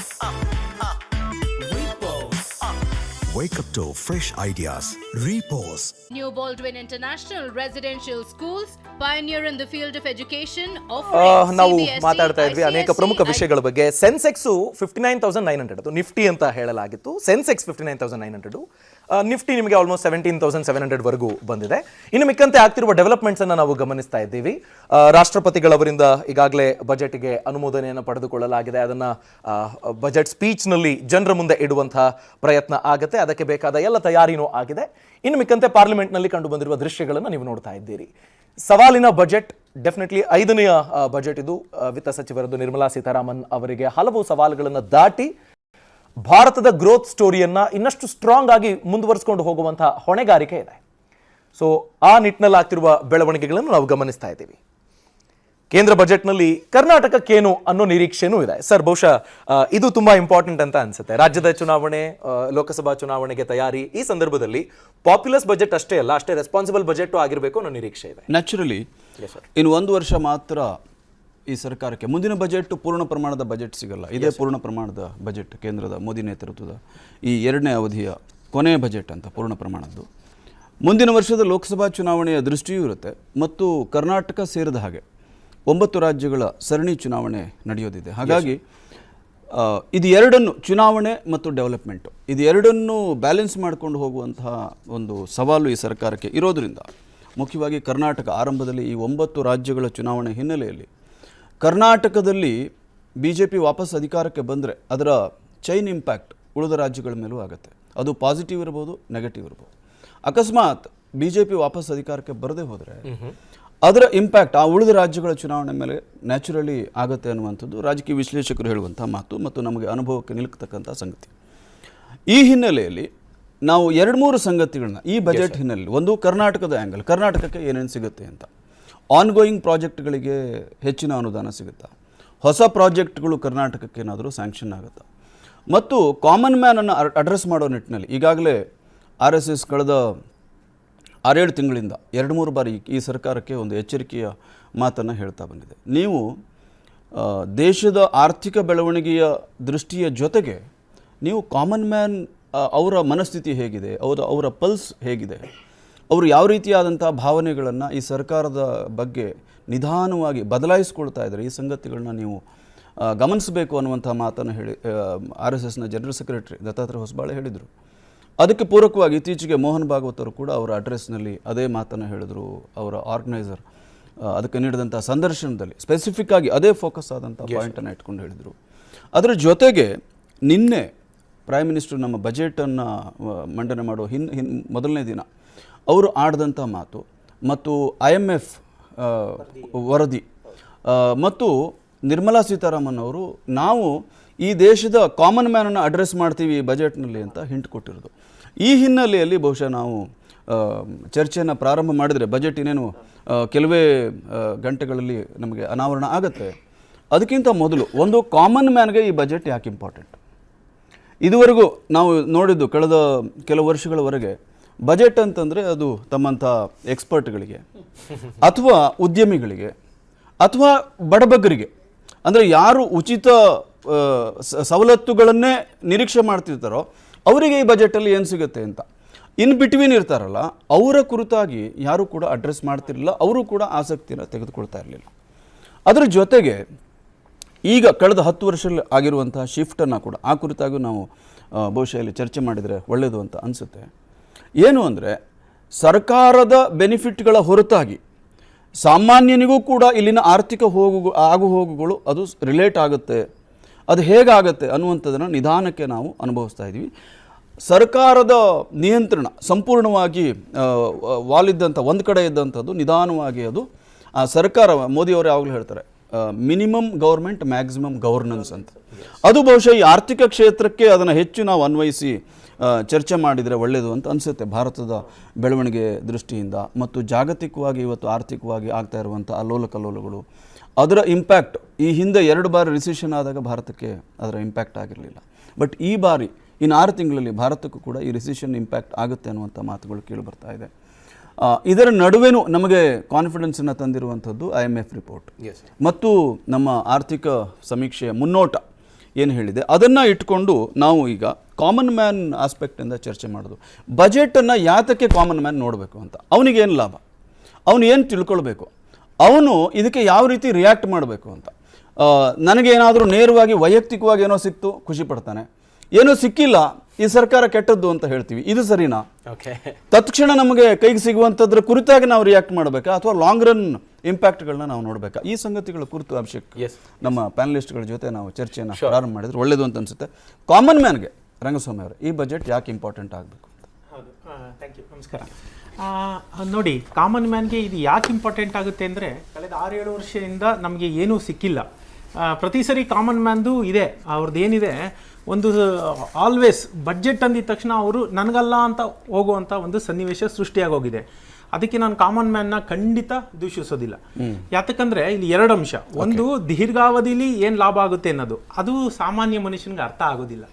ಅದೇನಿದು ದೀರ್ಘಾವಧಿದು ಅದು ಸರ್ಕಾರ ನೋಡಿ ಇಂಪ್ಲಿಮೆಂಟ್ ಮಾಡಬೇಕು. ಅದಕ್ಕೆ ಅಲ್ವಾ ನಾವು ಸರ್ಕಾರಗಳನ್ನ ಚುನಾಯಿಸೋದು. ನಮಗೆ ಗೊತ್ತಿಲ್ಲ, ನಾವು ಆ ಮಟ್ಟದ ನಿರ್ಧಾರಗಳನ್ನು ತೆಗೆದುಕೊಳ್ಳೋಕ್ಕೆ ಶಕ್ತಿವಂತರಲ್ಲ ಅಂತಲೇ ಸಾಮಾನ್ಯ ಜನ ಸರ್ಕಾರಗಳನ್ನ ಆಯ್ಸುತ್ತೆ. ಹಾಗಾಗಿ ದೀರ್ಘಾವಧಿದು ಸರ್ಕಾರ ಯೋಚನೆ ಮಾಡಿ ಇಂಪ್ಲಿಮೆಂಟ್ ಮಾಡಬೇಕು. ನಾನು ಹೀಗೆ ಮಾಡಿದೆ ಅಂತಲೂ ಜನರಿಗೆ ತಿಳಿಸ್ಬೇಕು, ಅದು ಇಂಪಾರ್ಟೆಂಟೇ. ಯಾಕಂದರೆ ಅವನಿಗೆ ತಿಳುವಳಿಕೆ ಬೇಕು, ಮುಂದಿನ 5 ವರ್ಷದಲ್ಲಿ ನನ್ನ ಭಾರತ ಹೀಗಾಗ್ಬೋದು ಅನ್ನೋ ಒಂದು ಪರಿಕಲ್ಪನೆ ಕಟ್ಕೊಡ್ಬೇಕಾದ್ದು ಸರ್ಕಾರದ ಕೆಲಸ. ಹ್ಯಾವಿಂಗ್ ಸೆಡ್ ದಟ್, ಇವತ್ತು ನನಗೇನು ಲಾಭ ಅನ್ನೋದಷ್ಟೇ ಅವ್ನು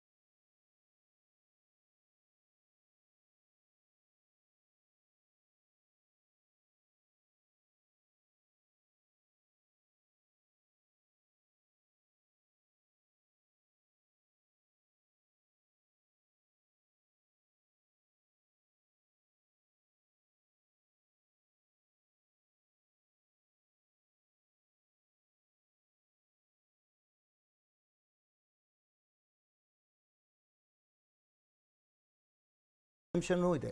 ಎಲ್ಲ ಕಂಡೀಸಿವ್ ಅಟ್ಮಾಸ್ಫಿಯರ್ ಪೂರಕ ವಾತಾವರಣ ನಮ್ಮ ದೇಶದಲ್ಲಿದೆ. ಅದಕ್ಕಾಗಿ ಇಷ್ಟೊಂದು FDIಗಳು ನಮ್ಮಲ್ಲಿ ಹರಿದು ಬರ್ತಾ ಇದೆ. ಓಕೆ ರಂಗಸ್ವಾಮಿ ಸರ್, ನಾವು ಇವತ್ತಿನ ಬಜೆಟ್ನ ಸಂಬಂಧಪಟ್ಟ ಹಾಗೆ ಪ್ರಮುಖವಾಗಿ ಚರ್ಚೆ ಮಾಡಲೇಬೇಕಾದಂಥ ಇನ್ನೊಂದು ಸಂಗತಿ ಇದೆ, ರೆಸಿಷನ್ ಔಟ್ಸೈಡ್ ದಿ ಇಂಡಿಯಾ ಏನಾಗ್ತಾ ಇದೆ. ಈಗಾಗಲೇ ಮೇಜರ್ ಕಂಪನಿಗಳೆಲ್ಲ 10,000 20,000 ಉದ್ಯೋಗಗಳು ಕಡಿತ ಆಗ್ತಾ ಇದೆ. ಈ ಹಿಂದೆ 2 ಬಾರಿ ಇಂಡಿಯಾಕ್ಕೆ ಆಗಿರಲಿಲ್ಲ. ಅದು ಆಗದೇ ಇರೋದಕ್ಕೆ ಏನು ಕಾರಣ? ಇವಾಗ ಆಗಬಹುದು ಅನ್ನುವಂಥ ಚರ್ಚೆಗಳು ನಡೀತಾ ಇದೆ. ಆಗುತ್ತೆ ಇಲ್ವೋ ಗೊತ್ತಿಲ್ಲ, ಅಥವಾ ಸಣ್ಣ ಪ್ರಮಾಣದಲ್ಲಾದರೂ ಆಗಬಹುದು. ಆವತ್ತಿನ ವಾತಾವರಣಕ್ಕೂ ಇವತ್ತಿಗೂ ಏನು ವ್ಯತ್ಯಾಸ? ಅಕಸ್ಮಾತ್ ಅಂಥ ಬಂದಂಥ ಸಂದರ್ಭದಲ್ಲಿ ಟ್ಯಾಕಲ್ ಮಾಡುವಂಥ ಸಾಧ್ಯತೆಗಳು ಏನು?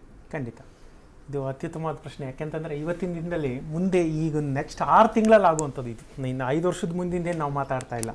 ಇನ್ನು ಜೂನ್ ಜುಲೈ ಎಷ್ಟೊತ್ತಿಗೆ ಇದು ನಮ್ಗೆ ಗೊತ್ತಾಗ್ಬಿಡುತ್ತೆ, ಹೌದಾ ಅಲ್ವಾ ಅಂತೇಳಿ. ನಾನು ಹೇಳ್ತೀನಿ, ಭಾರತಕ್ಕೆ ಆ ಮಟ್ಟದ ಒಂದು, ನನ್ನ ಪ್ರಕಾರ ಆ ಮಟ್ಟದ ಒಂದು ಏಟ್ ಬೀಳೋದಿಲ್ಲ. ಈಗ ಇತ್ತೀಚೆಗಷ್ಟೇ IMFದು ವರದಿ ಬಂದಿದೆ, ನಾವೆಲ್ಲ ಓದಿದ್ದೀವಿ. ಈಗ ಒಂದು 2 ದಿನದಿಂದ ಎಲ್ಲ ಗೊತ್ತಾಗಿದೆ. ಅದು ಭಾರತಕ್ಕೆ ಅದು ಎಫೆಕ್ಟ್ ಆಗೋದಿಲ್ಲ. ಯಾಕೆ ಎಫೆಕ್ಟ್ ಆಗೋದಿಲ್ಲ ಅಂದರೆ, ಒಂದು ಸೇಯಿಂಗ್ ಇದೆ, ಕುರುಡರ ಸಾಮ್ರಾಜ್ಯದಲ್ಲಿ ಒಕ್ಕಣೋನೇ ರಾಜ ಅಂತ ಒಂದಿದೆ. ಹಾಗೆ ಅದು ನಮಗೆ ಒಂದು ಏನು ಹೇಳುತ್ತೆ, ಬಲವಾಗಿ ನಿಂತ್ಕೋತಾ ಇದೆ. ಯಾಕೆ ಬಲವಾಗಿ ನಿಂತ್ಕೊಳ್ಳುತ್ತೆ ಅಂದರೆ, ನೀವು ನೋಡ್ಕೊಂಬನ್ನಿ, ಬ್ರಿಕ್ ಅಂತ ನಾವೇನು ಹೇಳಿದ್ವಿ ಅದಿರ್ಬೋದು, ಯುರೋಪಿಯನ್ ಯೂನಿಯನ್ ಇರ್ಬೋದು, ಅಮೇರಿಕಾ ಇರ್ಬೋದು, ಎಲ್ಲ ಕಡೆ ಜಾಬ್ ಲಾಸು ಆಗ್ತಿದೆ ಮತ್ತು ಎಕನಾಮಿಕ್ ಕುಸಿತನೂ ಆಗ್ತಾ ಇದೆ. ಅದ್ರ ಇಂಪ್ಯಾಕ್ಟ್ ಒಂದಷ್ಟು ಮಟ್ಟಿಗೆ ಇಲ್ಲೂ ಆಗ್ತದೆ. ಯಾಕೆ ಆಗ್ತದೆ ಅಂದರೆ, ಇವಾಗ ಜಾಗತಿಕ ಮಟ್ಟದ ಎಲ್ಲ ಸಂಸ್ಥೆಗಳು ಇಲ್ಲೂ ಬಂದಿರೋದ್ರಿಂದ ಹಾಗಾಗುತ್ತೆ. ಆಮೇಲೆ ಮನುಷ್ಯನ ಮೂಲಭೂತ ಗುಣ ನೋಡ್ಕೊಂಬಂದರೆ, ಈ ಇಮಿಟೇಟ್, ನಾವು ಒಬ್ರನ್ನ ಒಬ್ಬರು ಅದು ಮಾಡಿರೋದನ್ನ ನೋಡಿ ಅನುಕರಣೆ ಅದನ್ನು ನಾವು ಮಾಡ್ತಾನೆ ಈಗ ಹ್ಯೂಮನ್ ಹಿಸ್ಟ್ರಿ ನಾವು ಬಂದರೆ ಇಲ್ಲಿ ತನಕ ಬಂದು ನಿಂತಿರೋದು ಸಮಾಜ ಅನುಕರಣೆಯಿಂದ. ಈ ಎಷ್ಟೋ ಒಂದು ಸಂಸ್ಥೆಗಳಿದೆಯಲ್ಲ, ಅಮೆಝಾನ್ ಮಾಡಿದ್ರು ಅಂತ, ಗೂಗಲ್ ಮಾಡಿದ್ರು ಅಂತ ಇನ್ನೊಬ್ಬ, ಈ ರೀತಿ ಅವರು ಒಂಥರ, ನಾವು ಶೇರ್ ಮಾರ್ಕೆಟಲ್ಲಿ ಪ್ಯಾನಿಕ್ ಸೆಲ್ ಆಗುತ್ತಲ್ಲ, ಹಾಗೆ ಇವರು ಕೂಡ ಪ್ಯಾನಿಕ್ಕಿಂದ ಒಂದಷ್ಟು ಜಾಬ್ ತೆಗೆದು ಹಾಕ್ತಿದ್ದಾರೆ. ಮುಂದಿಂಗೆ ಆಗ್ಬಿಟ್ರೆ, ಈಗ ಆದ್ರೆ ಹೇಗಾದರೂ ಇರಲಿ ಅಂಥೇಳಿ ಒಂದಷ್ಟು ಮಾಡ್ತಿದ್ದಾರೆ. ಅದಕ್ಕೆ ಇನ್ನೂ ಒಂದು ಕಾರಣ ಇದೆ, ಆರ್ಟಿಫಿಷಿಯಲ್ ಇಂಟೆಲಿಜೆನ್ಸ್ ಏನಿದೆ ಅದು ಬಹಳಷ್ಟು ಕೂಡ, ಈಗ ChatGPT ಬಗ್ಗೆ ಎಲ್ಲ ಕಡೆ ಅದೇ ಚರ್ಚೆಗಳಾಗ್ತಾ ಇದೆ. ಬಹಳಷ್ಟು ಕೆಲಸಗಳನ್ನ ಅದು ಸರಳೀಕರಣ ಮಾಡ್ತಾ ಇರೋದ್ರಿಂದ ನಮ್ಗೆ ಅಷ್ಟೊಂದು ಜನ ಬೇಕಿಲ್ಲ. ನಾವು ಅದನ್ನು, ಈ ಜಾಬ್ ಲಾಸ್ ಆಗಿದ್ದು ನೇರವಾಗಿ ಇವತ್ತಲ್ಲ ನಾಳೆ ಯಾವುದೋ ಒಂದು ಹೊಸ ಪ್ರಾರಂಭ ಆಗಲೇಬೇಕಲ್ವ, ಅದು ಇವತ್ತು ಆಗ್ತಾ ಇದೆ ಅಷ್ಟೇ. ಈ ಜಾಬ್ ಲಾಸ್ ಅನ್ನೋದು ನವೀನ್ ಅವರು ಪ್ರಾರಂಭದಲ್ಲೇ ಮಾತಾಡ್ತಾ ಹೇಳ್ತಾ ಇದ್ರು, ನಮ್ಮ ಮೈಂಡ್ ಸೆಟ್ನ ನಾವು ಬದಲಾಯಿಸ್ಕೋಬೇಕಾಗಿದೆ. 9ಕ್ಕೆ ಹೋಗಿ 5ಕ್ಕೆ ಬಂದರೆ ಜಾಬ್ ಇದೆ ಅನ್ನೋ ಒಂದು ಪರಿಕಲ್ಪನೆ ಅಥವಾ ಪರಿಭಾಷೆ ಏನಿದೆ ಅದು ಬದಲಾಗುತ್ತೆ. ಮಾಡ್ಕೋಬೇಕು. ಬದಲಾದ ಕಾಲಘಟ್ಟಕ್ಕೆ ನಮ್ಮ ಮನಸ್ಥಿತಿನ ನಾವು ಪರಿವರ್ತನೆ ಮಾಡ್ಕೋಬೇಕು. ಇಲ್ಲ ಅಂದರೆ ಕಷ್ಟ ಆಗುತ್ತೆ. ಭಾರತಕ್ಕೆ ಇದು ಯಾತಕ್ಕೆ ಆ ಮಟ್ಟಕ್ಕೆ ಹೊಡೆತ ಬೀಳಲ್ಲ ಅನ್ನೋದಕ್ಕೆ ಒಂದು ಕಾರಣ ಹೇಳ್ತೀನಿ. ಇವತ್ತು FIIಗಳು ಯಾರಿದ್ದಾರೆ ಅವ್ರಿಗೆ ಬೇರೆ ದಾರಿ ಇಲ್ಲ. Federal interest though it is increasing, ಜಾಸ್ತಿ ಮಾಡ್ತಾ ಇದ್ರು ಅಮೆರಿಕದಲ್ಲಿ, ಆಗ್ತಾನೆ ಇದ್ರು ಅವ್ರು ಭಾರತಕ್ಕೆ ಬರ್ತಾರೆ. ನಾನು ಮೊದಲೇ ಹೇಳಿದಾಗೆ, ನೀವು ಜಾಗತಿಕ ಮಟ್ಟದಲ್ಲಿ 196 ವಿಶ್ವಸಂಸ್ಥೆಯಿಂದ ಮಾನ್ಯತೆ ಪಡೆದ ದೇಶಗಳಿವೆ. ಆ 196ರಲ್ಲಿ ನಾವು ಲಿಸ್ಟ್ ಇಟ್ಕೊಂಡು ನೋಡ್ತಾ ಬಂದರೆ, ನಾವು ಎಲ್ಲಿ ಇನ್ವೆಸ್ಟ್ ಮಾಡ್ಬೋದು ಅನ್ನೋ ಒಂದು ಬಂದರೆ, ಅದರಲ್ಲಿ ಪ್ರಾಮಿನೆಂಟ್ ಆಗಿ ಪ್ರಪ್ರಥಮವಾಗಿ ಕಾಣದೆ ಭಾರತ. ಹಾಗಾಗಿ ಈಗ ಆ ಮಟ್ಟದಲ್ಲಿ ಒಂದು ರಾಜಕೀಯ ಸ್ಥಿರತೆ ಅಂತ ಏನಿದೆ, ಈಗ ಕಳೆದ ನಾವು 10-12 ವರ್ಷದಲ್ಲಿ ಗಲಭೆಗಳು ಇಲ್ಲ ಅನ್ನೋ ಮಟ್ಟಕ್ಕೆ ಕಡಿಮೆ ಆಗೋಗಿದೆ. ಇದು FIIಗಳು ಯಾರಿದ್ದಾರೆ, ಫಾರಿನ್ ಇನ್ಸ್ಟಿಟ್ಯೂಷನಲ್ ಇನ್ವೆಸ್ಟರ್ಸ್ ಅಂತ ಏನು ಹೇಳ್ತೀವಿ, FDI, foreign direct investment, FII and FDI, ಅವರಿಗೆ ಭಾರತ ಬಂಗಾರ, ಚಿನ್ನದ ಮೊಟ್ಟೆ ಇಡೋ ಕೋಳಿ ಥರ ಕಾಣುತ್ತೆ. ಹಾಗಾಗಿ ಹೆಚ್ಚು ಹೂಡಿಕೆಗಳು, ನವೀನವ್ರು ಅವಾಗಲೇ ಮಾತಾಡ್ತಾನೆ ಹೇಳಿದ್ರು, 8 ಟ್ರಿಲಿಯನ್ ಅಮೆರಿಕದಲ್ಲಿ ಹಾಕಿದ್ರಲ್ಲಿ ಇಷ್ಟು ಟ್ರಿಲಿಯನ್ ಭಾರತಕ್ಕೆ ಬರುತ್ತೆ. ಅದು ಸತ್ಯ. ಎಲ್ಲಿ ಹೋಗಬೇಕು? ಮುದ್ರಣ ಆಗಿರೋ ಹಣ ಇದೆಯಲ್ಲ, ಎಲ್ಲಿ ಹೋಗ್ಬೇಕು? ಅದು ಎಲ್ಲಾದರೂ ಒಂದು ಕಡೆ ಬರಲೇಬೇಕಲ್ವ. ಭಾರತ, ನಾನು ಈಗ ಒಂದು ಅರ್ಧ ಗಂಟೆ ಮುಂಚೆ ಮಾತಾಡ್ತಾನೆ ಅದೇ ಹೇಳಿದೆ, ಮುಂದಿನ 15-20 ವರ್ಷ ಭಾರತಕ್ಕೆ ಸೇರಿದ್ದು, ಭಾರತೀಯರಿಗೆ ಸೇರಿದ್ದು, ಅದರಲ್ಲಿ ಯಾವ ಸಂಶಯನೂ ಬೇಡ. ಖಂಡಿತ. ಈಗ ನೋಡಿ, ಜಗತ್ತೇ ಒಂದು ಮನೆ ಅನ್ನೋ ಹಂಗೆ ಆಗಿರುವಾಗ, ಒಂದು ಪುಟಾಣಿ ಹಳ್ಳಿ ಅಂತ ಆಗಿರುವಾಗ, ಖಂಡಿತ ಒಂದಷ್ಟು ಏರುಪೇರುಗಳು. ಈಗ ಅಮೆರಿಕದಲ್ಲಿ ಒಂದು ಕಾಲದಲ್ಲಿ ಹೇಳ್ತಿದ್ರು, ಅಲ್ಲಿ ನೆಗಡಿ ಬಂದ್ಬಿಟ್ರೆ ಇಲ್ಲಿ ಏನೋ ಆಗುತ್ತೆ ಅಂತ. ರಂಗಸ್ವಾಮಿ ಸರ್, ಇನ್ನೊಂದು ಪರ್ಸೆಪ್ಷನ್ ಇದೆ. ನೀವು ಹೇಳಿದ್ದು ಎಕ್ಸ್ಪರ್ಟ್ ಪಾಯಿಂಟ್ ಆಫ್ ವ್ಯೂನಿಂದ ಇದು ಯಾಕೆ ಹಿಂದೆ ನಮಗೆ ರಿಸೆಷನ್ ಎಫೆಕ್ಟ್ ಆಗಿಲ್ಲ ಅಂದರೆ, ನಮ್ಮ ಸ್ಟ್ರಕ್ಚರಲ್ ಇಕನಾಮಿ ಇರ್ಬೋದು, ಬಿಸ್ನೆಸ್ ಇರ್ಬೋದು, ಆ ಸ್ಟ್ರಕ್ಚರ್ ಕಾರಣ ಅಂತ. ಬಹುಶಃ ಬಜೆಟ್ ರೀಡಿಂಗ್ ಪ್ರಾರಂಭ ಆಗ್ತಾ ಇದೆ ಅಂತ ಕಾಣುತ್ತೆ. ಪೇಪರ್ಲೆಸ್ ಬಜೆಟ್, ಟ್ಯಾಬ್ಲೆಟನ್ನು ಬಳಸ್ಕೊಂಡು ಬಜೆಟ್ ಈಗ ಜನರ ಮುಂದೆ ಇಡುವ ಪ್ರಯತ್ನ ಆಗುತ್ತೆ.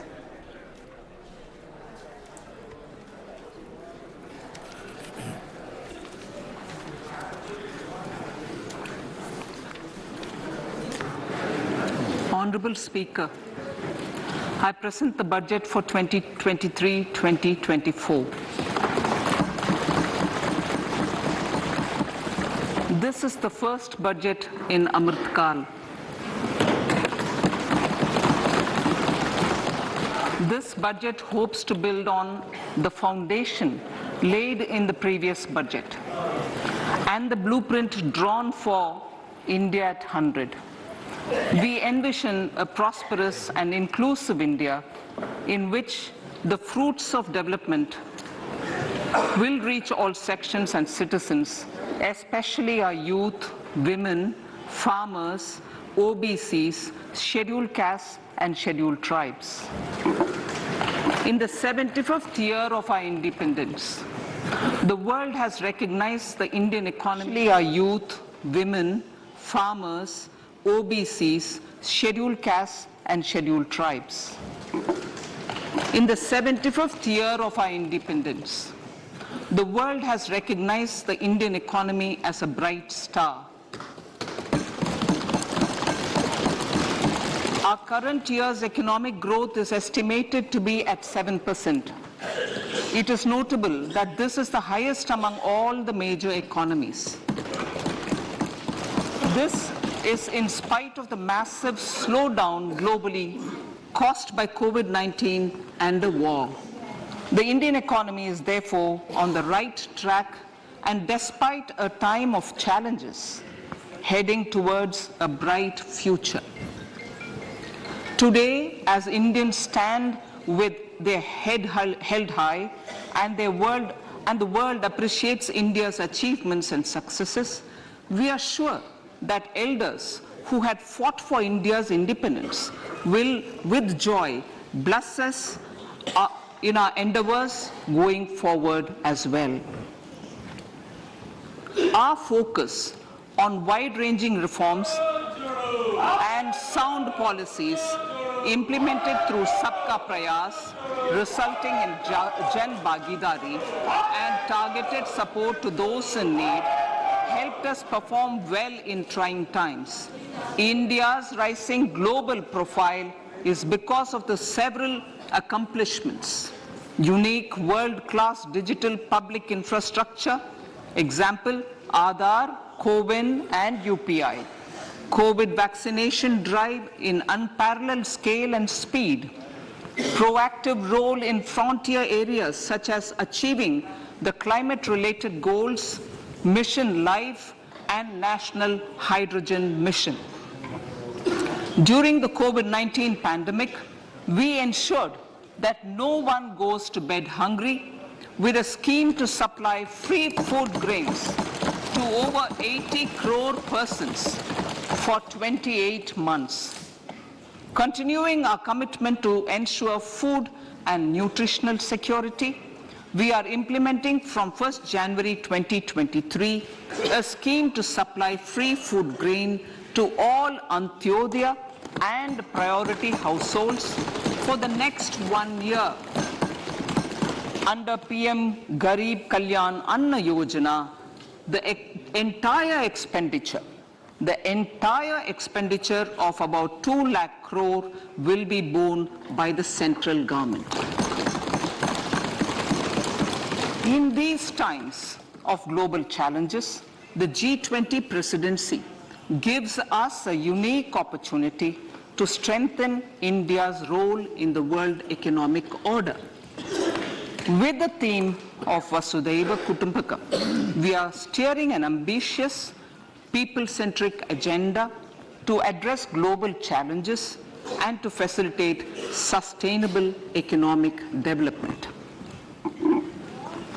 The government's efforts since 2014 have ensured in these 9 years, the Indian economy has increased in size from being 10th to 5th largest in the world.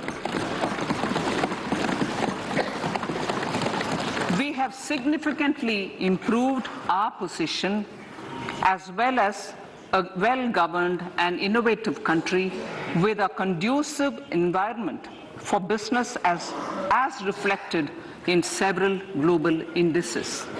We have made a significant progress in many sustainable development goals, and rupees 7,400 crore digital payments of 126 lakh crore rupees through UPI in 2022. The efficient implementation of many schemes with universalization of targeted benefits has resulted in inclusive development. Some of the schemes are 11.7 crore household toilets under Swachh Bharat mission, which is achieved, 9.6 crore LPG connections under Ujjwala, 220 crore COVID vaccination of 102 crore persons, 47.8 crore PM Jan Dhan bank accounts,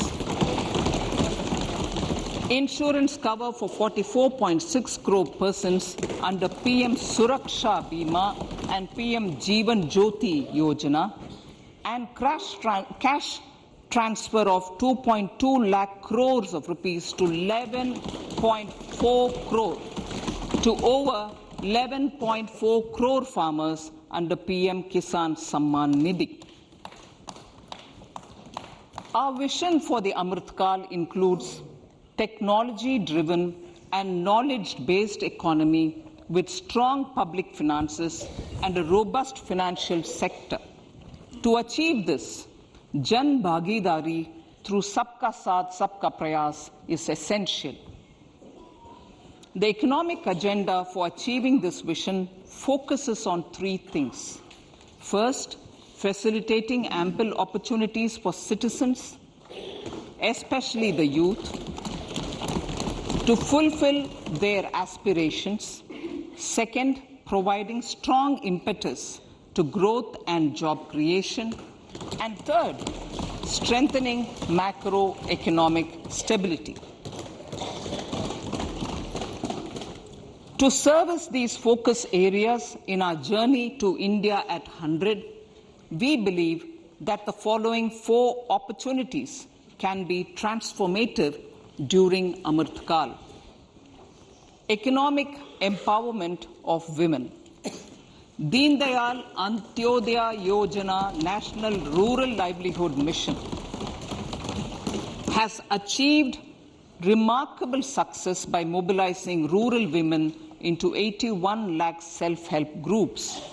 We will enable these groups to reach the next stage of economic empowerment through formation of large producer enterprises or collectives, with each having several thousand members and managed professionally. They will be helped with raw materials supply and for better design, quality, branding and marketing of their products. Through supporting these policies, they will be enabled to scale up their operations to serve the large consumer markets, as has been the case with the several startups growing into unicorns. PM Vishwakarma Kaushal Samman, PM Vikas. For centuries, traditional artisans and craftspeople who work with their hands using tools have brought renown for India. They are generally referred to as Vishwakarma.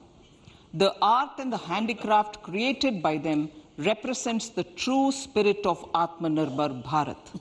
For the first time, a package of assistance for them has been conceptualized. The new scheme will enable them to improve the quality, scale, and reach of their products, integrating them with the MSME value chain. The components of this scheme will include not only financial support, but also access to advanced skill training, knowledge of modern digital techniques, and efficient green technologies, brand promotion, linkage with local and global markets, digital payments, and social security.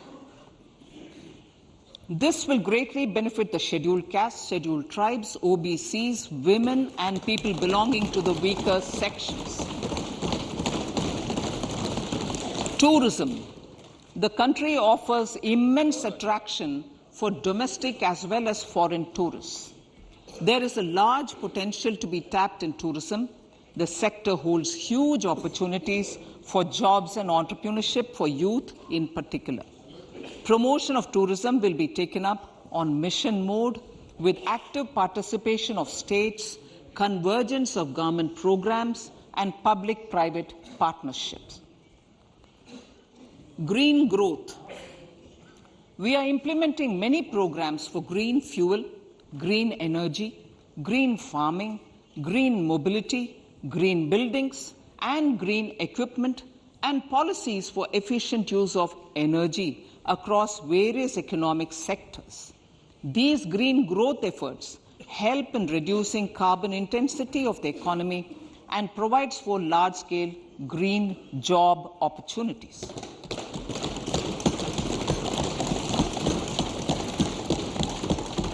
Priorities of this budget. The budget adopts the following 7 priorities. They complement each other and act as the Saptarishi guiding us through the Amritkal. Inclusive development, reaching the last mile, infrastructure and investment, unleashing the potential, green growth, youth power, and financial sector. I now speak on the priority number 1, inclusive development. The government's philosophy of Sabka Saath, Sabka Vikas has facilitated inclusive development covering in specific farmers, women, youth, OBCs, scheduled castes, scheduled tribes, Divyangjan, and economically weaker sections, and overall priority for the underprivileged, Vanchiton ko Variyata. There has also been a sustained focus on Jammu Kashmir, Ladakh, and the Northeast. This budget builds on those efforts. Digital public infrastructure for agriculture. Digital public infrastructure for agriculture will be built as an open source, open standard, and interoperable public good. This will enable inclusive farmer-centric solutions through relevant information services for crop planning and health, improved access to farm inputs, credit and insurance, help for crop estimation, market intelligence, and support for growth of agri-tech industry and startups.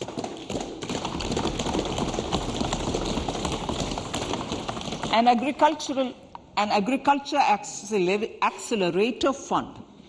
An agriculture accelerator fund will be set up to encourage agri-startups by young entrepreneurs in rural areas. The fund will aim at bringing innovative and affordable solutions for challenges faced by farmers. It will also bring in modern technologies to transform agricultural practices, increase productivity and profitability. To enhance the productivity of extra long staple cotton, we will adopt a cluster-based and value chain approach through public-private partnerships. This will mean collaboration between farmers, state, and industry for input supplies, extension services, and market linkages. We will launch an Atmanirbhar Clean Plant program to boost availability of disease-free, quality planting material for high-value horticultural crops at an outlay of 2,200 crores. Global hub for millets, which are Sri Anna. India is the forefront. India is at the forefront of popularizing millets, whose consumption furthers nutrition, food security, and welfare of farmers, said the Honorable Prime Minister. We are the largest producer and second largest exporter of Sri Anna in the world. We grow several types of Sri Anna, such as Sri Anna Jowar, Sri Anna Ragi, Sri Anna Bajra, Sri Anna Kutu, Ramdana, Kangni, Kutni, Kutki, Kodo, China, and Sama. These have a number of health benefits and have been an integral part of our food for centuries. I acknowledge with pride the huge service done by small farmers in contributing to the health of fellow citizens by growing these Sri Anna. Now, to make India a global hub for Sri Anna, the Indian Institute of Millet Research, ideally Indian Institute of the Sri Anna Research, Hyderabad, will be supported as the center of excellence for sharing best practices, research and technologies at the international level. The agricultural credit target will be increased to 20 lakh crores with focus on animal husbandry, dairy and fisheries. We will launch a new sub-scheme of PM Matsya Sampada Yojana, which is an existing scheme, but we'll launch a new sub-scheme with targeted investment of 6,000 crores to further enable activities of fishermen, fish vendors, and micro and small entrepreneurs, improve value chain efficiencies, and expand the market. For farmers, especially small and marginal farmers, and other marginalized sections, the government is promoting cooperative-based economic development model. A new Ministry of Cooperation was formed with a mandate to realize the vision of Sahakar Se Samriddhi. To realize this vision, the government has already initiated computerization of 63,000 primary agricultural credit societies with an investment of 2,560 crores, 2,516 crores. In consultation with all the stakeholders and the states, model bylaws for PACS were formulated, enabling them to become multi-purpose PACS. A national cooperative database is being prepared for countrywide mapping of cooperative societies. With this backdrop, we will implement a plan to set up massive decentralized storage capacity.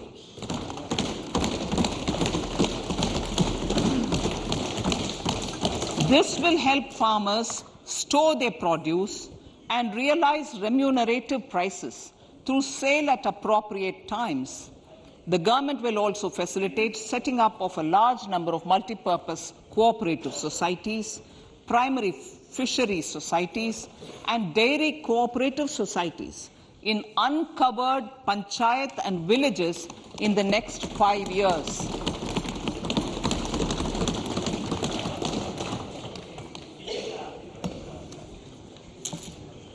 Health, education, and skilling. 157 new nursing colleges will be established in co-location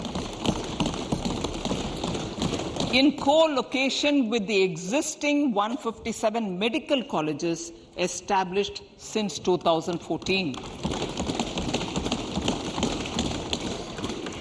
A mission to eliminate sickle cell anemia by 2047 will be launched. It will entail awareness creation, universal screening of 7 crore people in the age group of 0 to 40 years in affected tribal areas, and counseling through collaborative efforts of central ministries and state governments. Facilities in select ICMR labs, Indian Council for Medical Research labs, will be made available for research by public and private medical college faculty and private sector R&D teams for encouraging collaborative research and innovation. A new program to promote research and innovation in pharmaceuticals will be taken up through centers of excellence. We shall also encourage industry to invest in research and development in specific priority areas. Dedicated multidisciplinary courses for medical devices will be supported in existing institutions to ensure availability of skilled manpower for futuristic medical technologies, high-end manufacturing and research. Teachers' training. Teachers' training will be re-envisioned through innovative pedagogy, curriculum transaction, continuous professional development, dipstick surveys, and ICT implementation. The District Institute of Education and Training will be developed as vibrant institutes of excellence for this purpose.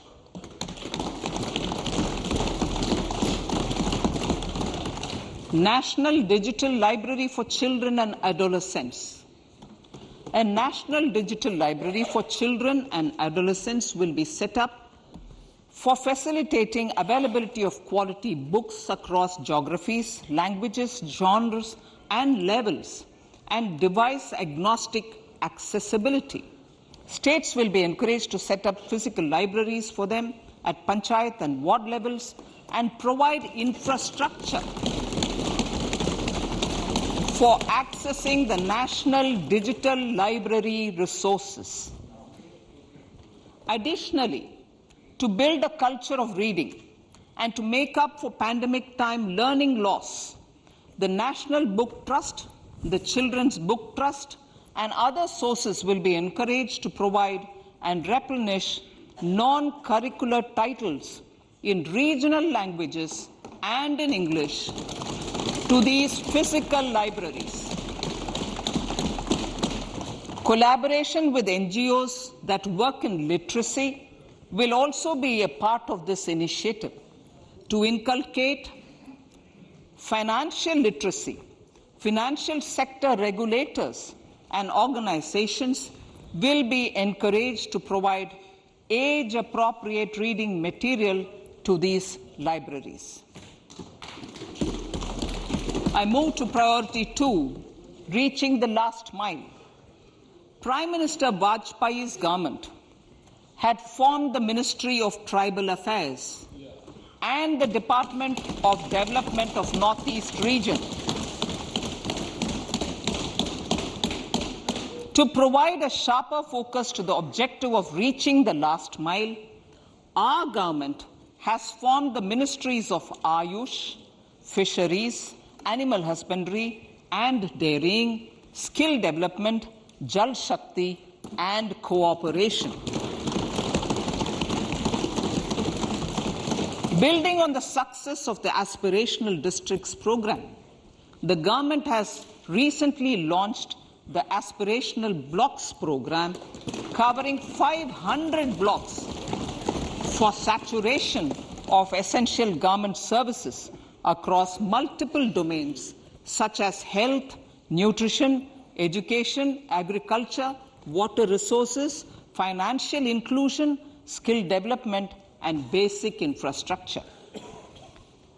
Manya Speaker, Sir, Pradhan PVTG, which is Primitive Vulnerable Tribal Groups Development Mission, is being launched.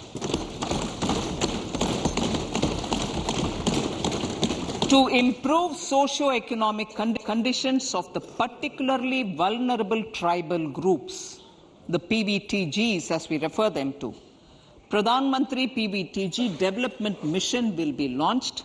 This will saturate PVTG families and habitations with basic facilities such as safe housing, clean drinking water and sanitation, improved access to education, health, nutrition, road and telecom connectivity, and sustainable livelihood opportunities.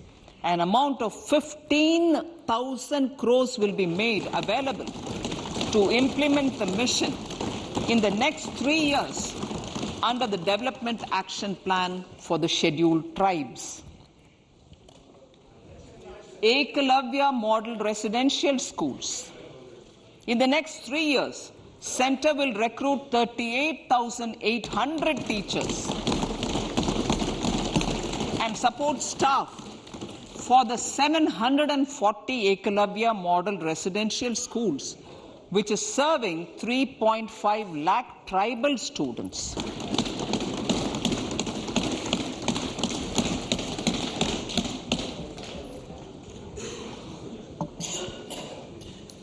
In the drought-prone central regions of Karnataka, central assistance of 5,300 crore will be given to Upper Bhadra project to provide sustainable micro irrigation and filling up of surface tanks for drinking water. PM Awas Yojana.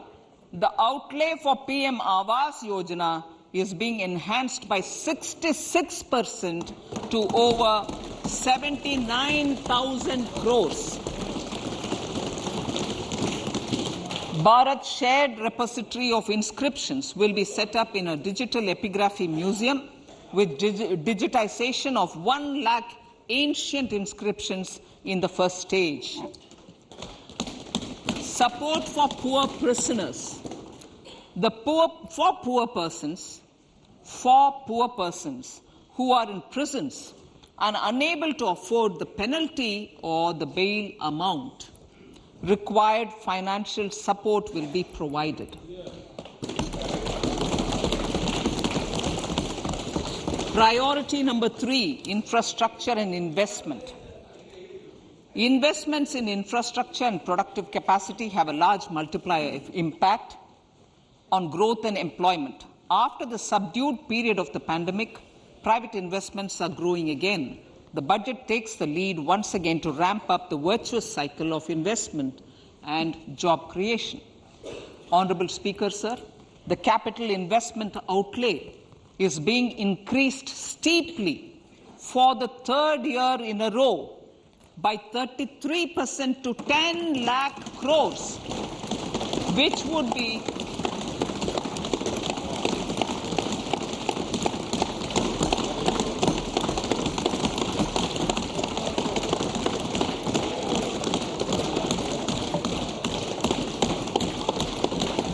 which would be 3.3% of GDP. This will almost be 3 times the outlay made in 2019-20.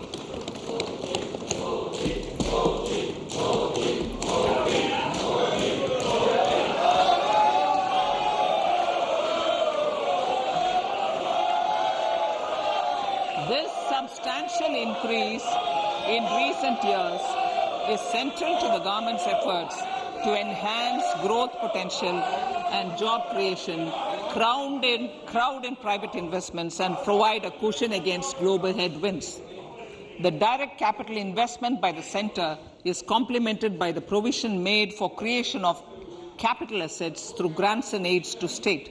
The effective capital expenditure of the centre is budgeted at 13.7 lakh crore rupees, which will be 4.5% of GDP. Support to state governments for capital investment. I have decided to continue the 50-year interest-free loan to state governments for 1 more year to spur investment in infrastructure and to incentivize them for complementary policies actions with a significantly enhanced outlay of 1.3 lakh crores. The newly established Infrastructure Finance Secretariat will assist all stakeholders for more private investment in infrastructure, including railways, roads, urban infrastructure and power, which are predominantly depend on public resources.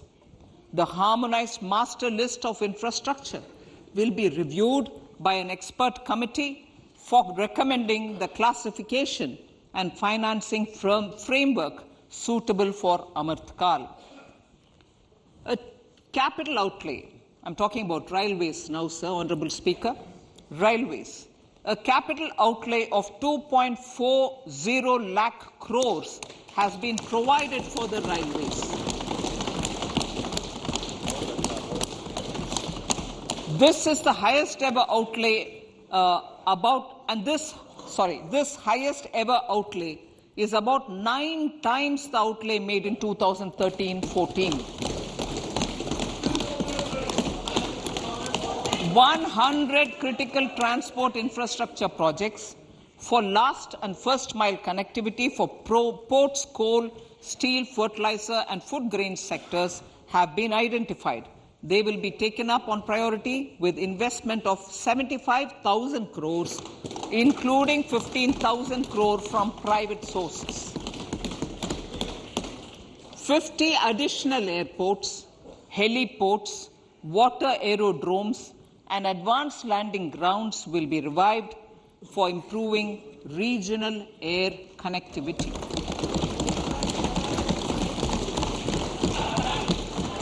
Sustainable cities for tomorrow.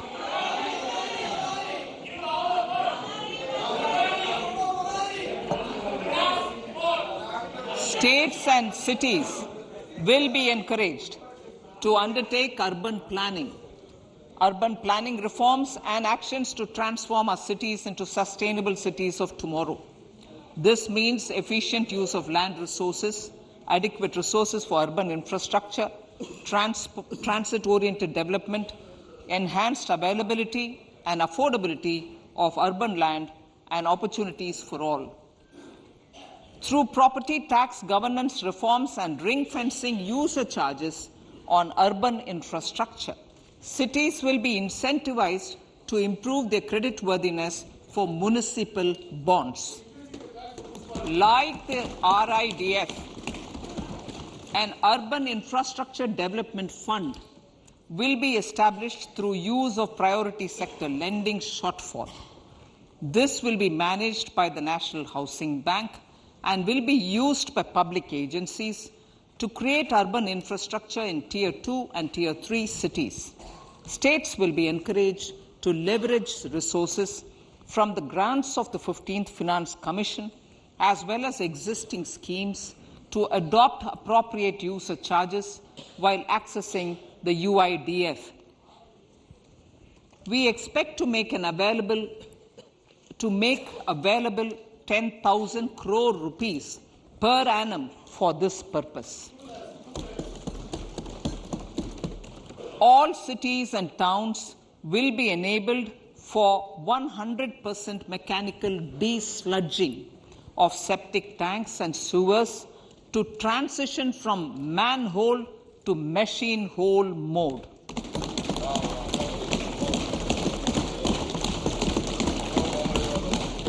Enhanced focus will be provided for scientific management of dry and wet waste.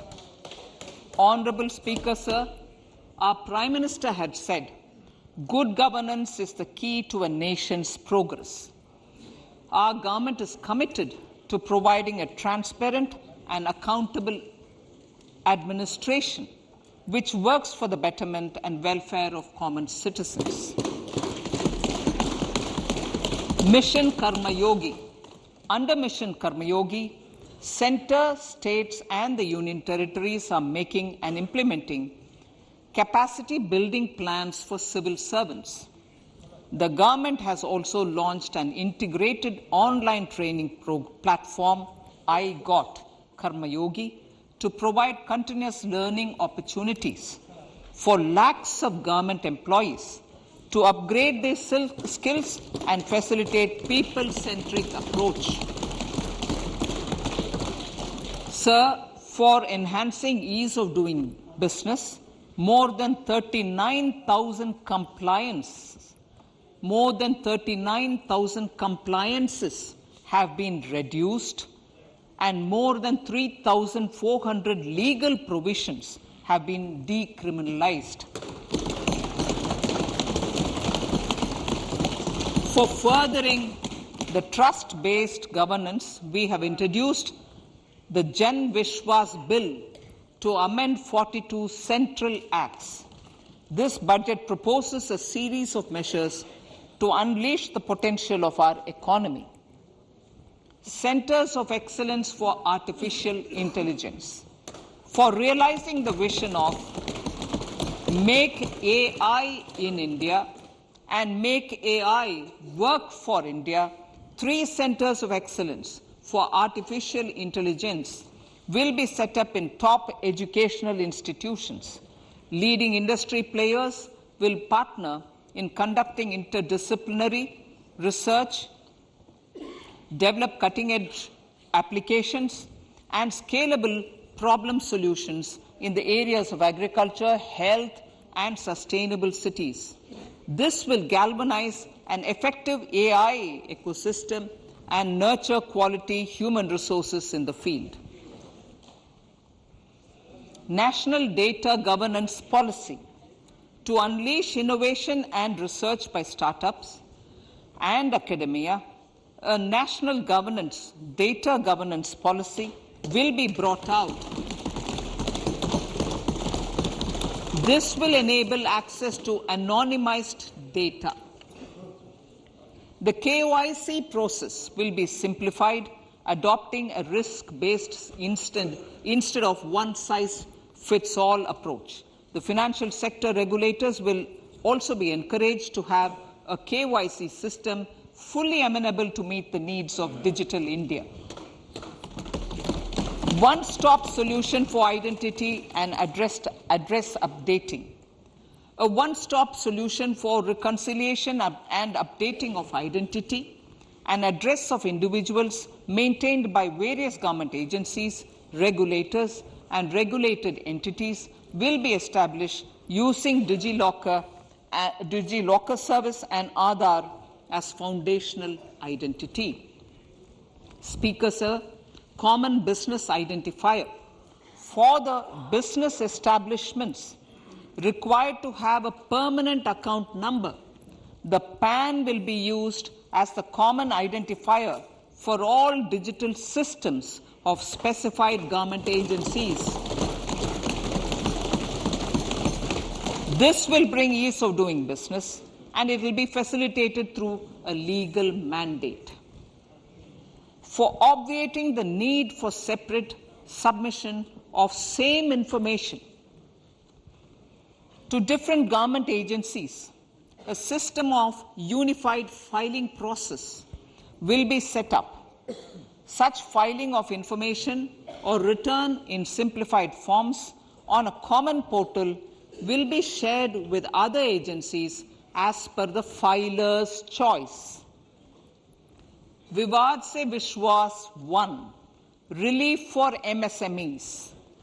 In cases of failure by MSMEs to execute contracts during the COVID period, 95% of the forfeited amount relating to the bid or performance security will be returned to them by government and government undertakings.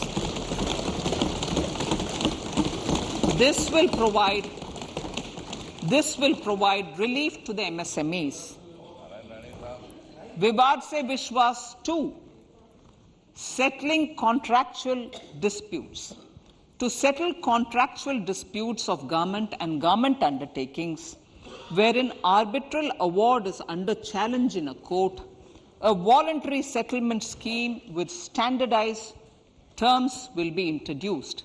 This will be done by offering graded settlement terms depending on pendency level of the dispute. The state support mission of Niti Aayog will be continued for 3 years for our collective efforts towards national priorities. Result-based financing. To better allocate scarce resources for competing development needs, the financing of select schemes will be changed on a pilot basis from input-based to result-based. E-courts. For efficient administration of justice, Phase 3 of the e-courts project will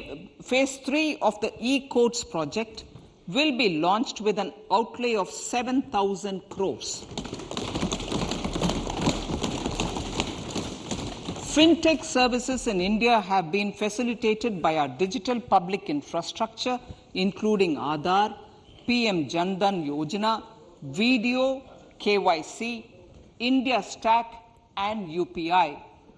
To enable more fintech innovative services, the scope of documents available in DigiLocker for individuals will be expanded. An entity, DigiLocker, will be set up for the use by MSMEs, large businesses, and also charitable trusts. This will be towards storing and sharing documents online securely whenever needed with various authorities, regulators, banks, and other business entities. 5G services. 100 labs for developing applications using 5G services will be set up in engineering institutions.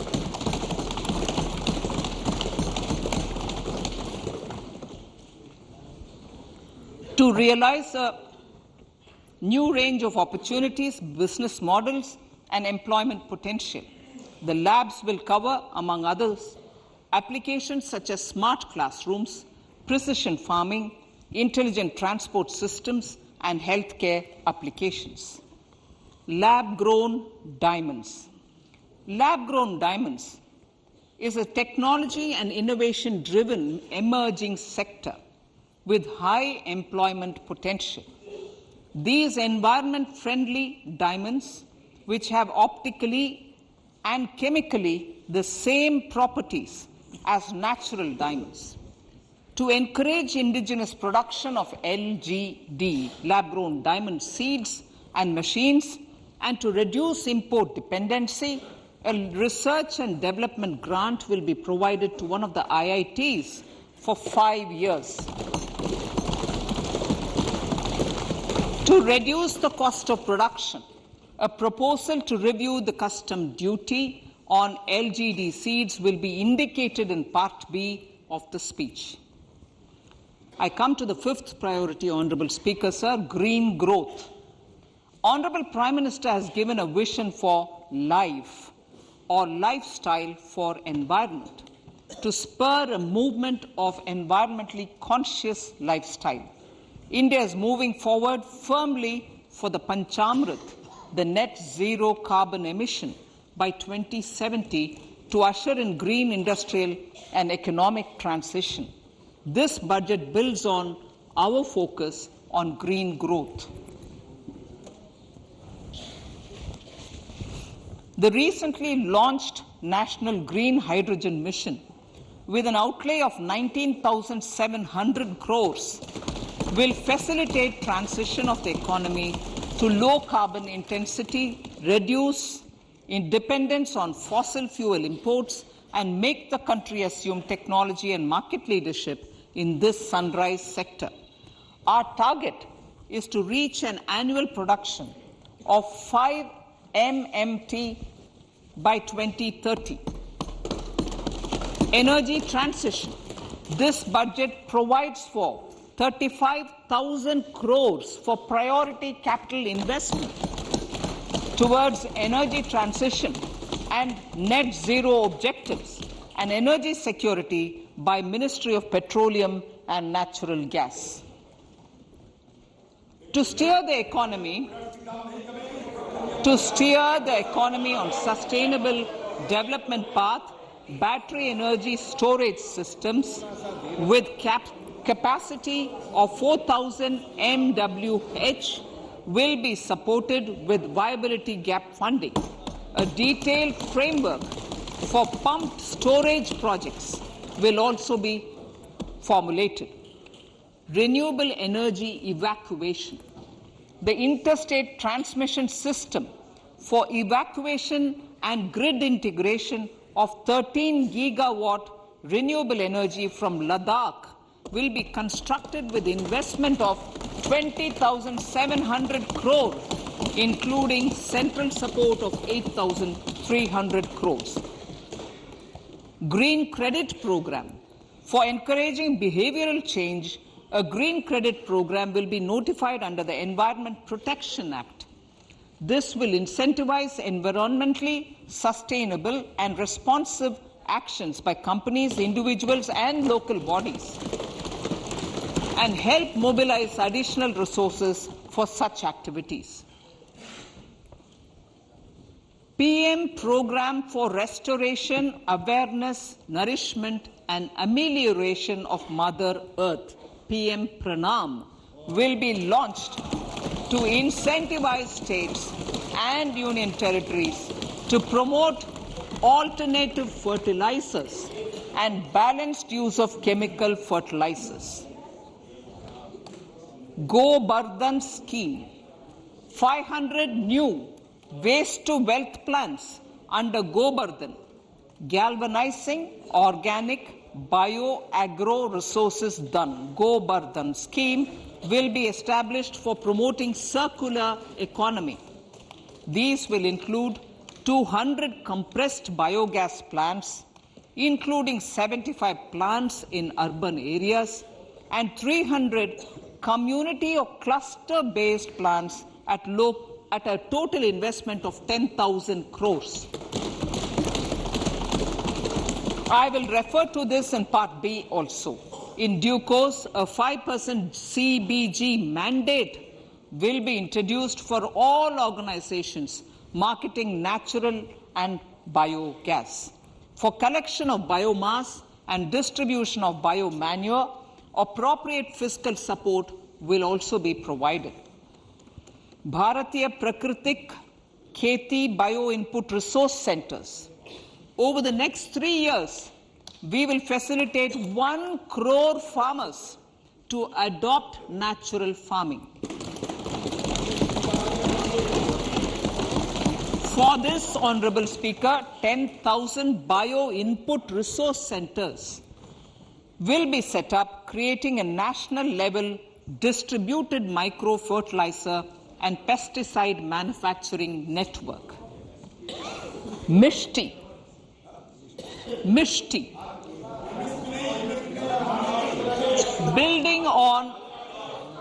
Building on India's success in afforestation, mangrove initiative for shoreline habitats and tangible incomes, Mishti, will be taken up for mangrove plantation along the coastline and on salt pan lands wherever feasible through convergence between Manrega, Campa, Fund and other sources.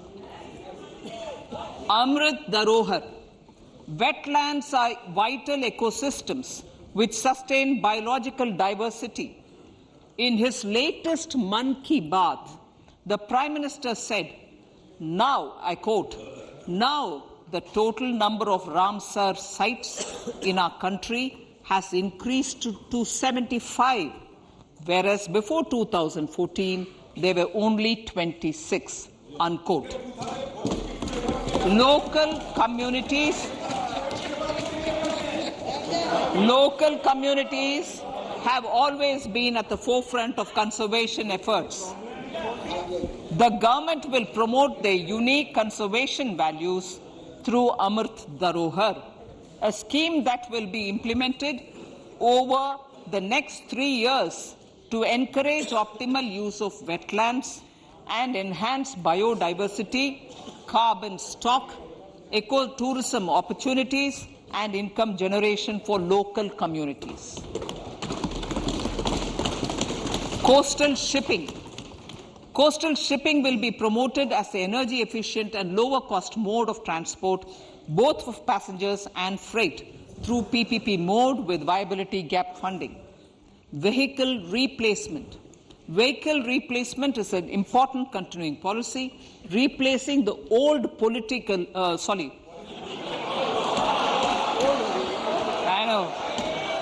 replacing, absolutely, thank you, replacing old polluting vehicles may be applicable, right?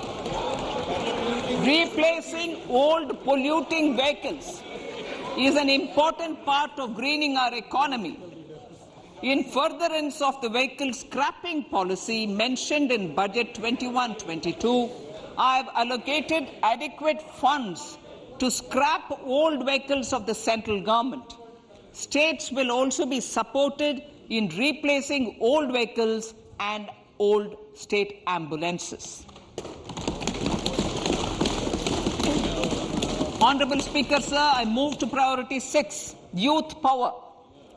To empower our youth and help the Amrit PD realize their dreams, we have formulated the National Education Policy, which is very wide in its scope, but one of the things is also to focus on skilling, adopted economic policies that facilitate job creation at scale and have supported business opportunities. Pradhan Mantri Kaushal Vikas Yojana. Pradhan Mantri Kaushal Vikas Yojana 4.0 will be launched to skill lakhs of youth within the next 3 years.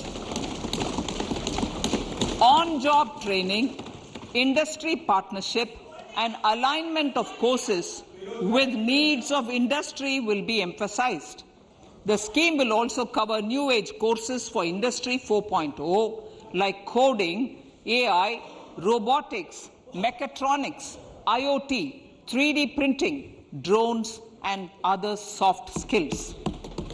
To skill youth for international opportunities, 30 Skill India International Centers will be set up across different states.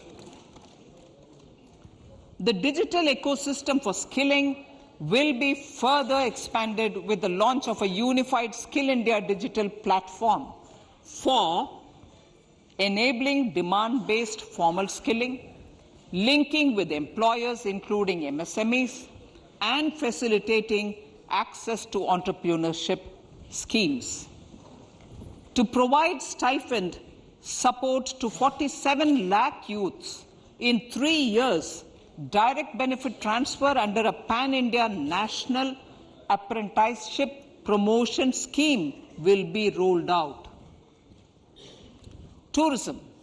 Honorable Speaker, sir, with an integrated and innovative approach, at least 50 destinations will be selected through challenge mode. In addition to aspects such as physical connectivity, virtual connectivity, tourist guides, high standards for food streets, and tourist security, all the relevant aspects would be made available on an app to enhance tourist experience. Every destination would be developed as a complete package. The focus of development of tourism would be on domestic as well as foreign tourists.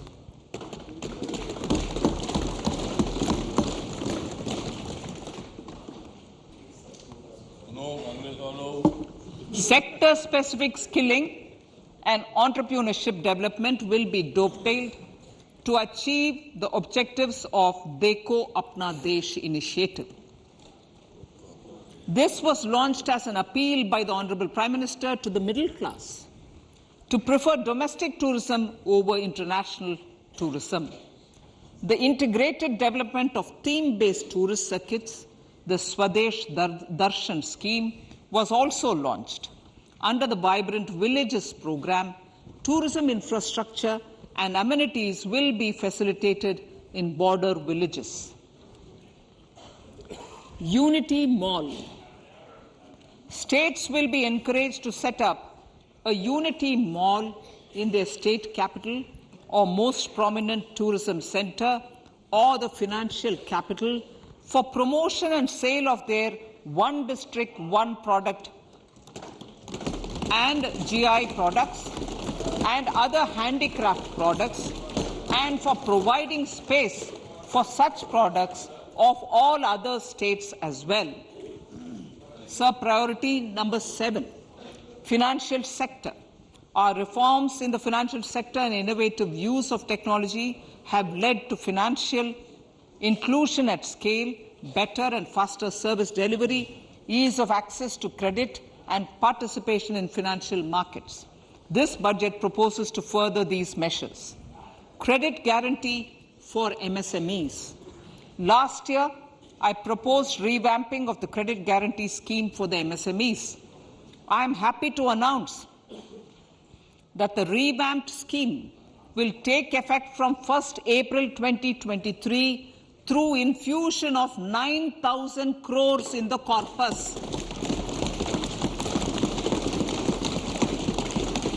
This will enable additional collateral-free guaranteed credit of 2 lakh crores of rupees. Further, the cost of credit will be reduced by about 1%. A national financial information registry will be set up to serve as the central repository of financial and ancillary information. This will facilitate efficient flow of credit, promote financial inclusion, and foster financial stability. A new legislative framework will govern this credit public infrastructure and will be designed in consultation with the RBI. To meet the needs of Amritkal and to facilitate optimum regulation in the financial sector, public consultation, as necessary and feasible, will be brought to the process of regulation making and issuing subsidiary directions. To simplify, to ease, and to reduce cost of compliance, financial sector regulators will be requested to carry out a comprehensive review of existing regulations. For this, they will consider suggestions from public and regulated entities. Time limits to decide the application under various regulations will also be laid down. Honorable Speaker, sir, to enhance business activities in GIFT IFSC, the following measures will be taken. Delegating powers under the SEZ Act to the IFSCA to avoid dual regulation. Setting up a single window IT system for registration and approval of IFSCA, SEZ authorities, GSTN, RBI, SEBI, and IRDAI. Permitting acquisition financing by IFSC banking units of foreign banks. Establishing a subsidiary of Exim Bank for trade refinancing. Amending IFSCA Act for statutory provisions for arbitration, ancillary services, and avoiding dual regulation under the SEZ Act, and recognizing offshore derivative instruments as valid contracts. Honorable Speaker, sir, data embassy. For countries looking for digital continuity solutions, we will facilitate setting up of their data embassies in GIFT IFSC.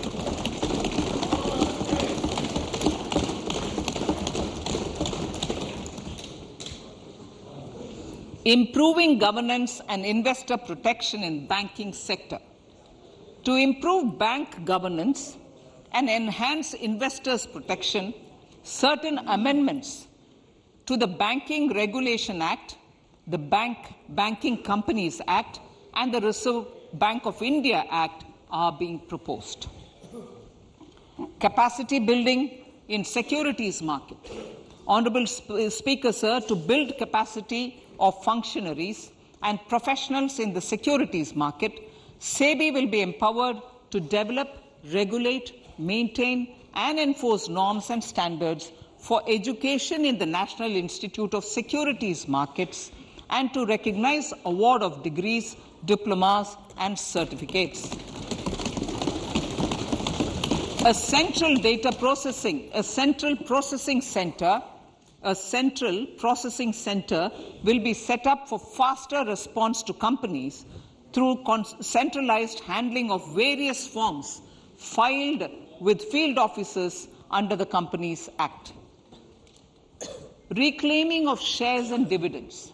For investors to reclaim unclaimed shares and unpaid dividends from the Investor Education and Protection Fund Authority with ease, from the Investor Education and Protection Fund Authority with ease, an integrated IT portal will be established.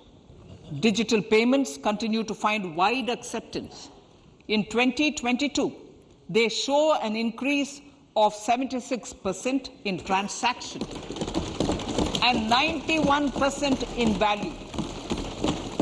Fiscal support for this digital public infrastructure will continue in 2023-2024. आजादी का अमृत महोत्सव महिला सम्मान बचत पत्र. For commemorating Azadi Ka Amrit Mahotsav, a one-time new small savings scheme, Mahila Samman Savings Patra or Savings Certificate, Mahila Samman Savings Certificate will be made available for a 2-year period up to March 2025. This will offer deposit facility up to 2 lakh in the name of a woman or girls for a tenure of 2 years at fixed interest rate of 7.5% with partial withdrawal option. Senior citizens. The maximum deposit limit for senior citizens savings scheme will be enhanced from 15 lakh to 30 lakhs of rupees. The maximum deposit limit for monthly income account scheme will be enhanced from 4.5 lakh to 9 lakh for single account and from 9 lakh to 15 lakh for joint account. Honorable Speaker, sir, fiscal management. 50 years interest-free loan to states. The entire 50-year loan to states has to be spent on capital expenditure within 2023-24. Most of this will be at the discretion of the states, but a part will be conditional on states increasing their actual capital expenditure. Parts of the outlay will also be linked to or allocated for the following purposes: scrapping old government vehicles, urban planning reforms and actions, financing reforms in urban local bodies to make them credit-worthy for municipal bonds, housing for police personnel above or as part of the police station, constructing unity malls, children and adolescent libraries and digital infrastructure, and state share of capital expenditure of central schemes. Honorable Speaker, sir, fiscal deficit of states. States will be allowed a fiscal deficit of 3.5% of GSDP, of which 0.5% will be tied to power sector reforms. Revised estimates 2022 to 2023. The revised estimate, Honorable Speaker, sir, of the total receipts other than borrowing is 24.3 lakh crores, of which the net tax receipts are 20.9 lakh crores. The revised estimate of the total expenditure is 41.9 lakh crores of rupees, of which the capital expenditure is about 7.3 lakh crores. The revised estimate of the fiscal deficit is 6.4% of GDP, adhering to the budget estimate. So, budget estimates of 2023-24. Coming to 2023-24, the total receipts other than borrowings and the total expenditure are estimated at 27.2 lakh crores and 45 lakh crores respectively. The net tax receipts are estimated at 23.3 lakh crores. The fiscal deficit is estimated to be 5.9% of the GDP. In my budget speech for 21-22, I had announced that we plan to continue the path of fiscal consolidation, reaching a fiscal deficit of below 4.5% by 2025-26, with a fairly steady decline over the period. We have adhered to this path, and I reiterate my intention to bring the fiscal deficit below 4.5% of GDP by 2025-26. To finance the fiscal deficit in 2023-24, the net market borrowings from dated securities are estimated at 11.8 lakh crores. The balance financing is expected to come from small savings and other sources. The gross market borrowings are estimated at 15.43 lakh crores of rupees. Honorable Speaker, sir, I now move to Part B.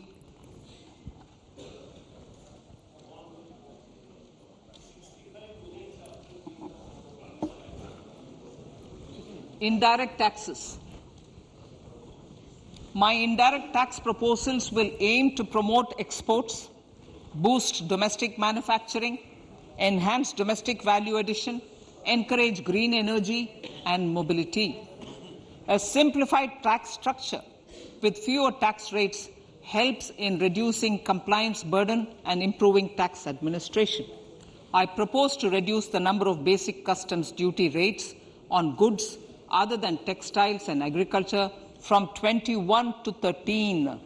As a result, there are minor changes in the basic custom duties, cesses and surcharges on some items including toys, bicycle, automobiles and naphtha. Green mobility. To avoid cascading of taxes on blended compressed natural gas, I propose to exempt excise duty on GST paid compressed biogas contained in it. To further provide impetus to green mobility, customs duty exemptions is being extended to import of capital goods and machinery required for manufacture of lithium-ion cells for batteries used in electrical vehicles as well. Electronics. As a result of various initiatives of the government, including phased manufacturing program, mobile phone production in India has increased from 5.8 crore units valued at about 18,900 crore in 2014-15 to 31 crore units valued at 2,75,000 crore in the last financial year. To further deepen domestic value addition in manufacturing of mobile phones, I propose to provide relief to customs duty. I propose to provide relief in customs duty on import of certain parts and inputs like camera lens and continue the concessional duty on lithium-ion cells for batteries for another year. Similarly, to promote value addition in manufacture of televisions, I propose to reduce the basic customs duty on parts of open cells of TV panels to 2.5%. Electrical. To rectify inversion of duty structure and encourage manufacturing of electric kitchen chimneys, the basic custom duty on electric kitchen chimney is being increased from 7.5% to 15%, and that on heat coils for these is proposed to be reduced from 20% to 15%. Chemicals and petrochemicals. Denatured ethyl alcohol is used in chemical industry. I propose to exempt basic customs duty on it. This will also support the ethanol blending program and facilitate an endeavor for energy transition. Basic customs duty is also being reduced on acid-grade fluorospar from 5% to 2.5% to make the domestic fluorochemicals industry competitive. Further, the basic customs duty on crude glycerine for use in manufacture of epichlorohydrin is proposed to be reduced from 7.5% to 2.5%.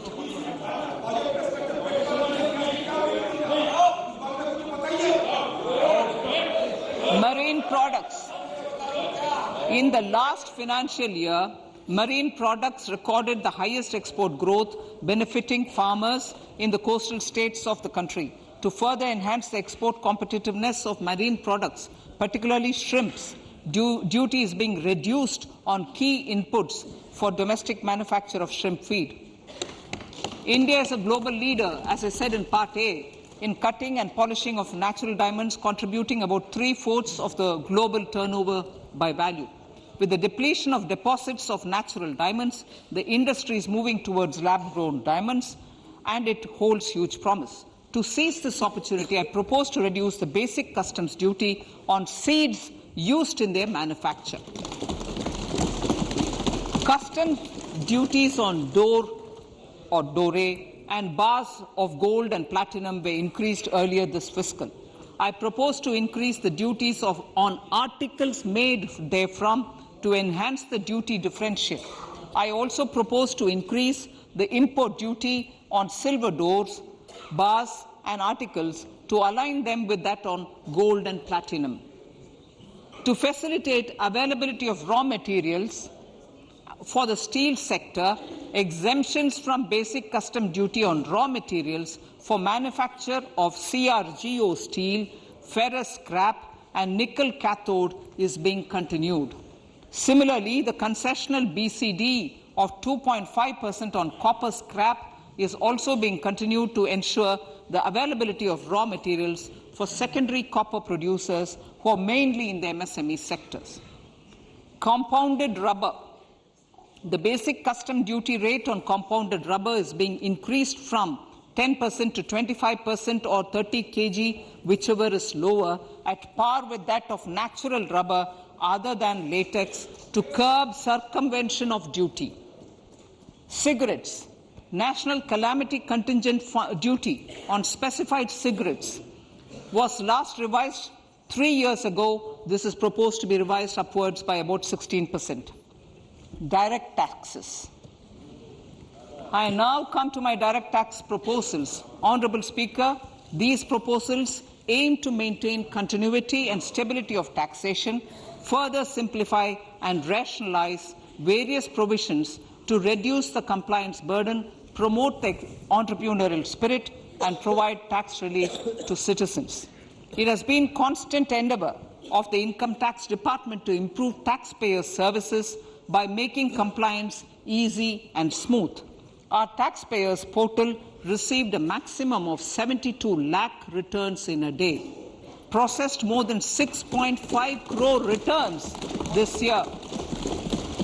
Average processing period reduced from 93 days in financial year 13-14 to 16 days only now.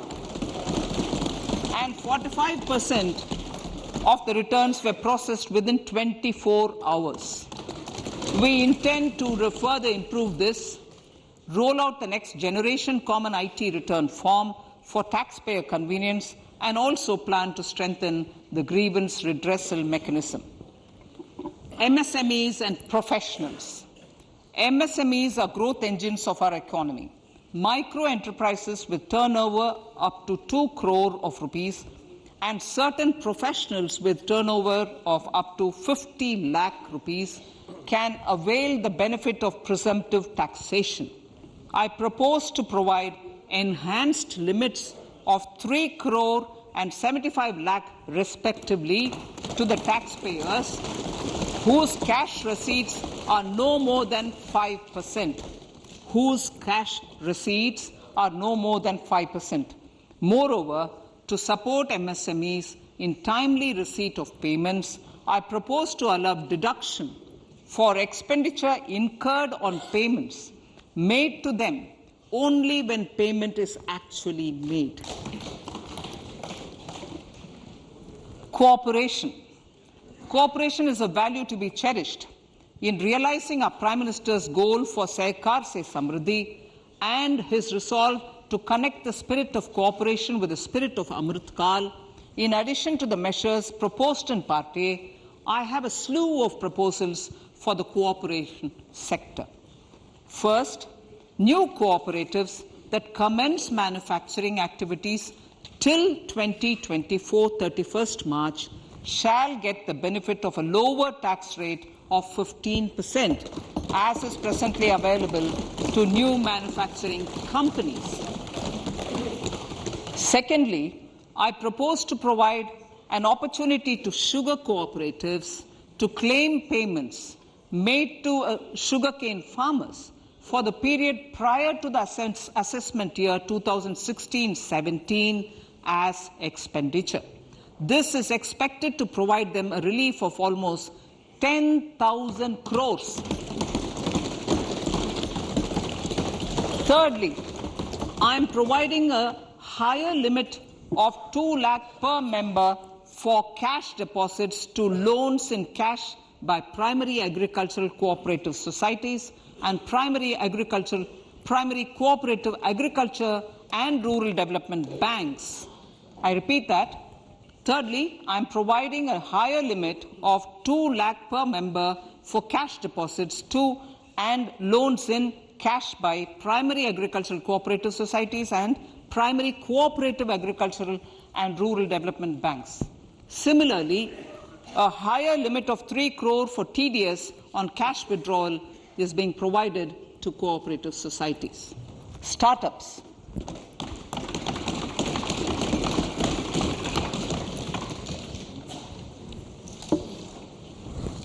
Entrepreneurship is vital for a country's economic development. We have taken a number of measures for startups and they have borne results. India is now the third largest ecosystem for startups globally and ranks second in innovation quality among middle-income countries. I propose to extend the date of incorporation for income tax benefits to startups from 31/3/2023 to 31/3/2024. I further propose to provide the benefit of carry forward of losses on change of shareholding of startups from 7 years of incorporation to 10 years.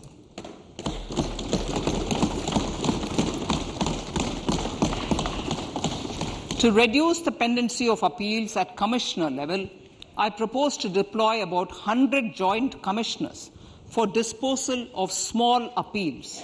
We shall also be more selective in taking up cases for scrutiny of returns already received this year. Better targeting of tax concessions. For better targeting of tax concessions and exemptions, I propose to cap deduction from capital gains on investment in residential house under Section 54 and Section 54F to 10 crores. Another proposal with similar intent is to limit income tax exemption from proceeds of insurance policies with very high value. Rationalization. Honourable Speaker, sir, there are a number of proposals relating to rationalization and simplification. Income of authorities, boards, and commissions set up by statutes of union or state for the purpose of housing, development of cities, towns, and villages, and regulating and developing an activity or matter is proposed to be exempted from income tax. Other major measures in this direction are removing the minimum threshold of 10,000 for TDS and clarifying taxability relating to online gaming, not treating conversion of gold into electronic gold receipts and vice versa as capital gains, reducing the TDS rate from 30% to 20% on taxable portion of EPF withdrawals in non-PAN cases, and taxation on income for market-linked debentures. Other major proposals in the finance bill relate to the following: extension of period of tax benefits to funds relocating to IFSC, GIFT City till 31/3/2025, decriminalization under Section 276A of the Income Tax Act, allowing carry forward of losses on strategic disinvestment, including that of IDBI Bank, and providing EEE status to Agnivir Fund. Personal income tax.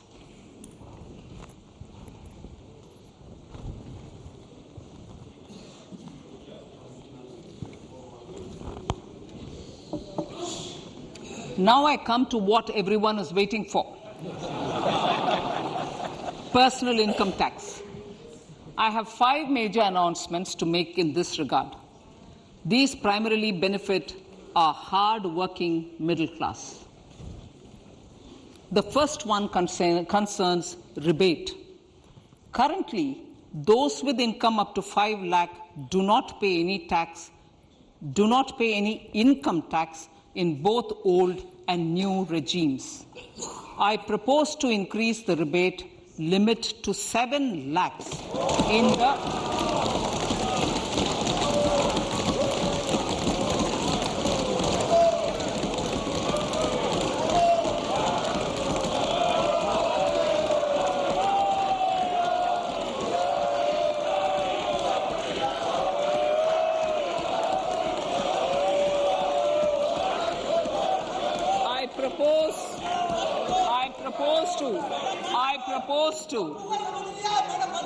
I propose to increase the rebate limit to 7 lakh in the new tax regime. Thus, persons in the new tax regime with income up to 7 lakhs will not have to pay any tax at all. The second proposal relates to middle class individuals. I had introduced in the year 2020 the new personal income tax regime with 6 income slabs starting from 2.5 lakh. I propose to change the tax structure in this regime by reducing the number of slabs to 5 and increasing the tax exemption limit to 3 lakhs. The new tax rates are 0 to 3 lakh, nil. 3 to 6 lakhs, 5%. 6 to 9 lakhs, 10%. 9 to 12 lakh, 15%. 12 to 15 lakhs, 20%. And above 15 lakhs, 30%. This will provide major relief to all taxpayers in the new regime. An individual with an annual income of 9 lakhs will be required to pay only 45,000 rupees. This is only 5% of his or her income. It is a reduction of 25% on what he or she is required to pay now. That is 60,000. So in the place of 60,000, it is now only 45,000. Similarly, an individual with an income of 15 lakh rupees would be required to pay only 1.5 lakh or 10% of his income or her income, a reduction of 20% from the existing liability of 1,87,500 rupees. My third proposal is for the salaried class and the pensioners, including family pensioners, for whom I propose to extend the benefit of standard deduction to the new tax regime. Each salaried person with an income of 15.5 lakh rupees or more will thus stand to benefit by 52,500 rupees. My fourth announcement in personal income tax is regarding the highest tax rate, which in our country is 42.74%. This is among the highest in the world. I propose to reduce the highest surcharge. Rate from 37% to 25% in the new tax regime.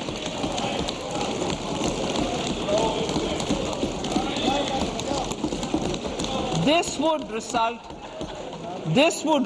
in reduction of the maximum rate. This would result in the reduction of the maximum tax rate to 39%. Lastly, the limit of 3 lakh rupees for tax exemption on leave encashment on retirement of non-government salaried employees was last fixed in the year 2002, when the highest basic pay in the government was only 30,000 rupees per month. In line with the increase in the government salaries, I am proposing to increase this limit to 25 lakh rupees.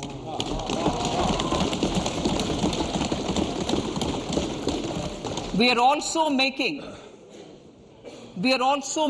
the new income tax regime as the default tax regime. However, citizens will continue to have the option to avail the benefit of the old tax regime. Apart from these, I am also making some other changes as given in the annexure. As a result of these proposals, revenue of about 38,000 crore to 37,000 crore in direct taxes and rupees 1,000 crore in indirect taxes will be foregone, while revenue of about 3,000 crore will be additionally mobilized. Thus, the total revenue foregone is about 35,000 crores annually. Honorable Speaker, sir, with these words, I commend the budget to this August House.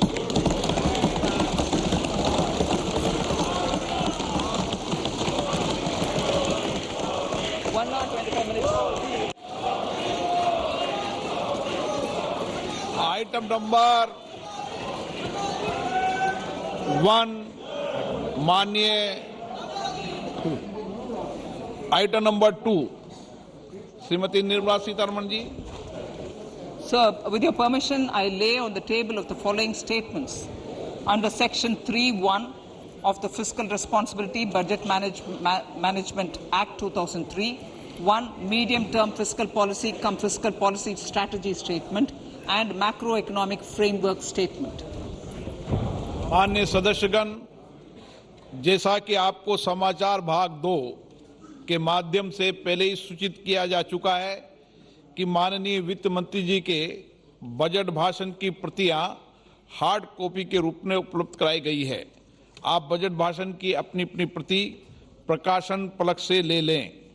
आपको ये भी सूचित किया जाता है कि माननीय मंत्री द्वारा बजट प्रस्तुत किए जाने के पश्चात उसकी प्रतियां आपको मेंबर्स पोर्टल के माध्यम से उपलब्ध करा दी जाएगी. आइटम नंबर 3, माननीय मंत्री जी, वित्त मंत्री जी. Sir, with your permission, I rise to move for leave to introduce the Finance Bill 2023. प्रश्न ये कि विधेयक को पुनर्स्थापित करने की अनुमति प्रदान की जाए. जो सदस्य इसके पक्ष में हाँ गए, जो सदस्य विरोध में ना गए, मेरे विचार में निर्णय हाँ वालों के पक्ष में माननीय मंत्री जी विधेयक को पुनर्स्थापित करें. Sir, I introduce the bill. सभा की कार्रवाई कल गुरुवार दिनांक 2 फरवरी 2023 को प्राप्त 11 बजे तक के लिए स्थगित की जाती है.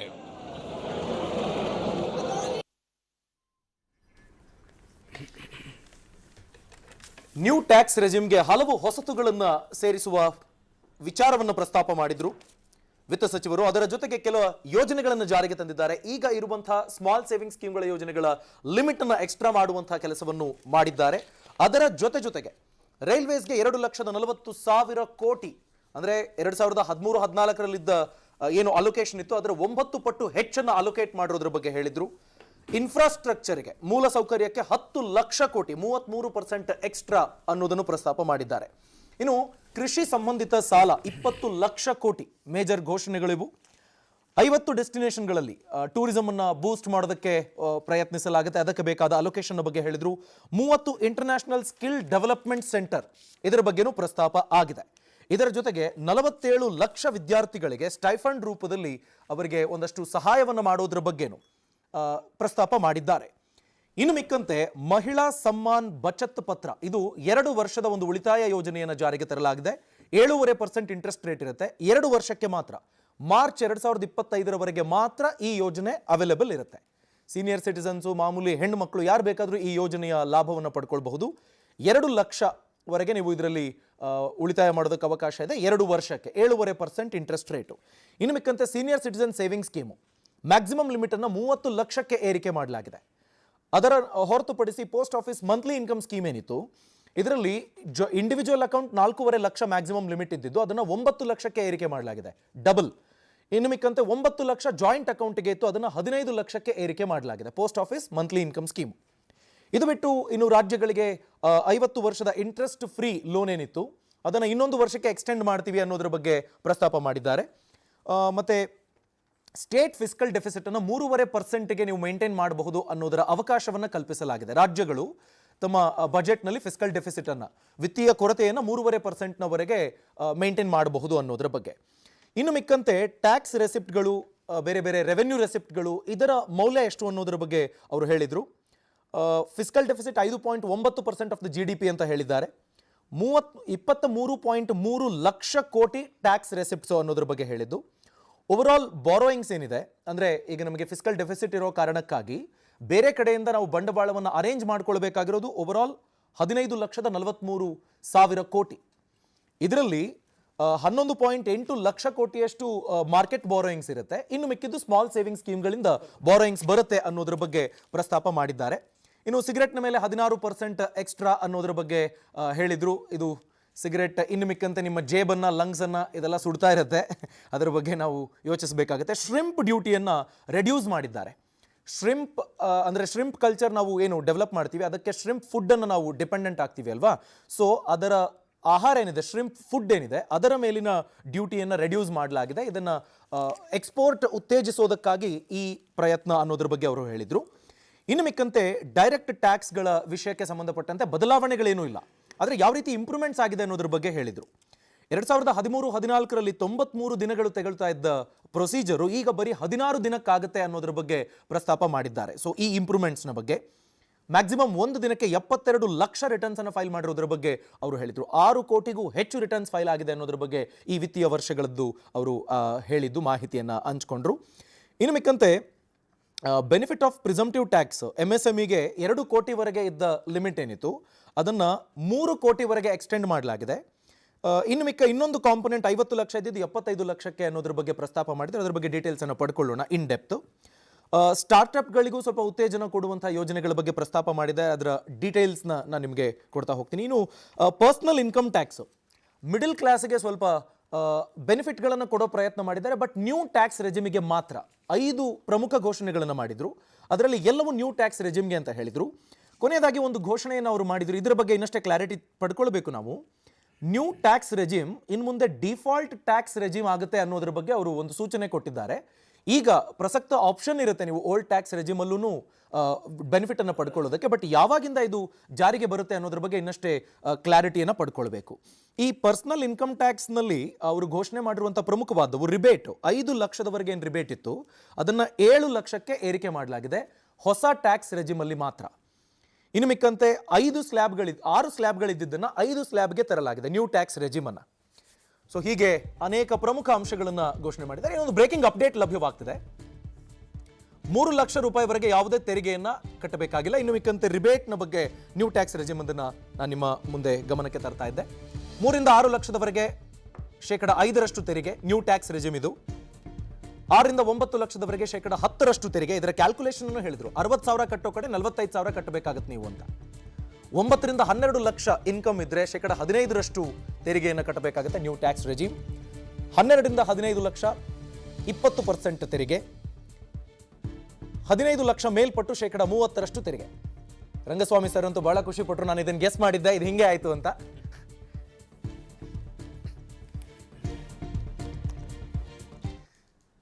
ಸರ್ ಬಹುಶಃ ಮಿಡಲ್ ಕ್ಲಾಸ್ಗೆ ಬೇಕಾದ ಕೆಲವನ್ನ ಘೋಷಣೆ ಮಾಡಿದ್ದಾರೆ, but new tax regime expected level ಅಲ್ಲಿ ಇಲ್ಲ, ಬಟ್ ಸಮಾಧಾನಕರವಾಗಿದೆ ಅಂತ ನಾವು ಹೇಳ್ಬೋದು. ಬಹುಶಃ ಎಕ್ಸ್ಪರ್ಟ್ಸ್ ಅದ್ರ ಬಗ್ಗೆ ಮಾತಾಡಿದ್ರೆ ಚೆನ್ನಾಗಿರುತ್ತೆ ಅಂತ. ಒಟ್ಟಾರೆ ಬಜೆಟ್ ಅಂದ್ರೆ ಮೋದಿಯವರ 9ನೇ ಬಜೆಟ್, ನಿರ್ಮಲಾ ಅವರ 5ನೇ ಬಜೆಟ್, ಇದರಲ್ಲಿ ಅವರು ಹೇಳಿದ್ರು ಹಿಂದಿನ ಬಜೆಟ್ನ ಸುಧಾರಣಾ ಕ್ರಮಗಳನ್ನ ನಾವು ಮುಂದುವರಿಸಿದ್ದೀವಿ.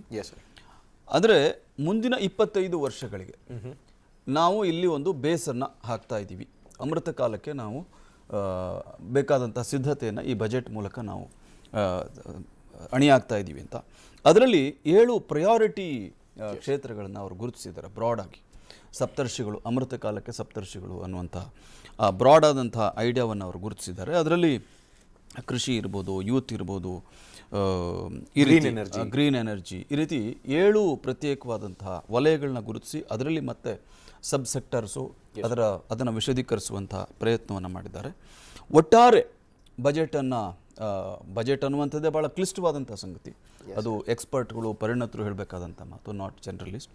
ಸೊ ಹಾಗಾಗಿ ನಾವು ನಮ್ಮ ಜೊತೆ ಇರುವಂತಹ ಪರಿಣತರ ಮೊದಲ ರಿಯಾಕ್ಷನ್ ಏನು ಈ ಬಜೆಟ್ ಕುರಿತಾಗಿ ನಮ್ಮ ಜೊತೆ 5 ಜನ ಬೇರೆ ಬೇರೆ ಕ್ಷೇತ್ರದಲ್ಲಿ ಅವ್ರದೇ ಕ್ಷೇತ್ರದಲ್ಲಿ ಅನುಭವ ಹೊಂದಿರುವಂಥ 5 ಜನ ತಜ್ಞರು ನಮ್ಮ ಜೊತೆ ಇದ್ದಾರೆ.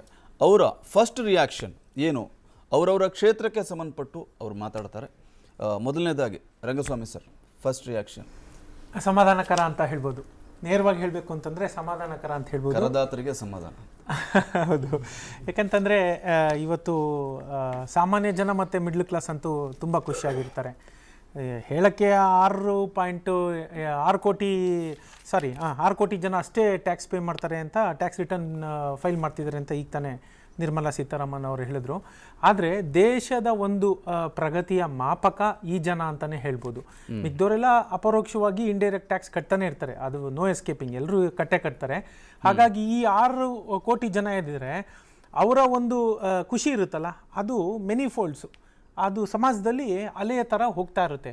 ಹಾಗಾಗಿ ಒಂದು ಫೀಲ್ ಗುಡ್ ಫ್ಯಾಕ್ಟರ್ ಅಂತೂ ಖಂಡಿತ ತಾತ್ಕಾಲಿಕವಾಗಿ, ಇನ್ನು ನಂತರದ ದಿನಗಳಲ್ಲಿ ಇನ್ನು ಅರ್ಧ ಗಂಟೆ ಆದಮೇಲೆ 1 ಅವರ್ ಆದಮೇಲೆ ಅಥವಾ ಮುಂದಿನ ದಿನಗಳಲ್ಲಿ ಪೂರ್ಣವಾಗಿ ನಾವು ಅದು ಅನಾಲಿಸಿಸ್ ಮಾಡ್ತಾ ಹೋದಂಗೆ ಅದು ಇನ್ನೊಂದು ಹೊಸ ಒಳವುಗಳನ್ನ ಕೊಡ್ತಾ ಹೋಗುತ್ತೆ.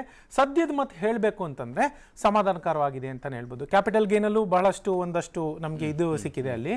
ಹಾಗಾಗಿ ಓವರಾಲು ಇನ್ವೆಸ್ಟರ್ಸ್ಗೆ ಮತ್ತು ಒಂದಷ್ಟು ಇದು ಕೂಡ ಸಿಕ್ಕಿದೆ. ಹಾಗಾಗಿ ಓವರಾಲ್ ಸಮಾಧಾನಕರ. ಹಿಂದಿನ ಬಜೆಟ್ಗಳಿಗೆ ಹೋಲಿಸಿದ್ರೆ ಹೌದು ಸಮಾಧಾನಕರ ತಾತ್ಕಾಲಿಕವಾದ ಒಂದು ಫಲಿತಾಂಶ ಏನಿದೆ ಅದು ಖುಷಿ ಕೊಡೋ. ನಾವು ಅದನ್ನು ಎಕ್ಸ್ಪೆಕ್ಟ್ ಮಾಡಿದ್ವಿ. ಒಂದು ಮೇಜರ್ ನೆಕ್ಸ್ಟ್ ಇಯರ್ ಎಲೆಕ್ಷನ್ ಮೊದಲು ಖಂಡಿತ ಈಗ ಏನು ಬೇರೆ ಬೇರೆ ರಾಜ್ಯದಲ್ಲಿ ಚುನಾವಣೆ ನಡೀತಾ ಇದೆ.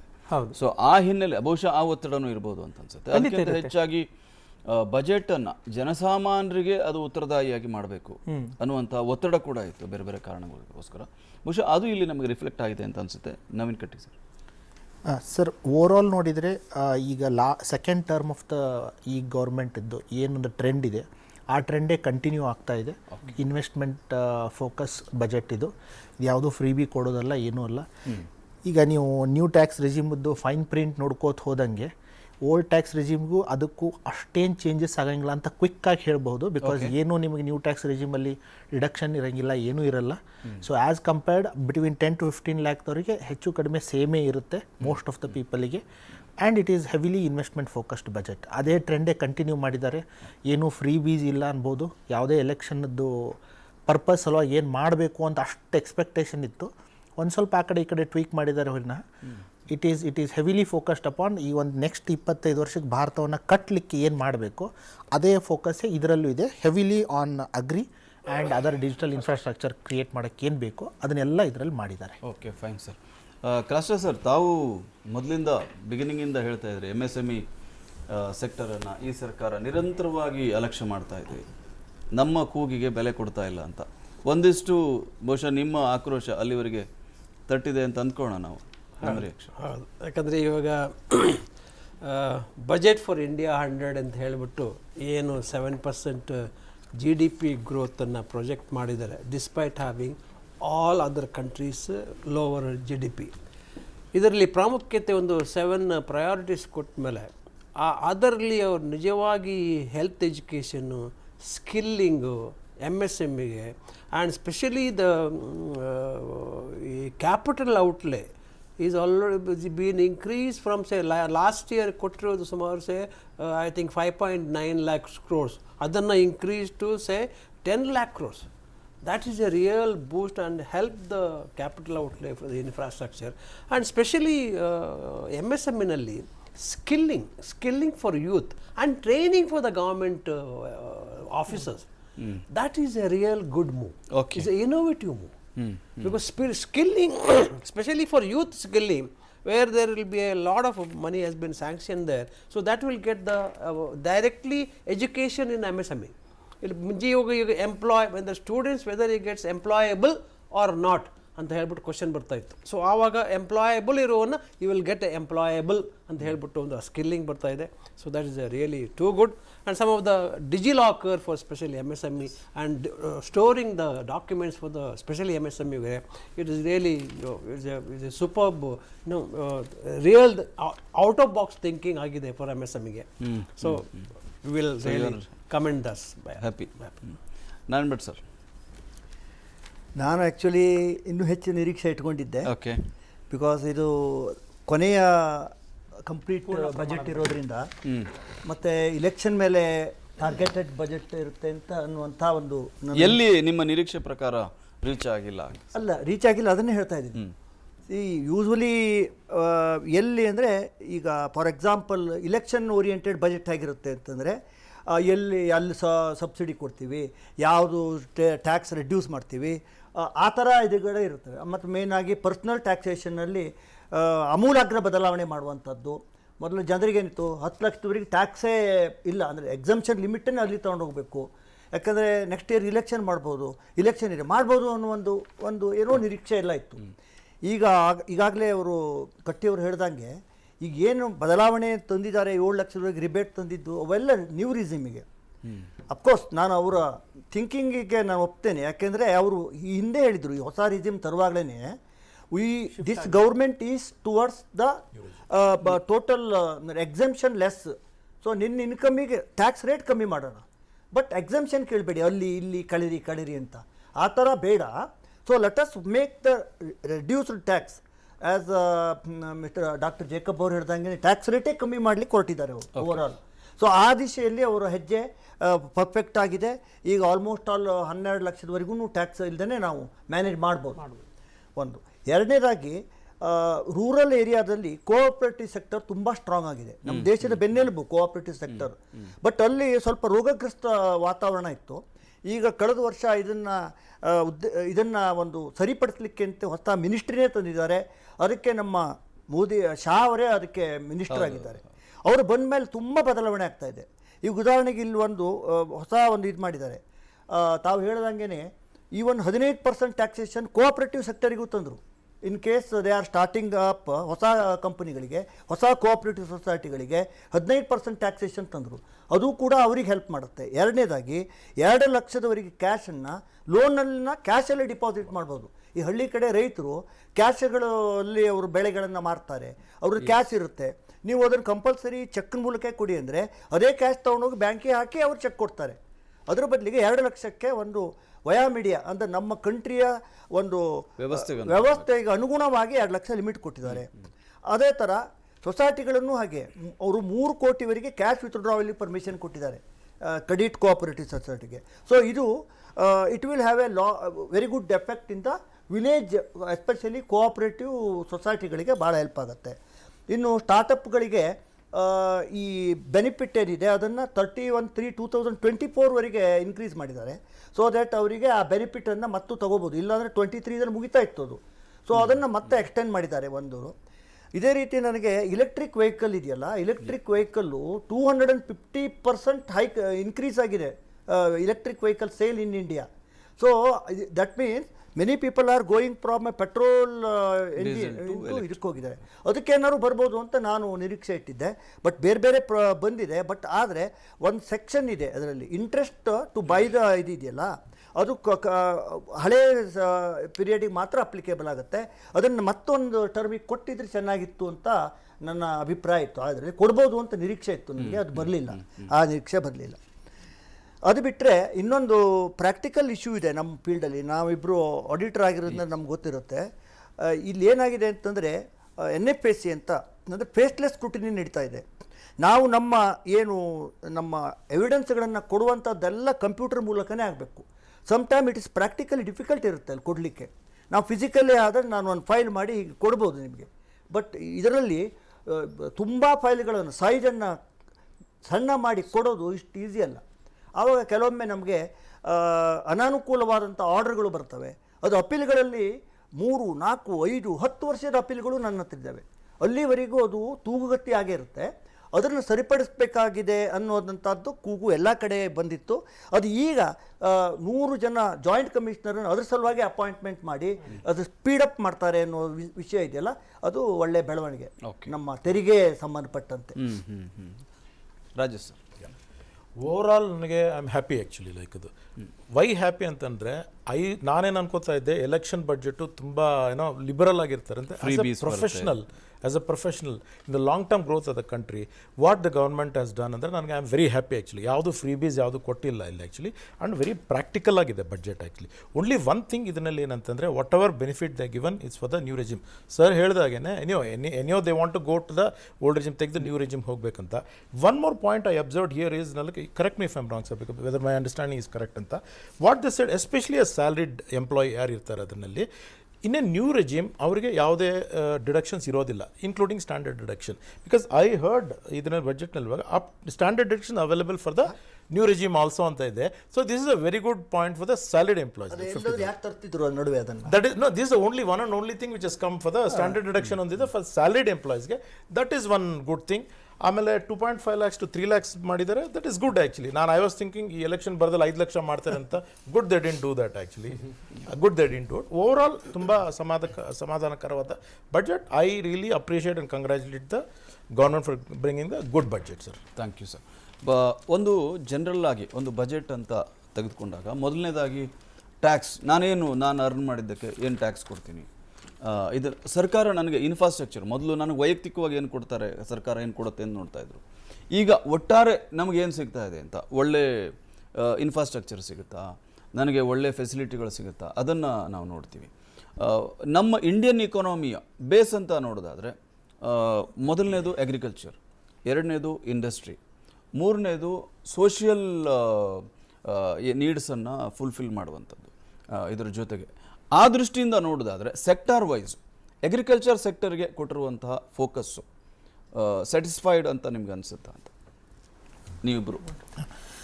ಸರ್, ಈಗ ನೀವು ಈ ಬಜೆಟಲ್ಲಿ ನೋಡಿದರೆ ಮೇಜರ್ಲಿ 2-3 ಥಿಂಗ್ಸ್ ಅವರು ಹೇಳಿದ್ದಾರೆ ವಿತ್ ರೆಸ್ಪೆಕ್ಟ್ ಟು ಅಗ್ರಿಕಲ್ಚರ್. ಒಂದು ಅಗ್ರಿ ಆಕ್ಸಲರೇಟರ್ ಫಂಡ್ ಒಂದು ಬರುತ್ತೆ ಅಂತಂತಂದರು. ಇದು ಆ್ಯಕ್ಚುಲಿ ಅಗ್ರಿಕಲ್ಚರಲ್ಲಿ ಇವತ್ತು ಪ್ರಾಬ್ಲಮ್ ಅಂತ ಏನಂದರೆ, ಒಂದು ಹೊಸ fresh thinking is the biggest problem in agriculture. ಎಲ್ಲ ಅಂದರೆ ಈಗ ಹೊಸ ಕಾಲಕ್ಕೆ ತಕ್ಕಂಗೆ ಒಂದು ಹೊಸ ಮನೋಭಾವನೆ ಇದ್ದವ್ರು ಅಗ್ರಿಕಲ್ಚರ್ ಮಾಡೋಕ್ಕೆ ಹೋದರೆ ಅಲ್ಲಿ ಚೇಂಜಸ್ ಆಗುತ್ತೆ. ಅಂಥದನ್ನು ನೀವು ನೋಡ್ತಾ ಇದ್ದೀರಾ. ಸಣ್ಣ ಅತಿ ಯಂಗ್ ಪೀಪಲ್, ಕೆಲವೊಂದಷ್ಟು ಜನ ಸಾಫ್ಟ್ವೇರ್ ಬಿಟ್ಟು ಅಗ್ರಿಕಲ್ಚರ್ ಮಾಡ್ತಾ ಇದ್ದಾರೆ. ಅವ್ರವ್ರ ಸಕ್ಸಸ್ ಸ್ಟೋರೀಸೂ ಒನ್ ಆಫ್ ಇವೆಂಟ್ಸನ್ನು ನೀವು ಕೇಳ್ತಾ ಇದ್ದೀರಾ. ಸೊ ಈಗ ಒಂದು ಎಕ್ಸಲರೇಟರ್ ಫಂಡ್ ತಂದು ಒಂದು ನೀವು ಸ್ಟಾರ್ಟಪ್ಗಳಿಗೆ ಅಥವಾ ಅದಕ್ಕೊಂದು ಏನೋ ಉತ್ತೇಜನ ಕೊಡುವಂಥ ಏನಾದರೂ ತಂದರೆ, so that will help different agriculture. ಒಂದೊಂದು ಈ ಹಾರ್ಟಿಕಲ್ಚರಿಗೆ ನೋಡಿ, ಒಂದು ಸಪ್ರೇಟ್ ಪ್ಲ್ಯಾಂಟೇಷನ್, ಅಂದರೆ ಅದಕ್ಕೆ ರೋಗ ಬರಲ್ಲದೆ ಇರತಕ್ಕಂಥ ಪ್ಲ್ಯಾಂಟೇಷನ್ನ ಕೊಡೋಕ್ಕೆ ಹಾರ್ಟಿಕಲ್ಚರಿಗೆ ಒಂದು ಫಂಡ್ ಕೊಟ್ಟರು. Horticulture is again very very important income generating factor. Second ಏನು ಅಂತಂತಂದರೆ 20 lakh crore ಅಗ್ರಿ ಕ್ರೆಡಿಟಿಗೆ 20 lakh crore ಕೊಡ್ತೀನಿ ಅಂತಂದರು. ಆಮೇಲೆ ಮತ್ಸ್ಯ ಸಂಪದ ಯೋಜನೆ 6,000 ಕೋಟಿ ಕೊಡ್ತೀನಿ ಅಂತಂತಂದರು. ಇದೆಲ್ಲ ಏನಾಗುತ್ತೆ ಅಂತಂತಂದರೆ this is very very critical. ಈಗ ನೀವು 2014 ನೋಡಿದರೆ ಈ ಸರ್ಕಾರದ್ದು first they have focused upon the fauj and farmer ಅಂತಂತಾರೆ. ಫಸ್ಟು ಅವರು ದೇಶದ ಸುರಕ್ಷತೆಗೆ, ಗಡಿ ಭದ್ರತೆಗೆ ಭಾಳ ಇಂಪಾರ್ಟೆನ್ಸ್ ಕೊಟ್ಟರು ಫಸ್ಟ್ ಟರ್ಮಲ್ಲಿ. OROP ಮಾಡಿರೋದಿರ್ಬೋದು, ಹೌದಾ. ಆಮೇಲೆ ಎಲ್ಲ ಮಾಡರ್ನೈಸೇಷನ್, ಡಿಫೆನ್ಸ್ ಎಕ್ಸ್ಪೆಂಡಿಚರ್ ನೀವು over a period of last 8 years ನೋಡಿದರೆ ಮ್ಯಾನಿಫೋಲ್ಡಲ್ಲಿ ಇಂಪ್ರೂವ್ ಆಗಿದೆ ಭಾಳ. ಅಂದರೆ ಭಾಳ ಒಂದು ಮೇಕ್ ಇನ್ ಇಂಡಿಯಾದ್ದು ಬೂಸ್ಟ್, ಅಂದರೆ ಇಲ್ಲಿ ಎಂಪ್ಲಾಯ್ಮೆಂಟಿಗೆ ಬೂಸ್ಟ್ ಇರ್ಬೋದು. But in terms of focus defence expenditure ಏನಿದೆ ಮಾಡರ್ನೈಸೇಷನ್ಗೆ ಅದಕ್ಕೆ ಕೊಟ್ಟರು. ಎರಡನೇ ರಿಜಿಮಲ್ಲಿ they are very heavily focusing on farmers ಮತ್ತು ಫೌಜಿ. ಇವೆರಡು ಭಾಳ ದೇಶದ ಬೆನ್ನೆಲುಬು ಅನ್ನೋದನ್ನು ದೇ ಆರ್ ಪ್ರೂವಿಂಗ್ ಮೋರ್. ಪ್ರತಿ ಪಾಸಿಂಗ್ ಬಜೆಟು ಅದನ್ನು ಪ್ರೂವ್ ಮಾಡ್ತಾ ಇದೆ. If you see all the last 9 budget, ಅದರದ್ದು ಫೋಕಸನ್ನು ನಿಮ್ಗೆ ಅತಿ ನಂಬರ್ಸ್ ಎವಿಡೆಂಟಾಗಿ ಹೇಳ್ತವೆ. ಸೊ ಅದ್ರ ಸಲುವಾಗಿ ಅಗ್ರಿಕಲ್ಚರ್ ಅಗೇನ್ ಇನ್ನೂ ಒಂದು ಇಂಪಾರ್ಟೆಂಟ್ ಪಾಯಿಂಟ್, ಇದೇ UPI ಟೈಪು ಒಂದು digital public infrastructure for agriculture ಅಂತ ಒಂದು ಮೆನ್ಷನ್ ಮಾಡಿದ್ದಾರೆ. ಅಗೇನ್ ಇದನ್ನ ಅವ್ರು ಏನಂದರು ಅಂತಂದರೆ, ಒಂದು open API based access platform ಇರುತ್ತೆ ಅಂತ. ಅದ್ರ ಮೇಲೆ ನೀವು ಡಿಜಿಟಲ್ ಪ್ರಾಡಕ್ಟ್ಸ್ನ ಕ್ರಿಯೇಟ್ ಮಾಡ್ಬೋದು. ಚೂಸಿಂಗ್ ನಾನು ಯಾವ ಬೆಳೆ ಬೆಳಿಬೇಕು, ಏನು ಔಷಧ ಹಾಕಬೇಕು, ಇನ್ನೊಂದಕ್ಕೆ ಎಲ್ಲನೂ ಅದ್ರ ಮೇಲೆ ಅವರೊಂದು ಡಿಜಿಟಲ್ ಪ್ಲ್ಯಾಟ್ಫಾರ್ಮ್ ಕೊಡ್ತೀವಿ. ಅದ್ರ ಬೇಸಿಸ್ ಮೇಲೆ ಮತ್ತೆ ಜನ ಆ್ಯಪ್ ಮಾಡ್ತಾರೆ. ಈ UPIನಲ್ಲಿ ಬೇಸಿಕ್ ಪ್ಲ್ಯಾಟ್ಫಾರ್ಮ್ ಕೊಟ್ಟಿದ್ದು government, NPCI, national payment corporation of India. ಅದ್ರ ಮೇಲೆ ಗೂಗಲ್ ಪೇ ಮಾಡಿದ್ದಾರೆ, ಫೋನ್ಪೇ ಮಾಡಿದ್ದಾರೆ. ಇದೇ ಟೈಪು ಇವರೊಂದು ಪ್ಲ್ಯಾಟ್ಫಾರ್ಮ್ ಕೊಡ್ತಾರೆ. ಅದ್ರ ಮೇಲೆ ಬೇರೆ ಬೇರೆ ಕಂಪ್ನಿಯವ್ರು ಮಾಡ್ತಾರೆ, ಹೊಸ ಆ್ಯಪ್ ಕೊಡ್ತಾರೆ ಜನರಿಗೆ. ಈಗ ಇಂಪಾರ್ಟೆಂಟ್ ಏನು ಅಂದರೆ ಇನ್ಫಾರ್ಮೇಷನ್ ಯುಗದಲ್ಲಿದ್ದೀವಿ. ಈಗ ಇನ್ಫಾರ್ಮೇಷನ್ ಸ್ಟ್ರಾಂಗ್ ಇತ್ತು ಅಂದರೆ ನೀವು ಕರೆಕ್ಟ್ ಬೆಳೆ ಬೆಳಿತೀರಾ, ಕರೆಕ್ಟ್ ರೇಟಿಗೆ ಮಾರ್ತೀರಾ, ನೀವೇನೂ ಕಳ್ಕೊಳ್ಳೋಂಗಿಲ್ಲ. ಸೊ ಆ ಒಂದು ಏರಿಯಾದಲ್ಲಿ ಇವೆಲ್ಲ ಸ್ಮಾಲ್ ಆಸ್ಪೆಕ್ಟ್ಸ್ ಅನ್ನಿಸ್ತವೆ, ಬಟ್ ಇವು ಅತಿ ಇಂಪಾರ್ಟೆಂಟ್ ಲಾಂಗ್ ಟರ್ಮ್ ಇಂಪ್ಯಾಕ್ಟ್ ಮಾಡೋ ಇವೆಲ್ಲ. ಫೈನ್ ಸರ್, ನಿಮ್ಮ ರಿಯಾಕ್ಷನ್ ಪಡ್ಕೊಡ್ತೀನಿ. ಸೊ ಓವರ್ ಆಲ್ ಅಗ್ರಿಕಲ್ಚರಲ್ಲೂ ಪ್ರಾಪರ್ ಡೇಟಾ ರೆವಲ್ಯೂಷನ್ ಆಗಬೇಕು ಅನ್ನೋದರ ಚಿಂತನೆ ಆಗ್ತಾ ಇದೆ ಅಂತ. ಇನ್ನಷ್ಟು ವಿಷಯಗಳ ಬಗ್ಗೆ ಫೋಕಸ್ಡ್ ಆಗಿ ನಾವು ಆನ್ಸರ್ ಅನ್ನು ಪಡ್ಕೊಳ್ಳೋಣ ಚಿಕ್ಕ ವಿರಾಮದ ಬಳಿಕ.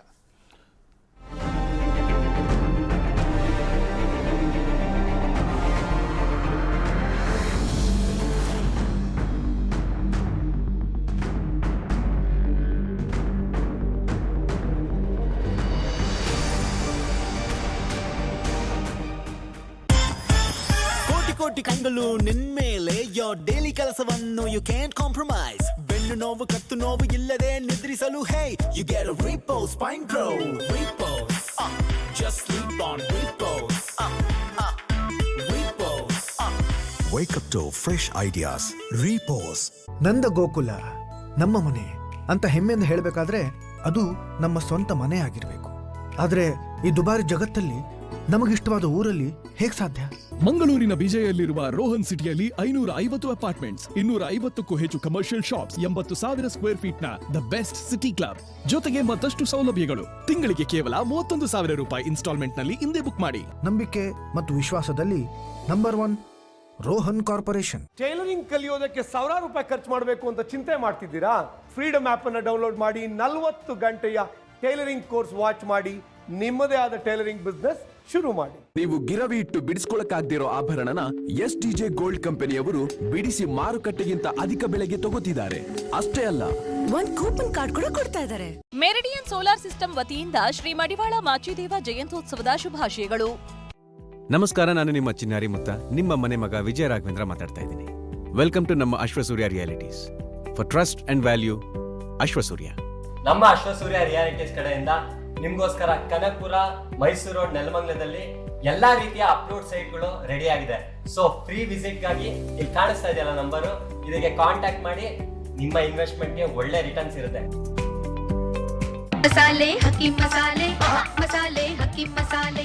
ಹಕೀಂ ಮಸಾಲೆ ಅತ್ತೆಗಾಗಲಿ ಪತಿಗಾಗಲಿ ಎಲ್ಲರಿಗೂ ಮೊಘಲೈ ಆಹಾರ ತಿನ್ನಿಸಲು ಇಂದೇ ಮನೆಗೆ ತನ್ನಿ ಹಕೀಂ ಮಸಾಲೆ. ಹೌದು, ಭಾರತದ ಮೊದಲ ಮೊಘಲೈ ಆಹಾರದ ಮಸಾಲ. ಈಗ ನಿಮ್ಮ ಮನೆಯಲ್ಲಿ ಮೊಘಲೈ ಆಹಾರ ತಯಾರಿಸಲು ಇನ್ನೂ ಸುಲಭ. ಈ ಮಸಾಲಾದಲ್ಲಿ ಹಳದಿ, ಮೆಣಸಿನಕಾಯಿ, ಧನಿಯಾ, ಗರಂ ಮಸಾಲ ಇದ್ದು ಎಲ್ಲಿವರೆಗೂ ಅಂದ್ರೆ ಉಪ್ಪು ಕೂಡ ಅವಶ್ಯಕತೆ ಇಲ್ಲ. ಹಕೀಂ ಮಸಾಲ ನವಾಬರಿಗೆ ಪ್ರಿಯವಾದ ಮಸಾಲೆ.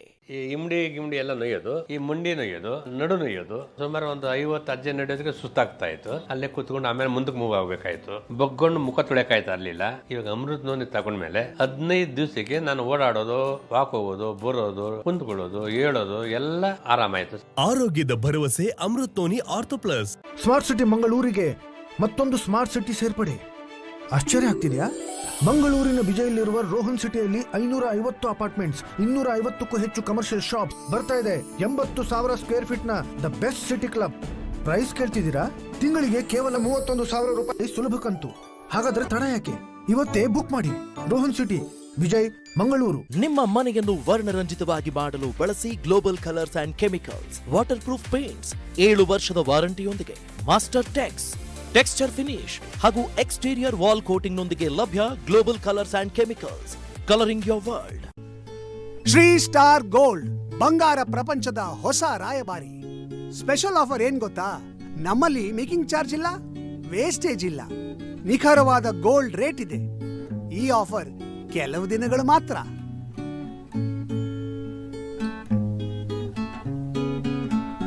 ಮಕ್ಕಳಿಗೆ ಪ್ರಾಯೋಗಿಕ ಕಲಿಕೆಯ ಜೊತೆಗೆ ಪರಿಣಾಮಕಾರಿ ಬೋಧನಾ ತಂತ್ರಗಳ ಪರಿಕಲ್ಪನೆಯ ಮೂಲಕ ಶಿಕ್ಷಣ ನೀಡೋದರೊಂದಿಗೆ ಈ ನೆಲದ ಸಂಸ್ಕೃತಿ ಹಾಗೂ ಮೌಲ್ಯಗಳನ್ನು ಕಲಿಸಿಕೊಟ್ಟು ಸಶಕ್ತ ದೇಶ ನಿರ್ಮಾಣಕ್ಕೆ ಅವರನ್ನ ಅಣಿಗೊಳಿಸುತ್ತಿದೆ ಸಿಬಿಎಸ್ಇ ನ್ಯೂ ದೆಹಲಿಯಿಂದ ಮಾನ್ಯತೆ ಪಡೆದ ವಾಗ್ದೇವಿ ವಿಲಾಸ್ ಶಾಲೆ. ವೈವಿಧ್ಯಮಯ ಕಲಿಕೆಯ ಅವಕಾಶದ ತಾಣ. 2023-24ನೇ ಶೈಕ್ಷಣಿಕ ವರ್ಷದ ಅಡ್ಮಿಷನ್ ಪ್ರಾರಂಭವಾಗಿದೆ. ಮೆರಿಡಿಯನ್ ಸೋಲಾರ್ ಸಿಸ್ಟಮ್ ವತಿಯಿಂದ ಶ್ರೀ ಮಡಿವಾಳ ಮಾಚಿದೇವ ಜಯಂತ್ಯೋತ್ಸವದ ಶುಭಾಶಯಗಳು. ಇವರು ಬರೀ ಒಂದು ಬೆಡ್ರೂಮ್ ಅಷ್ಟು ಜಾಗದಲ್ಲಿ ಅಣಬೆ ಕೃಷಿ ಮಾಡಿ ತಿಂಗಳಿಗೆ 50,000 ಸಂಪಾದನೆ ಮಾಡ್ತಾರೆ. ಅಣಬೆ ಕೃಷಿ ಕಲಿಬೇಕಾ? ಫ್ರೀಡಮ್ ಆಪ್ ಅನ್ನ ಈಗಲೇ ಡೌನ್ಲೋಡ್ ಮಾಡಿ. ನೀವು ಗಿರವಿ ಇಟ್ಟು ಬಿಡಿಸ್ಕೊಳಕ್ಕಾಗ್ದಿರೋ ಆಭರಣನ STJ ಗೋಲ್ಡ್ ಕಂಪನಿಯವರು ಬಿಡಿಸಿ ಮಾರುಕಟ್ಟೆಗಿಂತ ಅಧಿಕ ಬೆಲೆಗೆ ತಗೋತಿದ್ದಾರೆ. ಅಷ್ಟೇ ಅಲ್ಲ, ಒಂದ್ ಕೂಪನ್ ಕಾರ್ಡ್ ಕೂಡ ಕೊಡ್ತಾ ಇದ್ದಾರೆ. Workmanship takes focus and dedication, deftness and dexterity. We are committed to perfection. We are dedicated to delight. We are more than right for luxury. We are Austins.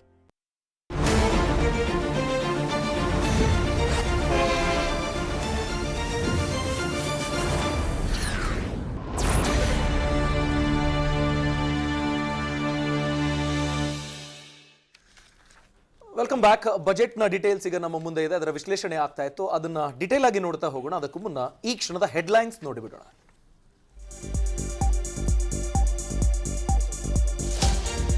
ಕೇಂದ್ರ ಬಜೆಟ್ನಲ್ಲಿ ತೆರಿಗೆದಾರರಿಗೆ ಬಿಗ್ ರಿಲೀಫ್. 3 ಲಕ್ಷವರೆಗಿನ ಆದಾಯಕ್ಕೆ tax free. 6 ರಿಂದ 9 ಲಕ್ಷಕ್ಕೆ 10% ತೆರಿಗೆ.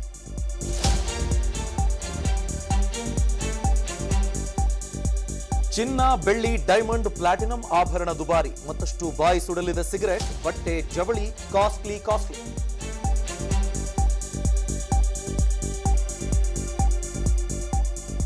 Mobile ಬಿಡಿಭಾಗ, smart TV, cycle, ಅಗ್ಗ, electric ವಾಹನಗಳಿಗೆ ಕೇಂದ್ರದಿಂದ ಮತ್ತಷ್ಟು ಪ್ರೋತ್ಸಾಹ. ಲಿಥಿಯಂ ಬ್ಯಾಟರಿಗಳಿಗೆ ತೆರಿಗೆ ವಿನಾಯಿತಿ.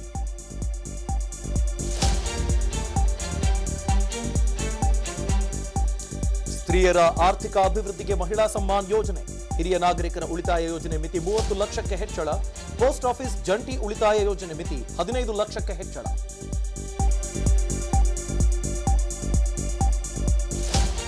ಕೇಂದ್ರದಿಂದ ಕರ್ನಾಟಕಕ್ಕೆ ಬಜೆಟ್ ಗಿಫ್ಟ್. ಭದ್ರಾ ಮೇಲ್ದಂಡೆ ಯೋಜನೆಗೆ ಬಂಪರ್ ಕೊಡುಗೆ. 5,300 ಕೋಟಿ ರೂಪಾಯಿ ಅನುದಾನ.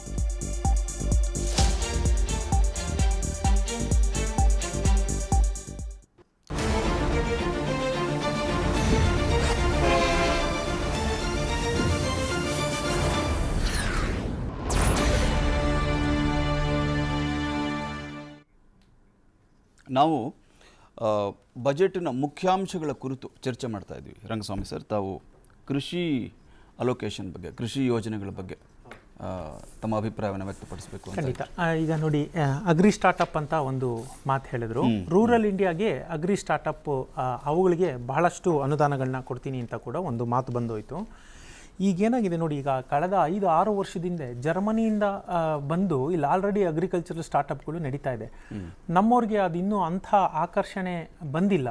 ಹೊರಗಡೆಯಿಂದ ಬಂದು ಅವರಾಗಲೇ ಇಲ್ಲಿ ನೆಲೆ ನಿಂತು ಆಪ್ಗಳನ್ನ ಡೆವಲಪ್ ಮಾಡಿದ್ದಾರೆ, ಎಲ್ಲ ಮಾಡಿದ್ದಾರೆ. ಈಗ ಇಲ್ಲಿ ಇವ್ರು ಹೇಳಿರೋವಂಥದ್ದು ನಮ್ಮ ಏನು ಹೇಳ್ತಾರೆ, ರೂರಲ್ ಇಂಡಿಯಾದಲ್ಲಿರುವಂಥ ಯುವಕರು ಅಥವಾ ಇಲ್ಲಿದ್ದವರು, ಆಗಲೇ ನವೀನ್ ಅವರು ಹೇಳ್ತಾ ಇದ್ರು, ಇಲ್ಲಿಂದ ಏನಿದೆ IT-BTಯಿಂದ ಇದ್ದವರು ಹೋಗಿ ಅಲ್ಲಿ ಕೃಷಿ ಮಾಡ್ತಾ ಇದ್ದಾರೆ ಅಂತ. ಖಂಡಿತ ಇದು ಇನ್ನೊಂದು ಹಂತದಲ್ಲಿ ಅವ್ರಿಗೆ ಪ್ರೇರಣೆ ಸಿಕ್ಕುತ್ತೆ. ಹೋಗಿ ಇವತ್ತಲ್ಲಿ ಬೇಸಿಕ್ ಇನ್ಫ್ರಾಸ್ಟ್ರಕ್ಚರ್ ಇಲ್ಲ. ಹಳ್ಳಿಗಳಿಗೆ ಜನ ಯಾಕೆ ಹೋಗೋದಿಲ್ಲ ಅಂದರೆ ಅದು ಈಗ ಇನ್ಫ್ರಾಸ್ಟ್ರಕ್ಚರ್ಗಳು ತಿರ್ಗಾ ನಗರಿಕ ಒಂದೇ ಅಲ್ಲದೆ ಅಲ್ಲೂ ಬೇಸಿಕ್ ಇನ್ಫ್ರಾಸ್ಟ್ರಕ್ಚರ್ಗೆ ಜಾಸ್ತಿ ಒತ್ತು ಕೊಟ್ಟಿರೋದ್ರಿಂದ ಎಲ್ಲ ಕಡೆ ಅದು ಹಾಕ್ತಾ ಇದ್ದಾಗೆ ಜನಕ್ಕೆ ಇಲ್ಲೇ ಇರಬೇಕು ಅನ್ನೋದು ಹೊರಟೋಗ್ಬಿಡುತ್ತೆ. ಇವತ್ತು thanks to the technology 5G ಇದೆ ಎಲ್ಲ ಇರೋದ್ರಿಂದ ನಾವು ಭೂಮಿಯ ಯಾವ ಭಾಗದಲ್ಲಿದ್ದೀವಿ ಅನ್ನೋದು ದೊಡ್ಡ ವಿಷಯನೇ ಅಲ್ಲ. ಯಾವಾಗ ಆಗ್ತಾ ಬರುತ್ತೆ ಹೆಚ್ಚು ಜನ ಹಳ್ಳಿಗಳಿಗೂ ಹೋಗ್ತಾರೆ. ಇದು ಒಂದು. ಎರಡನೇದು, ನನಗೆ ಕೃಷಿ ಬಜೆಟ್ನಲ್ಲಿ ಈಗ ಬಹಳ ವರ್ಷಗಳಿಂದ, ಇವತ್ತಿನ ಕೃಷಿ ಬಜೆಟ್ ಅಂತಲ್ಲ, ಅದು ಪ್ರತಿ ಸರಿನೂ ನನಗೊಂದು ನಿರಾಸೆ ಏನಂದರೆ, ಯಾರು ನಾವು ಬಹಳ ಗಮನ ಕೊಡ್ತಾ ಇಲ್ಲ. ಈ ಬಿತ್ತನೆ ಬೀಜಗಳಿದೆಯಲ್ಲ, ಆ ಬಿತ್ತನೆ ಬೀಜಗಳ ಸಂರಕ್ಷಣೆಗೆ ಅಂತಲೇ ಸಪ್ರೇಟಾಗಿ ಒಂದು ಹಣನ ಅವರು ಮೀಸಲಾಗಿ ಇಡಬೇಕಾಗುತ್ತೆ. ಯಾಕೆ ಅಂದರೆ, ಒಂದು ಸಣ್ಣ ಉದಾಹರಣೆ ಹೇಳ್ತೀನಿ ನೋಡಿ. ಈ ಚೈನಾ ಇರ್ಬೋದು, ಸೌದಿ ಅರೇಬಿಯಾ ಮತ್ತು ಜಪಾನು, ಈ 3 ದೇಶಗಳು ಇವತ್ತು ಜಗತ್ತಿನಲ್ಲಿರೋ ಬಿತ್ತನೆ ಬೀಜಗಳ ಅಪಾರ ಒಂದು ಸಂಗ್ರಹಣೆನ ಹೊಂದ್ಕೊಂಡ್ಬಿಟ್ಟಿದೆ. ಇವರು 3 ಡಾಮಿನೆಂಟ್ ಕಂಟ್ರೀಸು. ಮುಂದೊಂದು ದಿನ ಮೇ ಬಿ 5 ವರ್ಷ 10 ವರ್ಷ ನಾವು ಇವತ್ತಿಗೆ ಅದೊಂದು ರೀತಿಯಲ್ಲಿ ಬಜೆಟಲ್ಲೇ ಅದಕ್ಕೆ ಅಂತ ಮೀಸಲು ನಿಧಿ ಇಡದೆ ಹೋದರೆ ನಮ್ಗೆ ಬೇಕಾಗುವಂಥ ಅಕ್ಕಿ ಬೇಳೆ ಇನ್ನೊಂದಕ್ಕೆ ಆ ಬಿತ್ತನೆ ಬೀಜ ಇದೆಯಲ್ಲ ಅದಕ್ಕೆ ನಾವು ಅವ್ರ ಮುಂದೆ ಮಂಡಿ ಊರಬೇಕಾದಂಥ ಸ್ಥಿತಿ ಬರುತ್ತೆ. ಎಸ್ಪೆಷಲಿ ಚೀನಾ ಅಂತೂ ಅಗ್ರೆಸಿವ್ ಆಗಿ, ಐ ಥಿಂಕ್ 2017ರಲ್ಲಿ ಅನಿಸುತ್ತೆ, ಸೆಜೆಂಟಾ ಅಂಥೇಳಿ ಒಂದು ಸ್ವಿಸ್ ಕಂಪನಿ, ಅತಿ ದೊಡ್ಡ ಕಂಪನಿ, ಅದನ್ನು ಕೋಟ್ಯಾಂತರ ರೂಪಾಯಿ ಕೊಟ್ಟು ಕೊಂಡ್ಕೊಂಡ್ಬಿಡುತ್ತೆ. ಹಾಗಾಗಿ ಇವತ್ತು ಮೊನಾಪಲಿ ಅಲ್ಲಿ ಬರ್ತಾ ಇದೆ. ಯಾರು? ನಮ್ಮ ಚೈನಾ ಇರ್ಬೋದು, ಸೌದಿ ಅರೇಬಿಯಾ ಮತ್ತು ಜಪಾನ್, ಈ 3 ದೇಶಗಳ ಮೊನಾಪಲಿ ಅಲ್ಲಿದೆ. ಹಾಗಾಗಿ ನಾವು ಬಜೆಟಲ್ಲಿ ಅದೊಂದು ನನಗೆ ಕೊರಗೆ ಯಾವಾಗಲೂ ಇರುತ್ತೆ. ಕೃಷಿಯಲ್ಲಿ ಬಿತ್ತನೆ ಬೀಜಕ್ಕೆ ಅಂತಲೇ ಸಪ್ರೇಟಾಗಿ ಅವ್ರ ಬಾಯಿಂದ ಆ ಮಾತು ಬಂದ್ಬಿಟ್ಟಿದ್ರೆ ನನಗೆ ಇನ್ನೊಂದು ಸ್ವಲ್ಪ ಖುಷಿ ಆಗ್ತಾ ಇತ್ತು. ಹ್ಯಾವಿಂಗ್ ಸೆಡ್ ದಟ್, ಕೃಷಿಗೆ ಲೈನಲ್ಲಿ ಅವರು ಆ ಥಿಂಕಿಂಗ್ ಅದನ್ನು ಹೇಗೆ ನಾವು ಮೀನುಗಾರಿಕೆಗೆ ಅಂತ ಕೊಟ್ವಿ, ಹೈನುಗಾರಿಕೆಗೆ ಅಂತ ಕೊಟ್ವಿ, ಹಾಗೆ ಬಿತ್ತನೆ ಬೀಜ ಅನ್ನೋದೇ ಸಪ್ರೇಟ್ ನಾವು ಮಾಡಲೇಬೇಕಾಗುತ್ತೆ.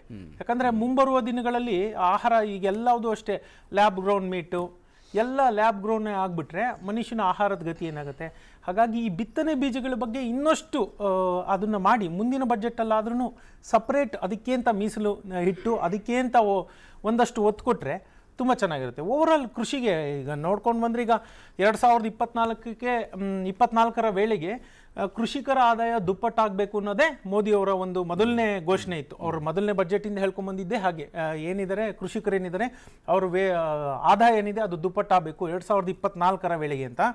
ಇಲ್ಲಿ ತನಕ ಸ್ಟ್ಯಾಟಿಸ್ಟಿಕ್ಸ್ ನೋಡಿದ್ರೆ ಅದು ಇನ್ನೂ ದುಪ್ಪಟ್ಟಾಗಿಲ್ಲ. ನೋಡೋಣ ಮುಂಬರೋ ದಿನಗಳಲ್ಲಿ ಅದು ದುಪ್ಪಟ್ಟಾಗುತ್ತಾ, ಆಗುವ ಸಾಧ್ಯತೆಗಳಂತೂ ಹೆಚ್ಚಾಗಿದೆ. ಇವತ್ತಿನ ದಿನದಲ್ಲಿ ನಾನು ಮೊದಲೇ ಹೇಳಿದಾಗೆ ಇದು ಭಾರತಕ್ಕೆ ಸೇರಿದ ವರ್ಷಗಳು, ಮುಂದಿನ 20 ವರ್ಷ ಭಾರತಕ್ಕೆ ಸೇರಿದ ವರ್ಷಗಳು ಖಂಡಿತ ಆಶಾದಾಯಕವಾಗಿದೆ ಅಂತ ಹೇಳ್ಬೋದು. ಇಬ್ಬರು ಟ್ಯಾಕ್ಸ್ ಎಕ್ಸ್ಪರ್ಟ್ಗಳಿದ್ದಾರೆ. ಬಜೆಟ್ ಅಂದ ತಕ್ಷಣ ಎಲ್ರಿಗೂ ಅನ್ಸೋದು ಟ್ಯಾಕ್ಸ್ ಏನಾಗುತ್ತೆ, ನಾನು ಎಷ್ಟು ಟ್ಯಾಕ್ಸ್ ಕಟ್ಟಬೇಕಾಗತ್ತೆ, ನನಗೇನು ರಿಬೇಟ್ ಸಿಗುತ್ತೆ ಅಂತ. ಇವತ್ತು ವಿತ್ತ ಸಚಿವರು ಅವರ ಬಜೆಟ್ ಭಾಷಣದಲ್ಲಿ ಒತ್ತಿ ನ್ಯೂ ರೆಜಿಮ್ ಅಂತ ಪ್ರತಿಯೊಂದು ಅನೌನ್ಸ್ಮೆಂಟ್ ಮಾಡಿದ್ರು, ಅಪ್ಲೈಸ್ ಟು ನ್ಯೂ ರೆಜಿಮ್ ಅಂತ. ಈ ನ್ಯೂ ರೆಜಿಮ್ ಮತ್ತು ಓಲ್ಡ್ ರೆಜಿಮ್ ಮತ್ತು ಈಗ ಅದನ್ನು ಯಾವ ರೀತಿ ಕಾಮನ್ ಮ್ಯಾನ್ಗೆ ಅರ್ಥ ಆಗುವಾಗೆ ವಿತ್ತ ಸಚಿವರು ಏನನ್ನ ಹೇಳಿದ್ರು ಅನ್ನೋದನ್ನು ನಾರಾಯಣ್ ಭಟ್ರು ಮತ್ತು ರಾಜೇಶ್ ಅವರು ಹೇಳಿದ್ರೆ. ಫೈನಾನ್ಸ್ ಮಿನಿಸ್ಟರ್ ನಿರ್ಮಲಾ ಸೀತಾರಾಮನ್ ಅವರು 2020 ಬಜೆಟ್ನಲ್ಲಿ ಶಿ ಗೇವ್ ಎನ್ ಆಪ್ಷನ್. ಅಂದರೆ ಮೊದಲಿಂದ ಯಾವ ಥರ ಡಿಡಕ್ಷನ್ಸ್ ಎಕ್ಸಮ್ಷನ್ಸ್ ಇದೆ ಅದೇ ಥರ ಇರುತ್ತೆ, that is old regime. Then ಇನ್ನೊಂದು ರಿಜಿಮ್ ತೆಗೆದ್ರು ಆ್ಯಕ್ಚುಲಿ. ಅದರಲ್ಲಿ ಏನಂತಂದರೆ you will not be eligible for any deductions exemptions ನಿಮ್ಗೆ ಇರೋದ್ರಿಲ್ಲ, ಬಟ್ ಸ್ಲ್ಯಾಬ್ ಚೇಂಜ್ ಆಗುತ್ತೆ ಅದರಲ್ಲಿ. And she gave an option ಏನಂತಂದರೆ ನಾವು ಚೂಸ್ ಮಾಡ್ಕೋಬೋದು, ನಮಗೆ ಓಲ್ಡ್ ರೆಜಿಮ್ ಬೇಕಾ ನ್ಯೂ ರೆಜಿಮ್ ಬೇಕಾ, ವಿಚ್ ಎವರ್ ಇಸ್ ಬೆನಿಫಿಟ್ ಅದನ್ನು ನಾವು ತೊಗೋಬೋದು ಅಂತ ಆಪ್ಷನ್ ಕೊಟ್ಟಿದ್ದರು. So as a consultants what we used to do, ಎರಡೂ ನಾವು ಅದನ್ನು ಕ್ಯಾಲ್ಕುಲೇಟ್ ಮಾಡಿ ನೋಡಿ whichever is beneficial for the client we used to do that. ಆ ಥರ ನಾವು ಮಾಡ್ತಾಯಿದ್ವಿ ಅದನ್ನಲ್ಲಿ. ಇದರಲ್ಲಿ ಏನು ಫೈನಾನ್ಸ್ ಮಿನಿಸ್ಟರ್ದ ಐಡಿಯಾ ಇಲ್ಲಿ ಏನಿತ್ತು ಅಂದರೆ, ಗೌರ್ಮೆಂಟ್ದ ಐಡಿಯಾ ಏನಂದರೆ, and after some time slowly they want to get away with all this exemptions and deductions. ಅಂದರೆ ನೀವು ಎಕ್ಸಮ್ಷನ್ ಮಾಡಿದರೆ ಮಾತ್ರ ಇಲ್ಲಿ ಗೆಟ್ ಟ್ಯಾಕ್ಸ್ ಬೆನಿಫಿಟ್ಟು ಅಂತ ಇರೋದು ಅದನ್ನಲ್ಲಿ. ಸೊ ನ್ಯೂ ರೆಜಿಮೇಲೆ ಏನಾಗುತ್ತೆ, ಏನೂ ಎಕ್ಸಮ್ಷನ್ಸ್ ಬರೋದಿಲ್ಲ ಅದನ್ನಲ್ಲಿ. ಇವಾಗ ಒತ್ತಿ ಅವ್ರು ಹೇಳ್ತಾರಲ್ಲ, I am not surprise because one day only new regime is going to stay, old regime will be out, it will definitely go actually sir. Narayan Bhat sir, ಈ ರಿಲೀಫ್ ಅಂತ ನೋಡಿದಾಗ 3 ಲಕ್ಷದವರೆಗಿನ ಆದಾಯಕ್ಕೆ ಟೋಟಲ್ ಟ್ಯಾಕ್ಸ್ ಫ್ರೀ ಮಾಡಿದ್ದಾರೆ. 6 ರಿಂದ 9 ಲಕ್ಷದವರೆಗೆ 10% ತೆರಿಗೆಯನ್ನು ಮಾಡಿದ್ದಾರೆ. ಸೊ ಇದನ್ನು ನಮ್ಮ ತೆರಿಗೆದಾರರು ಯಾವ ರೀತಿ ನೋಡಬೇಕು ಅಂತ ಈಗ ಅಂದರೆ ಮಧ್ಯಮ ವರ್ಗದವರು, ಅಂದರೆ ನಾನು ಒಂದು 10 ಲಕ್ಷದ ಒಳಗಡೆ ಇನ್ಕಮ್ನವರಿಗೆ ಅಂತ ಹೇಳ್ತಾ ಇದ್ದೀನಿ. 10 ಲಕ್ಷದ ಒಳಗಡೆ ಇನ್ಕಮ್ ಡಿಕ್ಲೇರ್ ಮಾಡ್ತಾ ಇದ್ದವರಿಗೆ ಈವನ್ 50,000 ಆಲ್ಸೋ ವಿಲ್ ಕೌಂಟ್. ಈಗ ಅವರೇ ಲೆಕ್ಕ ಕೊಟ್ಬಿಟ್ಟಿದ್ದಾರೆ, ನಾವು ಕೊಡಬೇಕಾಗಿಲ್ಲ. ಅದು ಎಷ್ಟು 12,500 ಸಾವಿರ ರೂಪಾಯಿ ಸೇವ್ ಆಗುತ್ತೆ ಅಂಥೇಳಿ. ಸೊ ಈಗೇನು ಅಂದರೆ ಅವ್ರದ್ದು ಏನು ಮುಂದಿನ ಹಂತಕ್ಕೆ ಇದು ಒಂದು ಸ್ಟೆಪ್ ಅಹೆಡ್ ಅಂತ ಅನಿಸ್ತಾ ಇದೆ. ಯಾಕೆಂದರೆ 3 ಲಕ್ಷ ಇದೆ. Further what you call reduction in the tax slab expect ಮಾಡೋದು ತಪ್ಪಾಗುತ್ತೆ. ಅದಕ್ಕೆ 2 ರೀಸನ್ ಇದೆ. ನೀವು ಟ್ಯಾಕ್ಸ್ ರಿಟರ್ನ್ ಫೈಲ್ ಮಾಡಬೇಕು, ನಮಗೆ ಸ್ಟ್ಯಾಟಿಸ್ಟಿಕ್ಸಿಗೆ ಬೇಕು ನಮಗೆ. ಈಗ ಆಲ್ರೆಡಿ ನಮ್ಮ ಮೇಲೆ ಕಂಪ್ಲೇಂಟ್ ಇದೆ IMF-ಅಲ್ಲೆಲ್ಲ, ಏನ್ರಿ 130 ಕೋಟಿ ಅಂತೀರಾ, 5% ಜನ ಟ್ಯಾಕ್ಸ್ ರಿಟರ್ನ್ ಫೈಲ್ ಮಾಡಲ್ಲ ನಿಮ್ಮಲ್ಲಿ ಅಂತ ಕಂಪ್ಲೇಂಟು ನಮ್ಮ ಮೇಲೆ. ಅದಕ್ಕೆ ನಮ್ಮದೇ ಕರೆಕ್ಟಾಗಿ ಆನ್ಸರ್ ಇದೆ. ಯಾಕೆಂದರೆ ಮೋರ್ ದೆನ್ 60% ಏನು ಜನಸಂಖ್ಯೆ ಇದೆ, ಅದು ಹಳ್ಳಿಗಳಲ್ಲಿ ವಾಸ ಆಗ್ತಾ ಇದೆ, ಅವ್ರು ರೈತರಿದ್ದಾರೆ, ಅವ್ರಿಗೆ ಎಕ್ಸಮ್ಷನ್ ಇದೆ, ಅವ್ರು ಟ್ಯಾಕ್ಸ್ ರಿಟರ್ನ್ ಫೈಲ್ ಮಾಡಬೇಕಾಗಿಲ್ಲ. ಬಟ್ ಆದರೆ ಇಲ್ಲಿ ಏನಾಗಿದೆ ಅಂತಂದರೆ,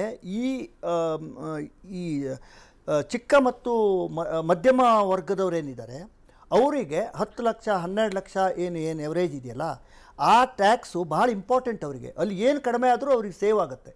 ಸೊ ದೆರ್ಫೋರ್ ಈ ಒಂದು ಟ್ಯಾಕ್ಸ್ ಸ್ಲ್ಯಾಬ್ ಚೇಂಜ್ ಮಾಡಿರೋದು ತುಂಬ ಅನುಕೂಲವೇ ಆಗ್ತಾಯಿದೆ ಅವರಿಗೆ. ಅದರಲ್ಲೂ ಸ್ಟಾರ್ಟಿಂಗ್ನಲ್ಲಿ 50,000 ರೂಪಾಯಿ ಬೇಸಿಕ್ ಎಕ್ಸಮ್ಷನ್ನೇ ಎಕ್ಸ್ಟೆನ್ಷನ್ ಮಾಡಿರೋದು.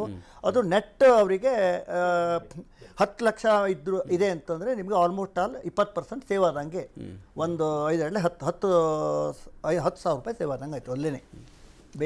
ಇಂಡಸ್ಟ್ರಿ ಸೆಕ್ಟರ್ಗೆ ಸರ್, ಇಂಡಸ್ಟ್ರಿ ಸೆಕ್ಟರ್ನಲ್ಲಿ ಒಂದು ಭಾಳ ಪ್ರಾಮುಖ್ಯತವಾದ ವಿಷಯ ಹೇಳಲಿಕ್ಕೆ ಬಯಸ್ತೀನಿ. ಮಿಷನ್ ಕರ್ಮಯೋಗಿ ಅಂತ online training for government officers. ಇದೊಂದು it will give really long way. ಯಾಕೆಂದರೆ ಗೌರ್ಮೆಂಟ್ ಆಫೀಸ್ನಲ್ಲಿ ಎಸ್ಪೆಷಲಿ ರೆವಿನ್ಯೂ ಡಿಪಾರ್ಟ್ಮೆಂಟ್ ಇದ್ದವರು ಯಾವಾಗಲೂ ತಿಳ್ಕೊಳ್ಳೋದು ಇವನು ಚೀಟರ್, ಮೋಸ ಮಾಡ್ತಾನೆ, ಟ್ಯಾಕ್ಸ್ ಕದೀತಾನೆ, ಇವನು ಹಿಡಿಯಬೇಕು ಅಂದ್ಬಿಟ್ಟು ಆ ಒಂದು ಭಾವನೆ ಇತ್ತು.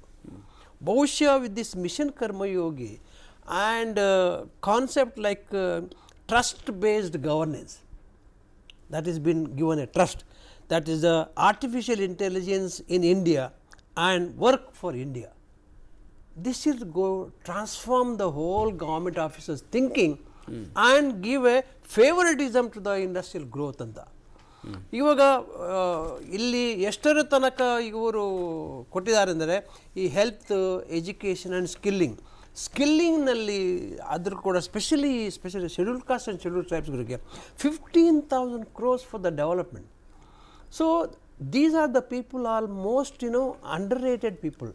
ಇವರಿಗೆ ಒಂದು ಟ್ರೈನಿಂಗ್ ಕೊಟ್ಬಿಟ್ಟು ನಾವೀಗ ಮಧ್ಯಮ ವರ್ಗದವ್ರಿಗೆ ಏನು ಕೊಟ್ಟಿಲ್ಲ, ಇನ್ಕಮ್ ಟ್ಯಾಕ್ಸ್ ಬೆನಿಫಿಟ್ಸ್ ಮಾತ್ರ ಅಲ್ಲ, ಒಂದು ವೇಳೆ SC/ST ಅವರಿಗೊಂದು ಟ್ರೈನಿಂಗ್ ಕೊಟ್ಬಿಟ್ಟು ಅವರಿಗೆ ಒಂದು ಕೆಲಸ ಮಾಡುವ ಒಂದು ಅಂದರೆ ಎಂಪ್ಲಾಯಬಲ್ ಒಂದು ಮಾಡಿಸ್ಕೊಟ್ರೆ ಅವರ ಕೈಗೆ ಸಂಬಳ ಸಿಗುತ್ತೆ, ಅವರ ಫ್ಯಾಮಿಲಿ ಉದ್ಧಾರ ಆಗುತ್ತೆ. So this kind of innovative ideas providing is a marvelous piece of work done by Nirmala Sitharaman, no doubt about it. And ಅಲ್ಲೂ ಕೂಡ ಅದರಲ್ಲಿ ಕೆಲವು ರಿಲೀಫ್ ಫಾರ್ MSME ಅಂತ ಹೇಳಿದ್ದಾರೆ. ಅದರಲ್ಲಿ ಕೋವಿಡ್ ಪೀರಿಯಡ್ನಲ್ಲಿ ಏನು ಪರ್ಫಾರ್ಮೆನ್ಸ್ ಗ್ಯಾರಂಟಿ ಕೊಟ್ಟಿದ್ದಾನೆ ವಾಪಸ್ ಕೊಡ್ತೀವಿ ಅಂದ್ಬಿಟ್ಟು ಒಳ್ಳೆಯ ವಿಧಾನ. ಬಟ್ ಬಹುಶಃ ಅದೊಂದು ಮೇ ಬಿ ಏನೋ ಸ್ವಲ್ಪ ಬೆಲ್ಲ ಕೊಟ್ಟಂಗೆ ಅಂತ ಆಗುತ್ತೆ. ಅಂದರೆ ಕೋವಿಡ್ ಪೀರಿಯಡಲ್ಲಿ ಜಾಸ್ತಿ ಪ್ರಾಜೆಕ್ಟ್ಗಳು ಬಂದಿರಲಿಲ್ಲ, ಅಂದರೆ it was completely down. But anyway that is a good move, no doubt about that. So and apart from that returning the performance guarantee, it is a result based economy she is going to implement in the and the bank finance cost of bank finance ಕೂಡ also reduction ಮಾಡಬೇಕಂತ ಹೇಳಿದ್ದಾರೆ. and especially on the green grow ನಲ್ಲಿ carbon credit, green industries, green hydrogen mission, green battery storage, these are the renewable energy, these are the tomorrow's technology. Carbon credit ಯಾವ ರೀತಿ maintain ಮಾಡಬೇಕಂದ್ಬಿಟ್ಟು ಆದ್ಯತೆ ಕೊಟ್ಟಿದ್ದಾರಲ್ಲ, ಇದು ನಿಜವಾಗಿ really very innovative idea budget ಅಂತ ಅನಿಸ್ತಾ ಇದೆ. ಅಂದರೆ ನಾವೆಣಿಸ್ಕೊಂಡು ಈಗ ಎಲೆಕ್ಷನ್ ಬರ್ತಾ ಇದೆ 2024ಗೆ, this is the last budget. ಈ ಫ್ರೀ ಬೀಸ್ ಎಲ್ಲ ಅನೌನ್ಸ್ ಮಾಡಿಬಿಟ್ಟು ಮಿಡ್ಲ್ ಏಜ್ ಜನಗಳನ್ನು ಓಟ್ ಹಾಕುವಂಗೆ ಮಾಡ್ತಾರೆ. ಮತ್ತು ಒಂದು 9 ಸ್ಟೇಟ್ಗಳಿಗೆ ಎಲೆಕ್ಷನ್ ಬರ್ತಾ ಇದೆ. ಸೊ ಈ ಪಾಪ್ಯುಲಿಸ್ಟ್ ಬಜೆಟ್ ಆಗಿ ಬರುತ್ತೆ ಅಂದ್ಬಿಟ್ಟು ಆಲೋಚನೆ ಇದರಲ್ಲೂ ಕೂಡ ಇದೆ, ಇದರಲ್ಲೂ ಇದೆ. ಸಿ ಜನಕ್ಕೆ ನಾವು ಅರ್ಥ ಮಾಡಿಸೋದಕ್ಕೆ ಸಾಧ್ಯ ಆದರೆ but not direct, it's not a freebies, it is a developmental activity and economy development ಮಾಡ್ತಾ ಇದ್ದಾರೆ. ಸೊ ಜನಗಳ ಕೈಗೆ ಕಾಸು ಬರುವಂಗೆ ಮಾಡ್ತಾರೆ. ದುಡಿದು ಕಾಸನ್ನ ಗಳಿಸ್ತಾರೆ. ನೀವು ಎಲ್ಲದನ್ನು ಫ್ರೀ ಆಗಿ ಅದು ಕೊಡಿ ಇದು ಕೊಡಿ ಅಂತ ಹೇಳೋದಕ್ಕಿಂತಲೂ ನೀವೇ ಸ್ವತಃ ಸ್ವಾವಲಂಬಿ ಆಗೋದಕ್ಕೆ, ಮೀನು ಕೊಡುವ ಬದಲು ಮೀನು ಹಿಡಿಯಲಿಕ್ಕೆ. ಎಕ್ಸಾಕ್ಟ್ಲಿ. ಬಹುಶಃ ಈ ಗೌರ್ಮೆಂಟ್ ಅದರ ಫಸ್ಟ್ ಟರ್ಮ್ ಮತ್ತು ಸೆಕೆಂಡ್ ಟರ್ಮ್ ಹಂತವಾಗಿ ಅದನ್ನ ಕಲಿಸುವಂತ ಪ್ರಯತ್ನವನ್ನ ಮಾಡ್ತಾ ಇದ್ದಾರೆ. ಕಳೆದ ಬಾರಿ ಹೋಲಿಸಿದ್ರೆ ಕಿಸಾನ್ ಸಮ್ಮಾನ್ ಆ ರೀತಿ ಡೈರೆಕ್ಟ್ ಅವ್ರ ಅಕೌಂಟಿಗೆ ಹಣ ಕೊಡುವಂಥದ್ದು, ಆ ಕುರಿತಾಗಿ ಕೂಡ ಇವತ್ತೇನು ಅದರಲ್ಲಿ ಅದನ್ನ ಎಕ್ಸ್ಟೆಂಡ್ ಮಾಡ್ಬೋದು ಅಂತ ಇತ್ತು, ಅದನ್ನು ಕೂಡ ಮೆನ್ಷನ್ ಮಾಡಿಲ್ಲ. ಇಂಪಾರ್ಟೆಂಟ್ ಥಿಂಗ್ ನಿಮ್ಮಿಬ್ಬರಿಗೆ ನಾನು ಕೇಳೋದು, ವಿಶೇಷವಾಗಿ ರಂಗಸ್ವಾಮಿ ಸರ್ಗೆ ಮತ್ತು ನವೀನ್ ಕಟ್ಟಿ ಅವರಿಗೆ, ಇದು ಗುಡ್ ಆ್ಯಂಡ್ ಬ್ಯಾಡ್ ಎರಡೂ ರೀತಿಯಲ್ಲಿ ನಾವು ಇದನ್ನು ಅನಲೈಸ್ ಮಾಡ್ಬೋದು. ನಾವು ಜನಸಂಖ್ಯೆಯಲ್ಲಿ ಚೈನಾವನ್ನು ನಾವು ಮೀರಿಸ್ತಾ ಇದ್ದೀವಿ ಅಂತ. ಅದರಲ್ಲಿ ಒಳ್ಳೆಯ ಸಂಗತಿ ಅಂತಂದರೆ ಭಾರತ ಇಡೀ ಜಗತ್ತಿನಲ್ಲಿ ಅತಿ ಹೆಚ್ಚು ಯುವಕರನ್ನು ಹೊಂದಿದಂತಹ ದೇಶ ಆಗತ್ತೆ ಅಂತ. ಬಿಲೋ 30 ಇದೆಯಲ್ಲ, ಅದು ಇಡೀ ಜಗತ್ತಿನಲ್ಲಿ ಆ ಯೂತ್ ಪವರ್ ಇದೆಯಲ್ಲ, ಅದು ಭಾರತದ ಶಕ್ತಿ ಆಗುತ್ತೆ ಅಂತ. ಆ ದೃಷ್ಟಿಯಲ್ಲಿ ಯೂತ್ ಫೋಕಸ್ಡ್ ಆದಂಥ ನವೀನ್ ಕಟ್ಟಿ ಸರ್ ಯೂತ್ ಫೋಕಸ್ ಆದಂತಹ ಕೆಲವೊಂದು ಸಂಗತಿಗಳನ್ನ ಉಲ್ಲೇಖ ಮಾಡಿದ್ದಾರೆ, ಅದನ್ನು ಎಕ್ಸ್ಪ್ಲೇನ್ ಮಾಡ್ಬೋದಾತ? ಈಗ ಒಂದು ಅಮೃತ್ ಪೀಢಿ ಅಂದರೆ ಯೂತ್ ಪವರ್ ಅನ್ನೋ ಒಂದು ಓವರಾಲ್ ಆಗಿ ಅದಕ್ಕೊಂದು ಹೆಸರು ಕೊಟ್ಟರು.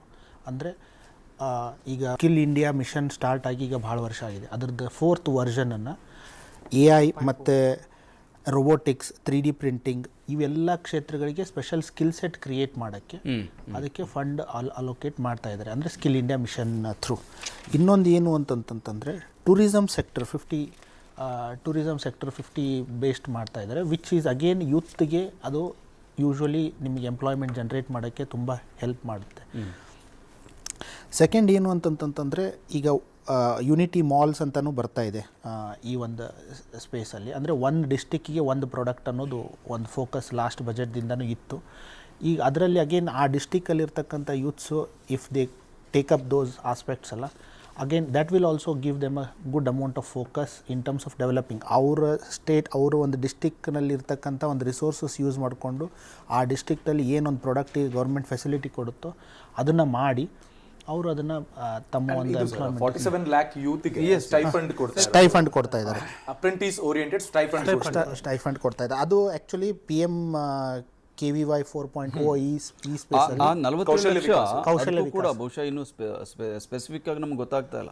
ಅದಕ್ಕೂ ಟರ್ಮ್ಸ್ ಆ್ಯಂಡ್ ಕಂಡೀಷನ್ಸ್ ಇರ್ಬೋದು, ಯಾರಿಗೆ ಎಷ್ಟು ಕೊಡಬೇಕು, ಯಾವ ಕೆಲಸ ಕೊಡಬೇಕು ಅನ್ನೋದು ಕೂಡ ಇರ್ಬೋದು. ಬಟ್ ಈ ಸ್ಟೈಫಂಡ್ ಒಂದು ಏನು ಬೆನಿಫಿಟ್ ಮಾಡುತ್ತೆ ಅಂತಂತಂದರೆ, ಅವರು ಆ್ಯಕ್ಚುಲಿ MSMEಯಲ್ಲಿ ಅಥವಾ ಇಂಡಸ್ಟ್ರಿಯಲ್ಲಿ ಎಂಪ್ಲಾಯ್ ಆಗಿಬಿಡ್ತಾರೆ. ಸೊ ಕೆಲವೊಂದಿಷ್ಟು ಪೀರಿಯಡ್ ತನಕ they will be paid by government of India. ನಿಮಗೆ ಫ್ರೀ ಎಂಪ್ಲಾಯ್ಮೆಂಟ್ ಇಂಡಸ್ಟ್ರಿಗಳಿಗೆ ಅಂಥವ್ರನ್ನ ತೊಗೊಳಕ್ಕೆ ಉತ್ತೇಜನ ಇರುತ್ತೆ. ಈಗ ಇವ್ರು ಬಂದರೆ ಇವ್ರನ್ನ ನಾವು 1 ವರ್ಷ 2 ವರ್ಷ ನಾವು ಸ್ಕಿಲ್ ಮಾಡ್ಕೋತ ಕೊಡಬೇಕು, ಅದು ಕಾಸ್ಟ್ ಆಗುತ್ತೆ ಅಂತ ಇಂಡಸ್ಟ್ರಿ ಫೀಲ್ ಮಾಡ್ತಿರ್ತಾರೆ. ಅಂಥ ಒಂದು ಇದನ್ನು ಸ್ಟಾಪ್ ಮಾಡುತ್ತೆ ಇದು. So that will also add very, ಅಂದರೆ ಯೂತ್ಗೆ ಕ್ವಿಕ್ಕಾಗಿ ಅವರು ಜಾಬ್ ಮಾರ್ಕೆಟಿಗೆ ಜಾಯ್ನ್ ಆಗೋಕ್ಕೆ ಈ ಅಪ್ರೆಂಟಿಸ್ಶಿಪ್, ಈ ಒಂದು ಪೇಮೆಂಟ್ ಏನಿದೆಯಲ್ಲ, that will help. Amazing sir. ಇನ್ನಷ್ಟು ಮಾಹಿತಿ ಇದ್ರಿ ಈ ವಿಷಯವಾಗಿ ಪಡ್ಕೊಳ್ತೀನಿ. ನಿಜಕ್ಕೂ ಈಗ ಬಹುಶಃ ಪಂಚಾಯತ್ ಮಟ್ಟದಲ್ಲಿ ಲೈಬ್ರರಿ ಕೊಡೋದು, ಡಿಜಿಟಲ್ ಲರ್ನಿಂಗ್ ಎಬಿಲಿಟಿಗಳನ್ನು 38,000 ಶಿಕ್ಷಕರನ್ನ ನೇಮಕ ಮಾಡ್ಕೊಳ್ತೀವಿ ಏಕಲವ್ಯ ಸ್ಕೂಲ್ಗೆ ಅನ್ನೋದ್ರ ಬಗ್ಗೆ, ರೆಸಿಡೆನ್ಷಿಯಲ್ ಸ್ಕೂಲ್ ಬಗ್ಗೆ ಅಂತೆಲ್ಲ ಹೇಳಿದ್ರು. ಈ ಫೋಕಸ್ನ ಬಗ್ಗೆನೂ ಎಜುಕೇಷನ್ ರಿಲೇಟೆಡ್ ರಿಯಾಕ್ಷನ್ಸ್ ಅನ್ನು ಪಡ್ಕೊಳ್ಳೋಣ ಚಿಕ್ಕ ವಿರಾಮದ ಬಳಿಕ.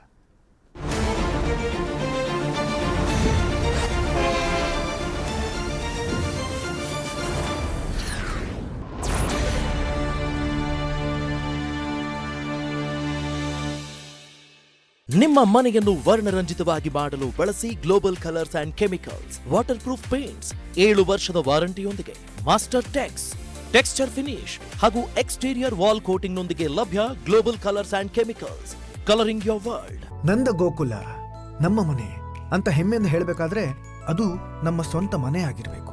ಆದ್ರೆ ಈ ದುಬಾರಿ ಜಗತ್ತಲ್ಲಿ ನಮಗಿಷ್ಟವಾದ ಊರಲ್ಲಿ ಹೇಗೆ ಸಾಧ್ಯ?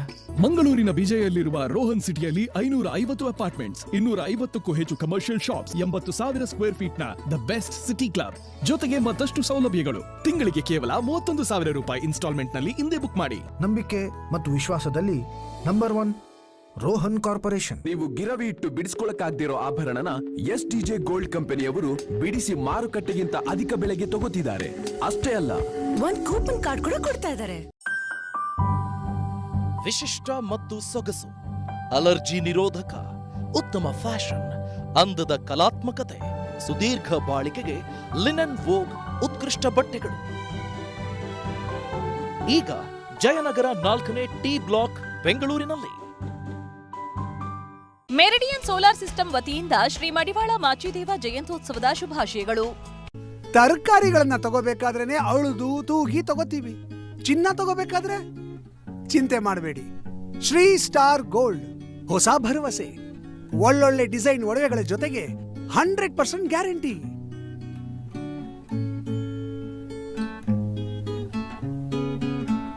ಇವರು ತಮ್ಮ ಮನೆ ಮೇಲೆ ಹಣ್ಣು ತರಕಾರಿ ಬೆಳಿತಾರೆ. ತಿಂಗಳಿಗೆ 40-50 ರೂಪಾಯಿ ಸಂಪಾದನೆ ಕೂಡ ಮಾಡ್ತಾರೆ. ಇವರಿಂದ ಕಲಿಬೇಕಾ? ಫ್ರೀಡಮ್ ಆಪ್ ಅನ್ನ ಈಗಲೇ ಡೌನ್ಲೋಡ್ ಮಾಡಿ.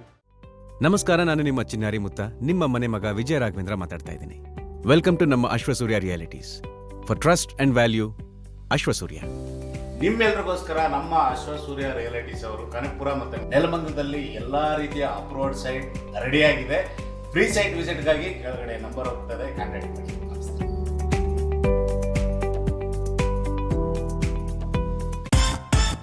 ಯಾವಾಗಲೂ ಸೂಪರ್ ಆಗಿ ನಿದ್ರೆ ಬೇಕಾ? ಒಂದು ಕಾಫಿಯ ಬೆಲೆಯಲ್ಲಿ ಕಂಫರ್ಟ್ ಸಿಗುತ್ತೆ.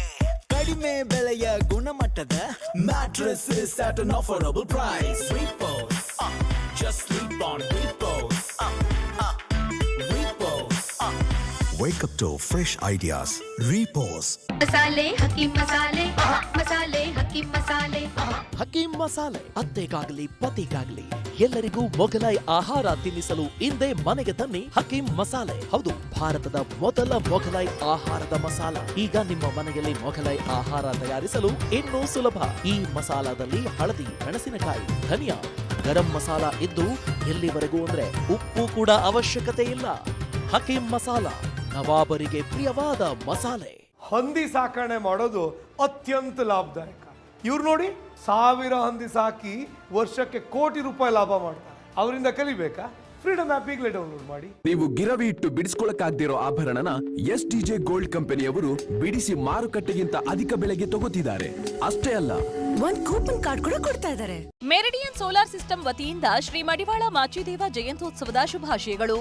ಮಕ್ಕಳಿಗೆ ಪ್ರಾಯೋಗಿಕ ಕಲಿಕೆಯ ಜೊತೆಗೆ ಪರಿಣಾಮಕಾರಿ ಬೋಧನಾ ತಂತ್ರಗಳ ಪರಿಕಲ್ಪನೆಯ ಮೂಲಕ ಶಿಕ್ಷಣ ನೀಡೋದರೊಂದಿಗೆ ಈ ನೆಲದ ಸಂಸ್ಕೃತಿ ಹಾಗೂ ಮೌಲ್ಯಗಳನ್ನು ಕಲಿಸಿಕೊಟ್ಟು ಸಶಕ್ತ ದೇಶ ನಿರ್ಮಾಣಕ್ಕೆ ಅವರನ್ನ ಅಣಿಗೊಳಿಸುತ್ತಿದೆ CBSE ನ್ಯೂ ದೆಹಲಿಯಿಂದ ಮಾನ್ಯತೆ ಪಡೆದ ವಾಗ್ದೇವಿ ವಿಲಾಸ್ ಶಾಲೆ. ವೈವಿಧ್ಯಮಯ ಕಲಿಕೆಯ ಅವಕಾಶದ ತಾಣ. 2023-24ನೇ ಶೈಕ್ಷಣಿಕ ವರ್ಷದ ಅಡ್ಮಿಷನ್ ಪ್ರಾರಂಭವಾಗಿದೆ. ನಮ್ಮ ಹೋಮಿಯೋಪತಿನಲ್ಲಿ ತಕ್ಷಣದ ಪರಿಹಾರ ಕೊಡೋದಿಲ್ಲ. ಆ ರೋಗದ ಮೂಲ ಕಾರಣ ಏನು ಅಂತ ಹುಡುಕಿ ಆ ಮೂಲಕ್ಕೆ ಔಷಧಿ ಕೊಡ್ತಾರೆ.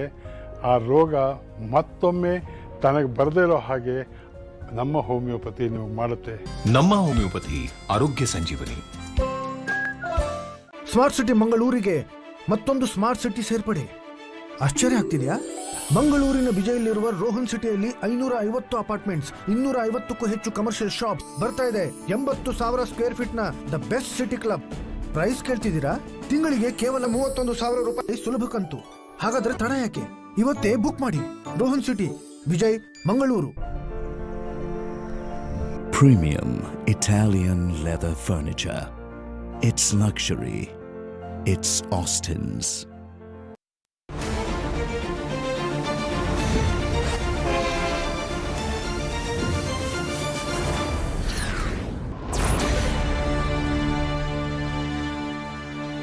Welcome back. ನಾವು ಬಜೆಟ್ 2023 ಇಂಪ್ಯಾಕ್ಟ್ನ ಬಗ್ಗೆ ಮಾತಾಡ್ತಾ ಇದ್ವಿ. ಯೂತ್ ಅನ್ನೋದ್ರ ಬಗ್ಗೆ ನಾವು ಈ ಹಿಂದೆ ಡಿಸ್ಕಸ್ ಮಾಡ್ತಾ ಇದ್ವಿ ಬ್ರೇಕ್ಗೆ ಹೋಗೋದಕ್ಕೆ ಮುಂಚೆ. ಸರ್, ಯುವ ಶಕ್ತಿಯನ್ನು ಟಾರ್ಗೆಟ್ ಮಾಡಿಕೊಂಡು ಮೇ ಬಿ ಪಂಚಾಯತ್ ಮಟ್ಟದಲ್ಲಿ ಲೈಬ್ರರಿಗಳು, ಡಿಜಿಟಲಿ ಆಕ್ಸೆಸ್ ಕೊಡೋದು, ಇದೆಲ್ಲ ತೀರಾ ರೆವಲ್ಯೂಷನರಿ ಅಂತ ಅನ್ಸುತ್ತೆ. ಖಂಡಿತ. ಇದು ನೋಡಿ, ಈಗ ಇವತ್ತಿನ ದಿನದಲ್ಲ, ಈಗ ಏನು ಹೇಳ್ತಾರೆ, ಸ್ಕಿಲ್ ಇಂಡಿಯಾ ಅನ್ನೋ ಒಂದು ಪ್ರೋಗ್ರಾಮ್ ಅಡಿಯಲ್ಲಿ ಆಲ್ರೆಡಿ ನಾವು ಯುವಕರನ್ನ ಟಾರ್ಗೆಟ್ ಇಟ್ಕೊಂಡು ಮಾಡ್ಕೊಂಡು ಬಂದಿದ್ದೀವಿ. ಇವತ್ತಿನ ದಿನದಲ್ಲಿ, ಇವತ್ತಿನ ಬಜೆಟ್ ಅಲ್ಲಿ ನೋಡಿದ್ರೆ 157 ಹೊಸ ನರ್ಸಿಂಗ್ ಕಾಲೇಜ್ಗಳನ್ನ ತೆಗಿತೀವಿ ಅಂತ ಹೇಳಿದ್ರು. ಇದೆಲ್ಲ ನಾವು ಸ್ಕಿಲ್ ಇಂಡಿಯಾದಿಂದ ಸ್ಕಿಲ್ ಇಂಡಿಯಾ ಇಂಟರ್ನ್ಯಾಷನಲ್ ಹೋಗ್ತಾ ಇದೀವಿ. 30 ಹೊಸ ಇಂಟರ್ನ್ಯಾಷನಲ್ ಸ್ಕಿಲ್ ಡೆವಲಪ್ಮೆಂಟ್ ಸೆಂಟರ್ಸ್ ನ ತೆಗಿತೀವಿ ಅಂತ ಕೂಡ ಉಲ್ಲೇಖ ಆಯಿತು. ಅಂದ್ರೆ ಈಗಾಗಲೇ ಸ್ಕಿಲ್ ಡೆವಲಪ್ಮೆಂಟ್ಗೆ ಬೇಕಾದಷ್ಟು ಸೆಂಟರ್ಗಳಿದೆ. ಅದ್ರ ಜೊತೆಗೆ ವಿದೇಶಕ್ಕೆ ಹೋಗಬೇಕಾದ್ರೆ ಯಾವ ಹೊಸ ಸ್ಕಿಲ್ಗಳು ಬೇಕು ಅನ್ನೋದು, ನಮ್ಮ ಹುಡುಗರನ್ನ ನಾವು ಹೇಗೆ ಚೈನಾ ಜಗತ್ತಿಗೆ ಪದಾರ್ಥಗಳನ್ನು ಹಂಚಿತು, ಕಾರ್ಖಾನೆ ಆಯಿತು, ಹಾಗೆ ನಾವು ಹ್ಯೂಮನ್ ರಿಸೋರ್ಸ್ ಹಬ್ ಆಗ್ಬೋದು ಭಾರತ. ಆ ರೀತಿ ಭಾರತದ ಬೆಳಿಗ್ಗೆ ಮಾತಾಡ್ತಾ ಹೇಳಿದೆ, ಪ್ರೀ ಬಜೆಟ್ ಸೆಷನಲ್ಲಿ ನಾನು ಹೇಳಿದೆ ಏನಂದರೆ, ಇವತ್ತೇನಾಗಿದೆ ನೋಡಿ, ನಮ್ಮಲ್ಲಿ ಜನಸಂಖ್ಯೆ ಹೆಚ್ಚಾಗ್ತಾ ಹೋಗುತ್ತೆ. ಇನ್ನು 15-20 ವರ್ಷದಲ್ಲಿ ನಮ್ಮ ಜನಸಂಖ್ಯೆ ಏರುಗತಿಲೇ ಇರುತ್ತೆ. ಇನ್ನೊಂದು 25 ವರ್ಷ ಚೈನಾ ಇರ್ಬೋದು, ಜಪಾನ್ ಇರ್ಬೋದು, ಜರ್ಮನಿ ಇರ್ಬೋದು, ಎಲ್ಲ ಆಗಲೇ ಅದು ಡಿಕ್ಲೈನಿಂಗ್ ಟ್ರೆಂಡಲ್ಲೇ ಇರುತ್ತೆ. ಇವತ್ತಿಗೆ ನೀವು ಇಂಗ್ಲೆಂಡಿನ ಕೆಲವೊಂದು ನಗರಗಳಲ್ಲಿ, ಜರ್ಮನಿಯ ಕೆಲವೊಂದು ನಗರಗಳಲ್ಲಿ ನೋಡಿದ್ರೆ ಭಾರತೀಯರೇ ತುಂಬಿ ತುಳುಕ್ತಾರೆ. ಕನ್ನಡ ಹುಡುಗರು ಮಾತಾಡ್ಕೊಂಡು ಅಮ್ಮ ನಾನು ತಿಂಡಿ ಈಗ ತಿಂದೆ ಅಂತ ಹೇಳ್ಕೊಂಡು ಹೋಗುವಂಥ ಪದಗಳು ನಮ್ಮ ಕಿವಿಗೆ ಬೀಳ್ತಾ ಇದೆ ಇವತ್ತಿಗಾಗಲೇ. ಹಾಗಾಗಿ ಜಗತ್ತಿನಾದ್ಯಂತ ನಮ್ಮ ಹುಡುಗರು ಹೋಗುವಂಥ ಒಂದು ಒಳ್ಳೆಯ ಒಂದು ವಾತಾವರಣಗಳು ಇವಾಗ ಸೃಷ್ಟಿಯಾಗ್ತದೆ. ಸ್ಕಿಲ್ ಏನಿದೆ ಅದು ನಿರಂತರ ಕಲಿಕೆ. ಬದುಕಿನ ಯಾವುದೋ ಒಂದು ಹಂತದಲ್ಲಿ ನಮ್ಮ ಪಡ್ಕೊಂಡ ಸರ್ಟಿಫಿಕೇಟಿಂದ ಜೀವನ ಪೂರ್ತಿ ನನಗೆ ಅನ್ನ ಹಾಕು ಅಂದರೆ ಆಗೋದಿಲ್ಲ. ಹಾಗಾಗಿ ಇದ್ರ ಜೊತೆಗೆ ನೋಡಿ, ಡಿಜಿಟಲ್ ಲೈಬ್ರರಿ ಜೊತೆಗೆ ಅವರು ಇನ್ನೊಂದು ಅಂಶ ಹೇಳಿದರು. ಡಿಜಿಟಲ್ ಲೈಬ್ರರಿಗಳನ್ನ ಕೇಂದ್ರ ಸರ್ಕಾರನೇ ಮಾಡ್ತೀವಿ ಅಂತ ಹೇಳಿದರೆ, ಜೊತೆಗೆ ಅವರು ರಾಜ್ಯ ಸರ್ಕಾರಗಳಿಗೆ ಫಿಸಿಕಲ್ ಲೈಬ್ರರಿಗಳನ್ನು ನೀವು ಹೆಚ್ಚು ಮಾಡಿ ಅಂತ ಒಂದು ಇನ್ಸ್ಟ್ರಕ್ಷನ್ ಕೂಡ ಕೊಟ್ಟಿದ್ದಾರೆ. ಸಹಭಾಗಿತ್ವದಲ್ಲಿ ಮಾಡೋಕ್ಕೆ ನಾವು ರೆಡಿ ಇದ್ದೀವಿ, ನೀವು ಫಿಸಿಕಲ್ ಲೈಬ್ರರೀಸ್ಗೂ ಹೆಚ್ಚು ಕೊಡಿ ಅಂತ. ಸೊ ಇಲ್ಲಿ ಗಮನ ಏನಾಗ್ತಿದೆ ಅಂತಂದರೆ ಹೆಚ್ಚು ಕಲಿಕೆ. 99% ಪೀಪಲ್ ಸರ್ ಬರೀ 15 ಲಕ್ಷನ ಸರ್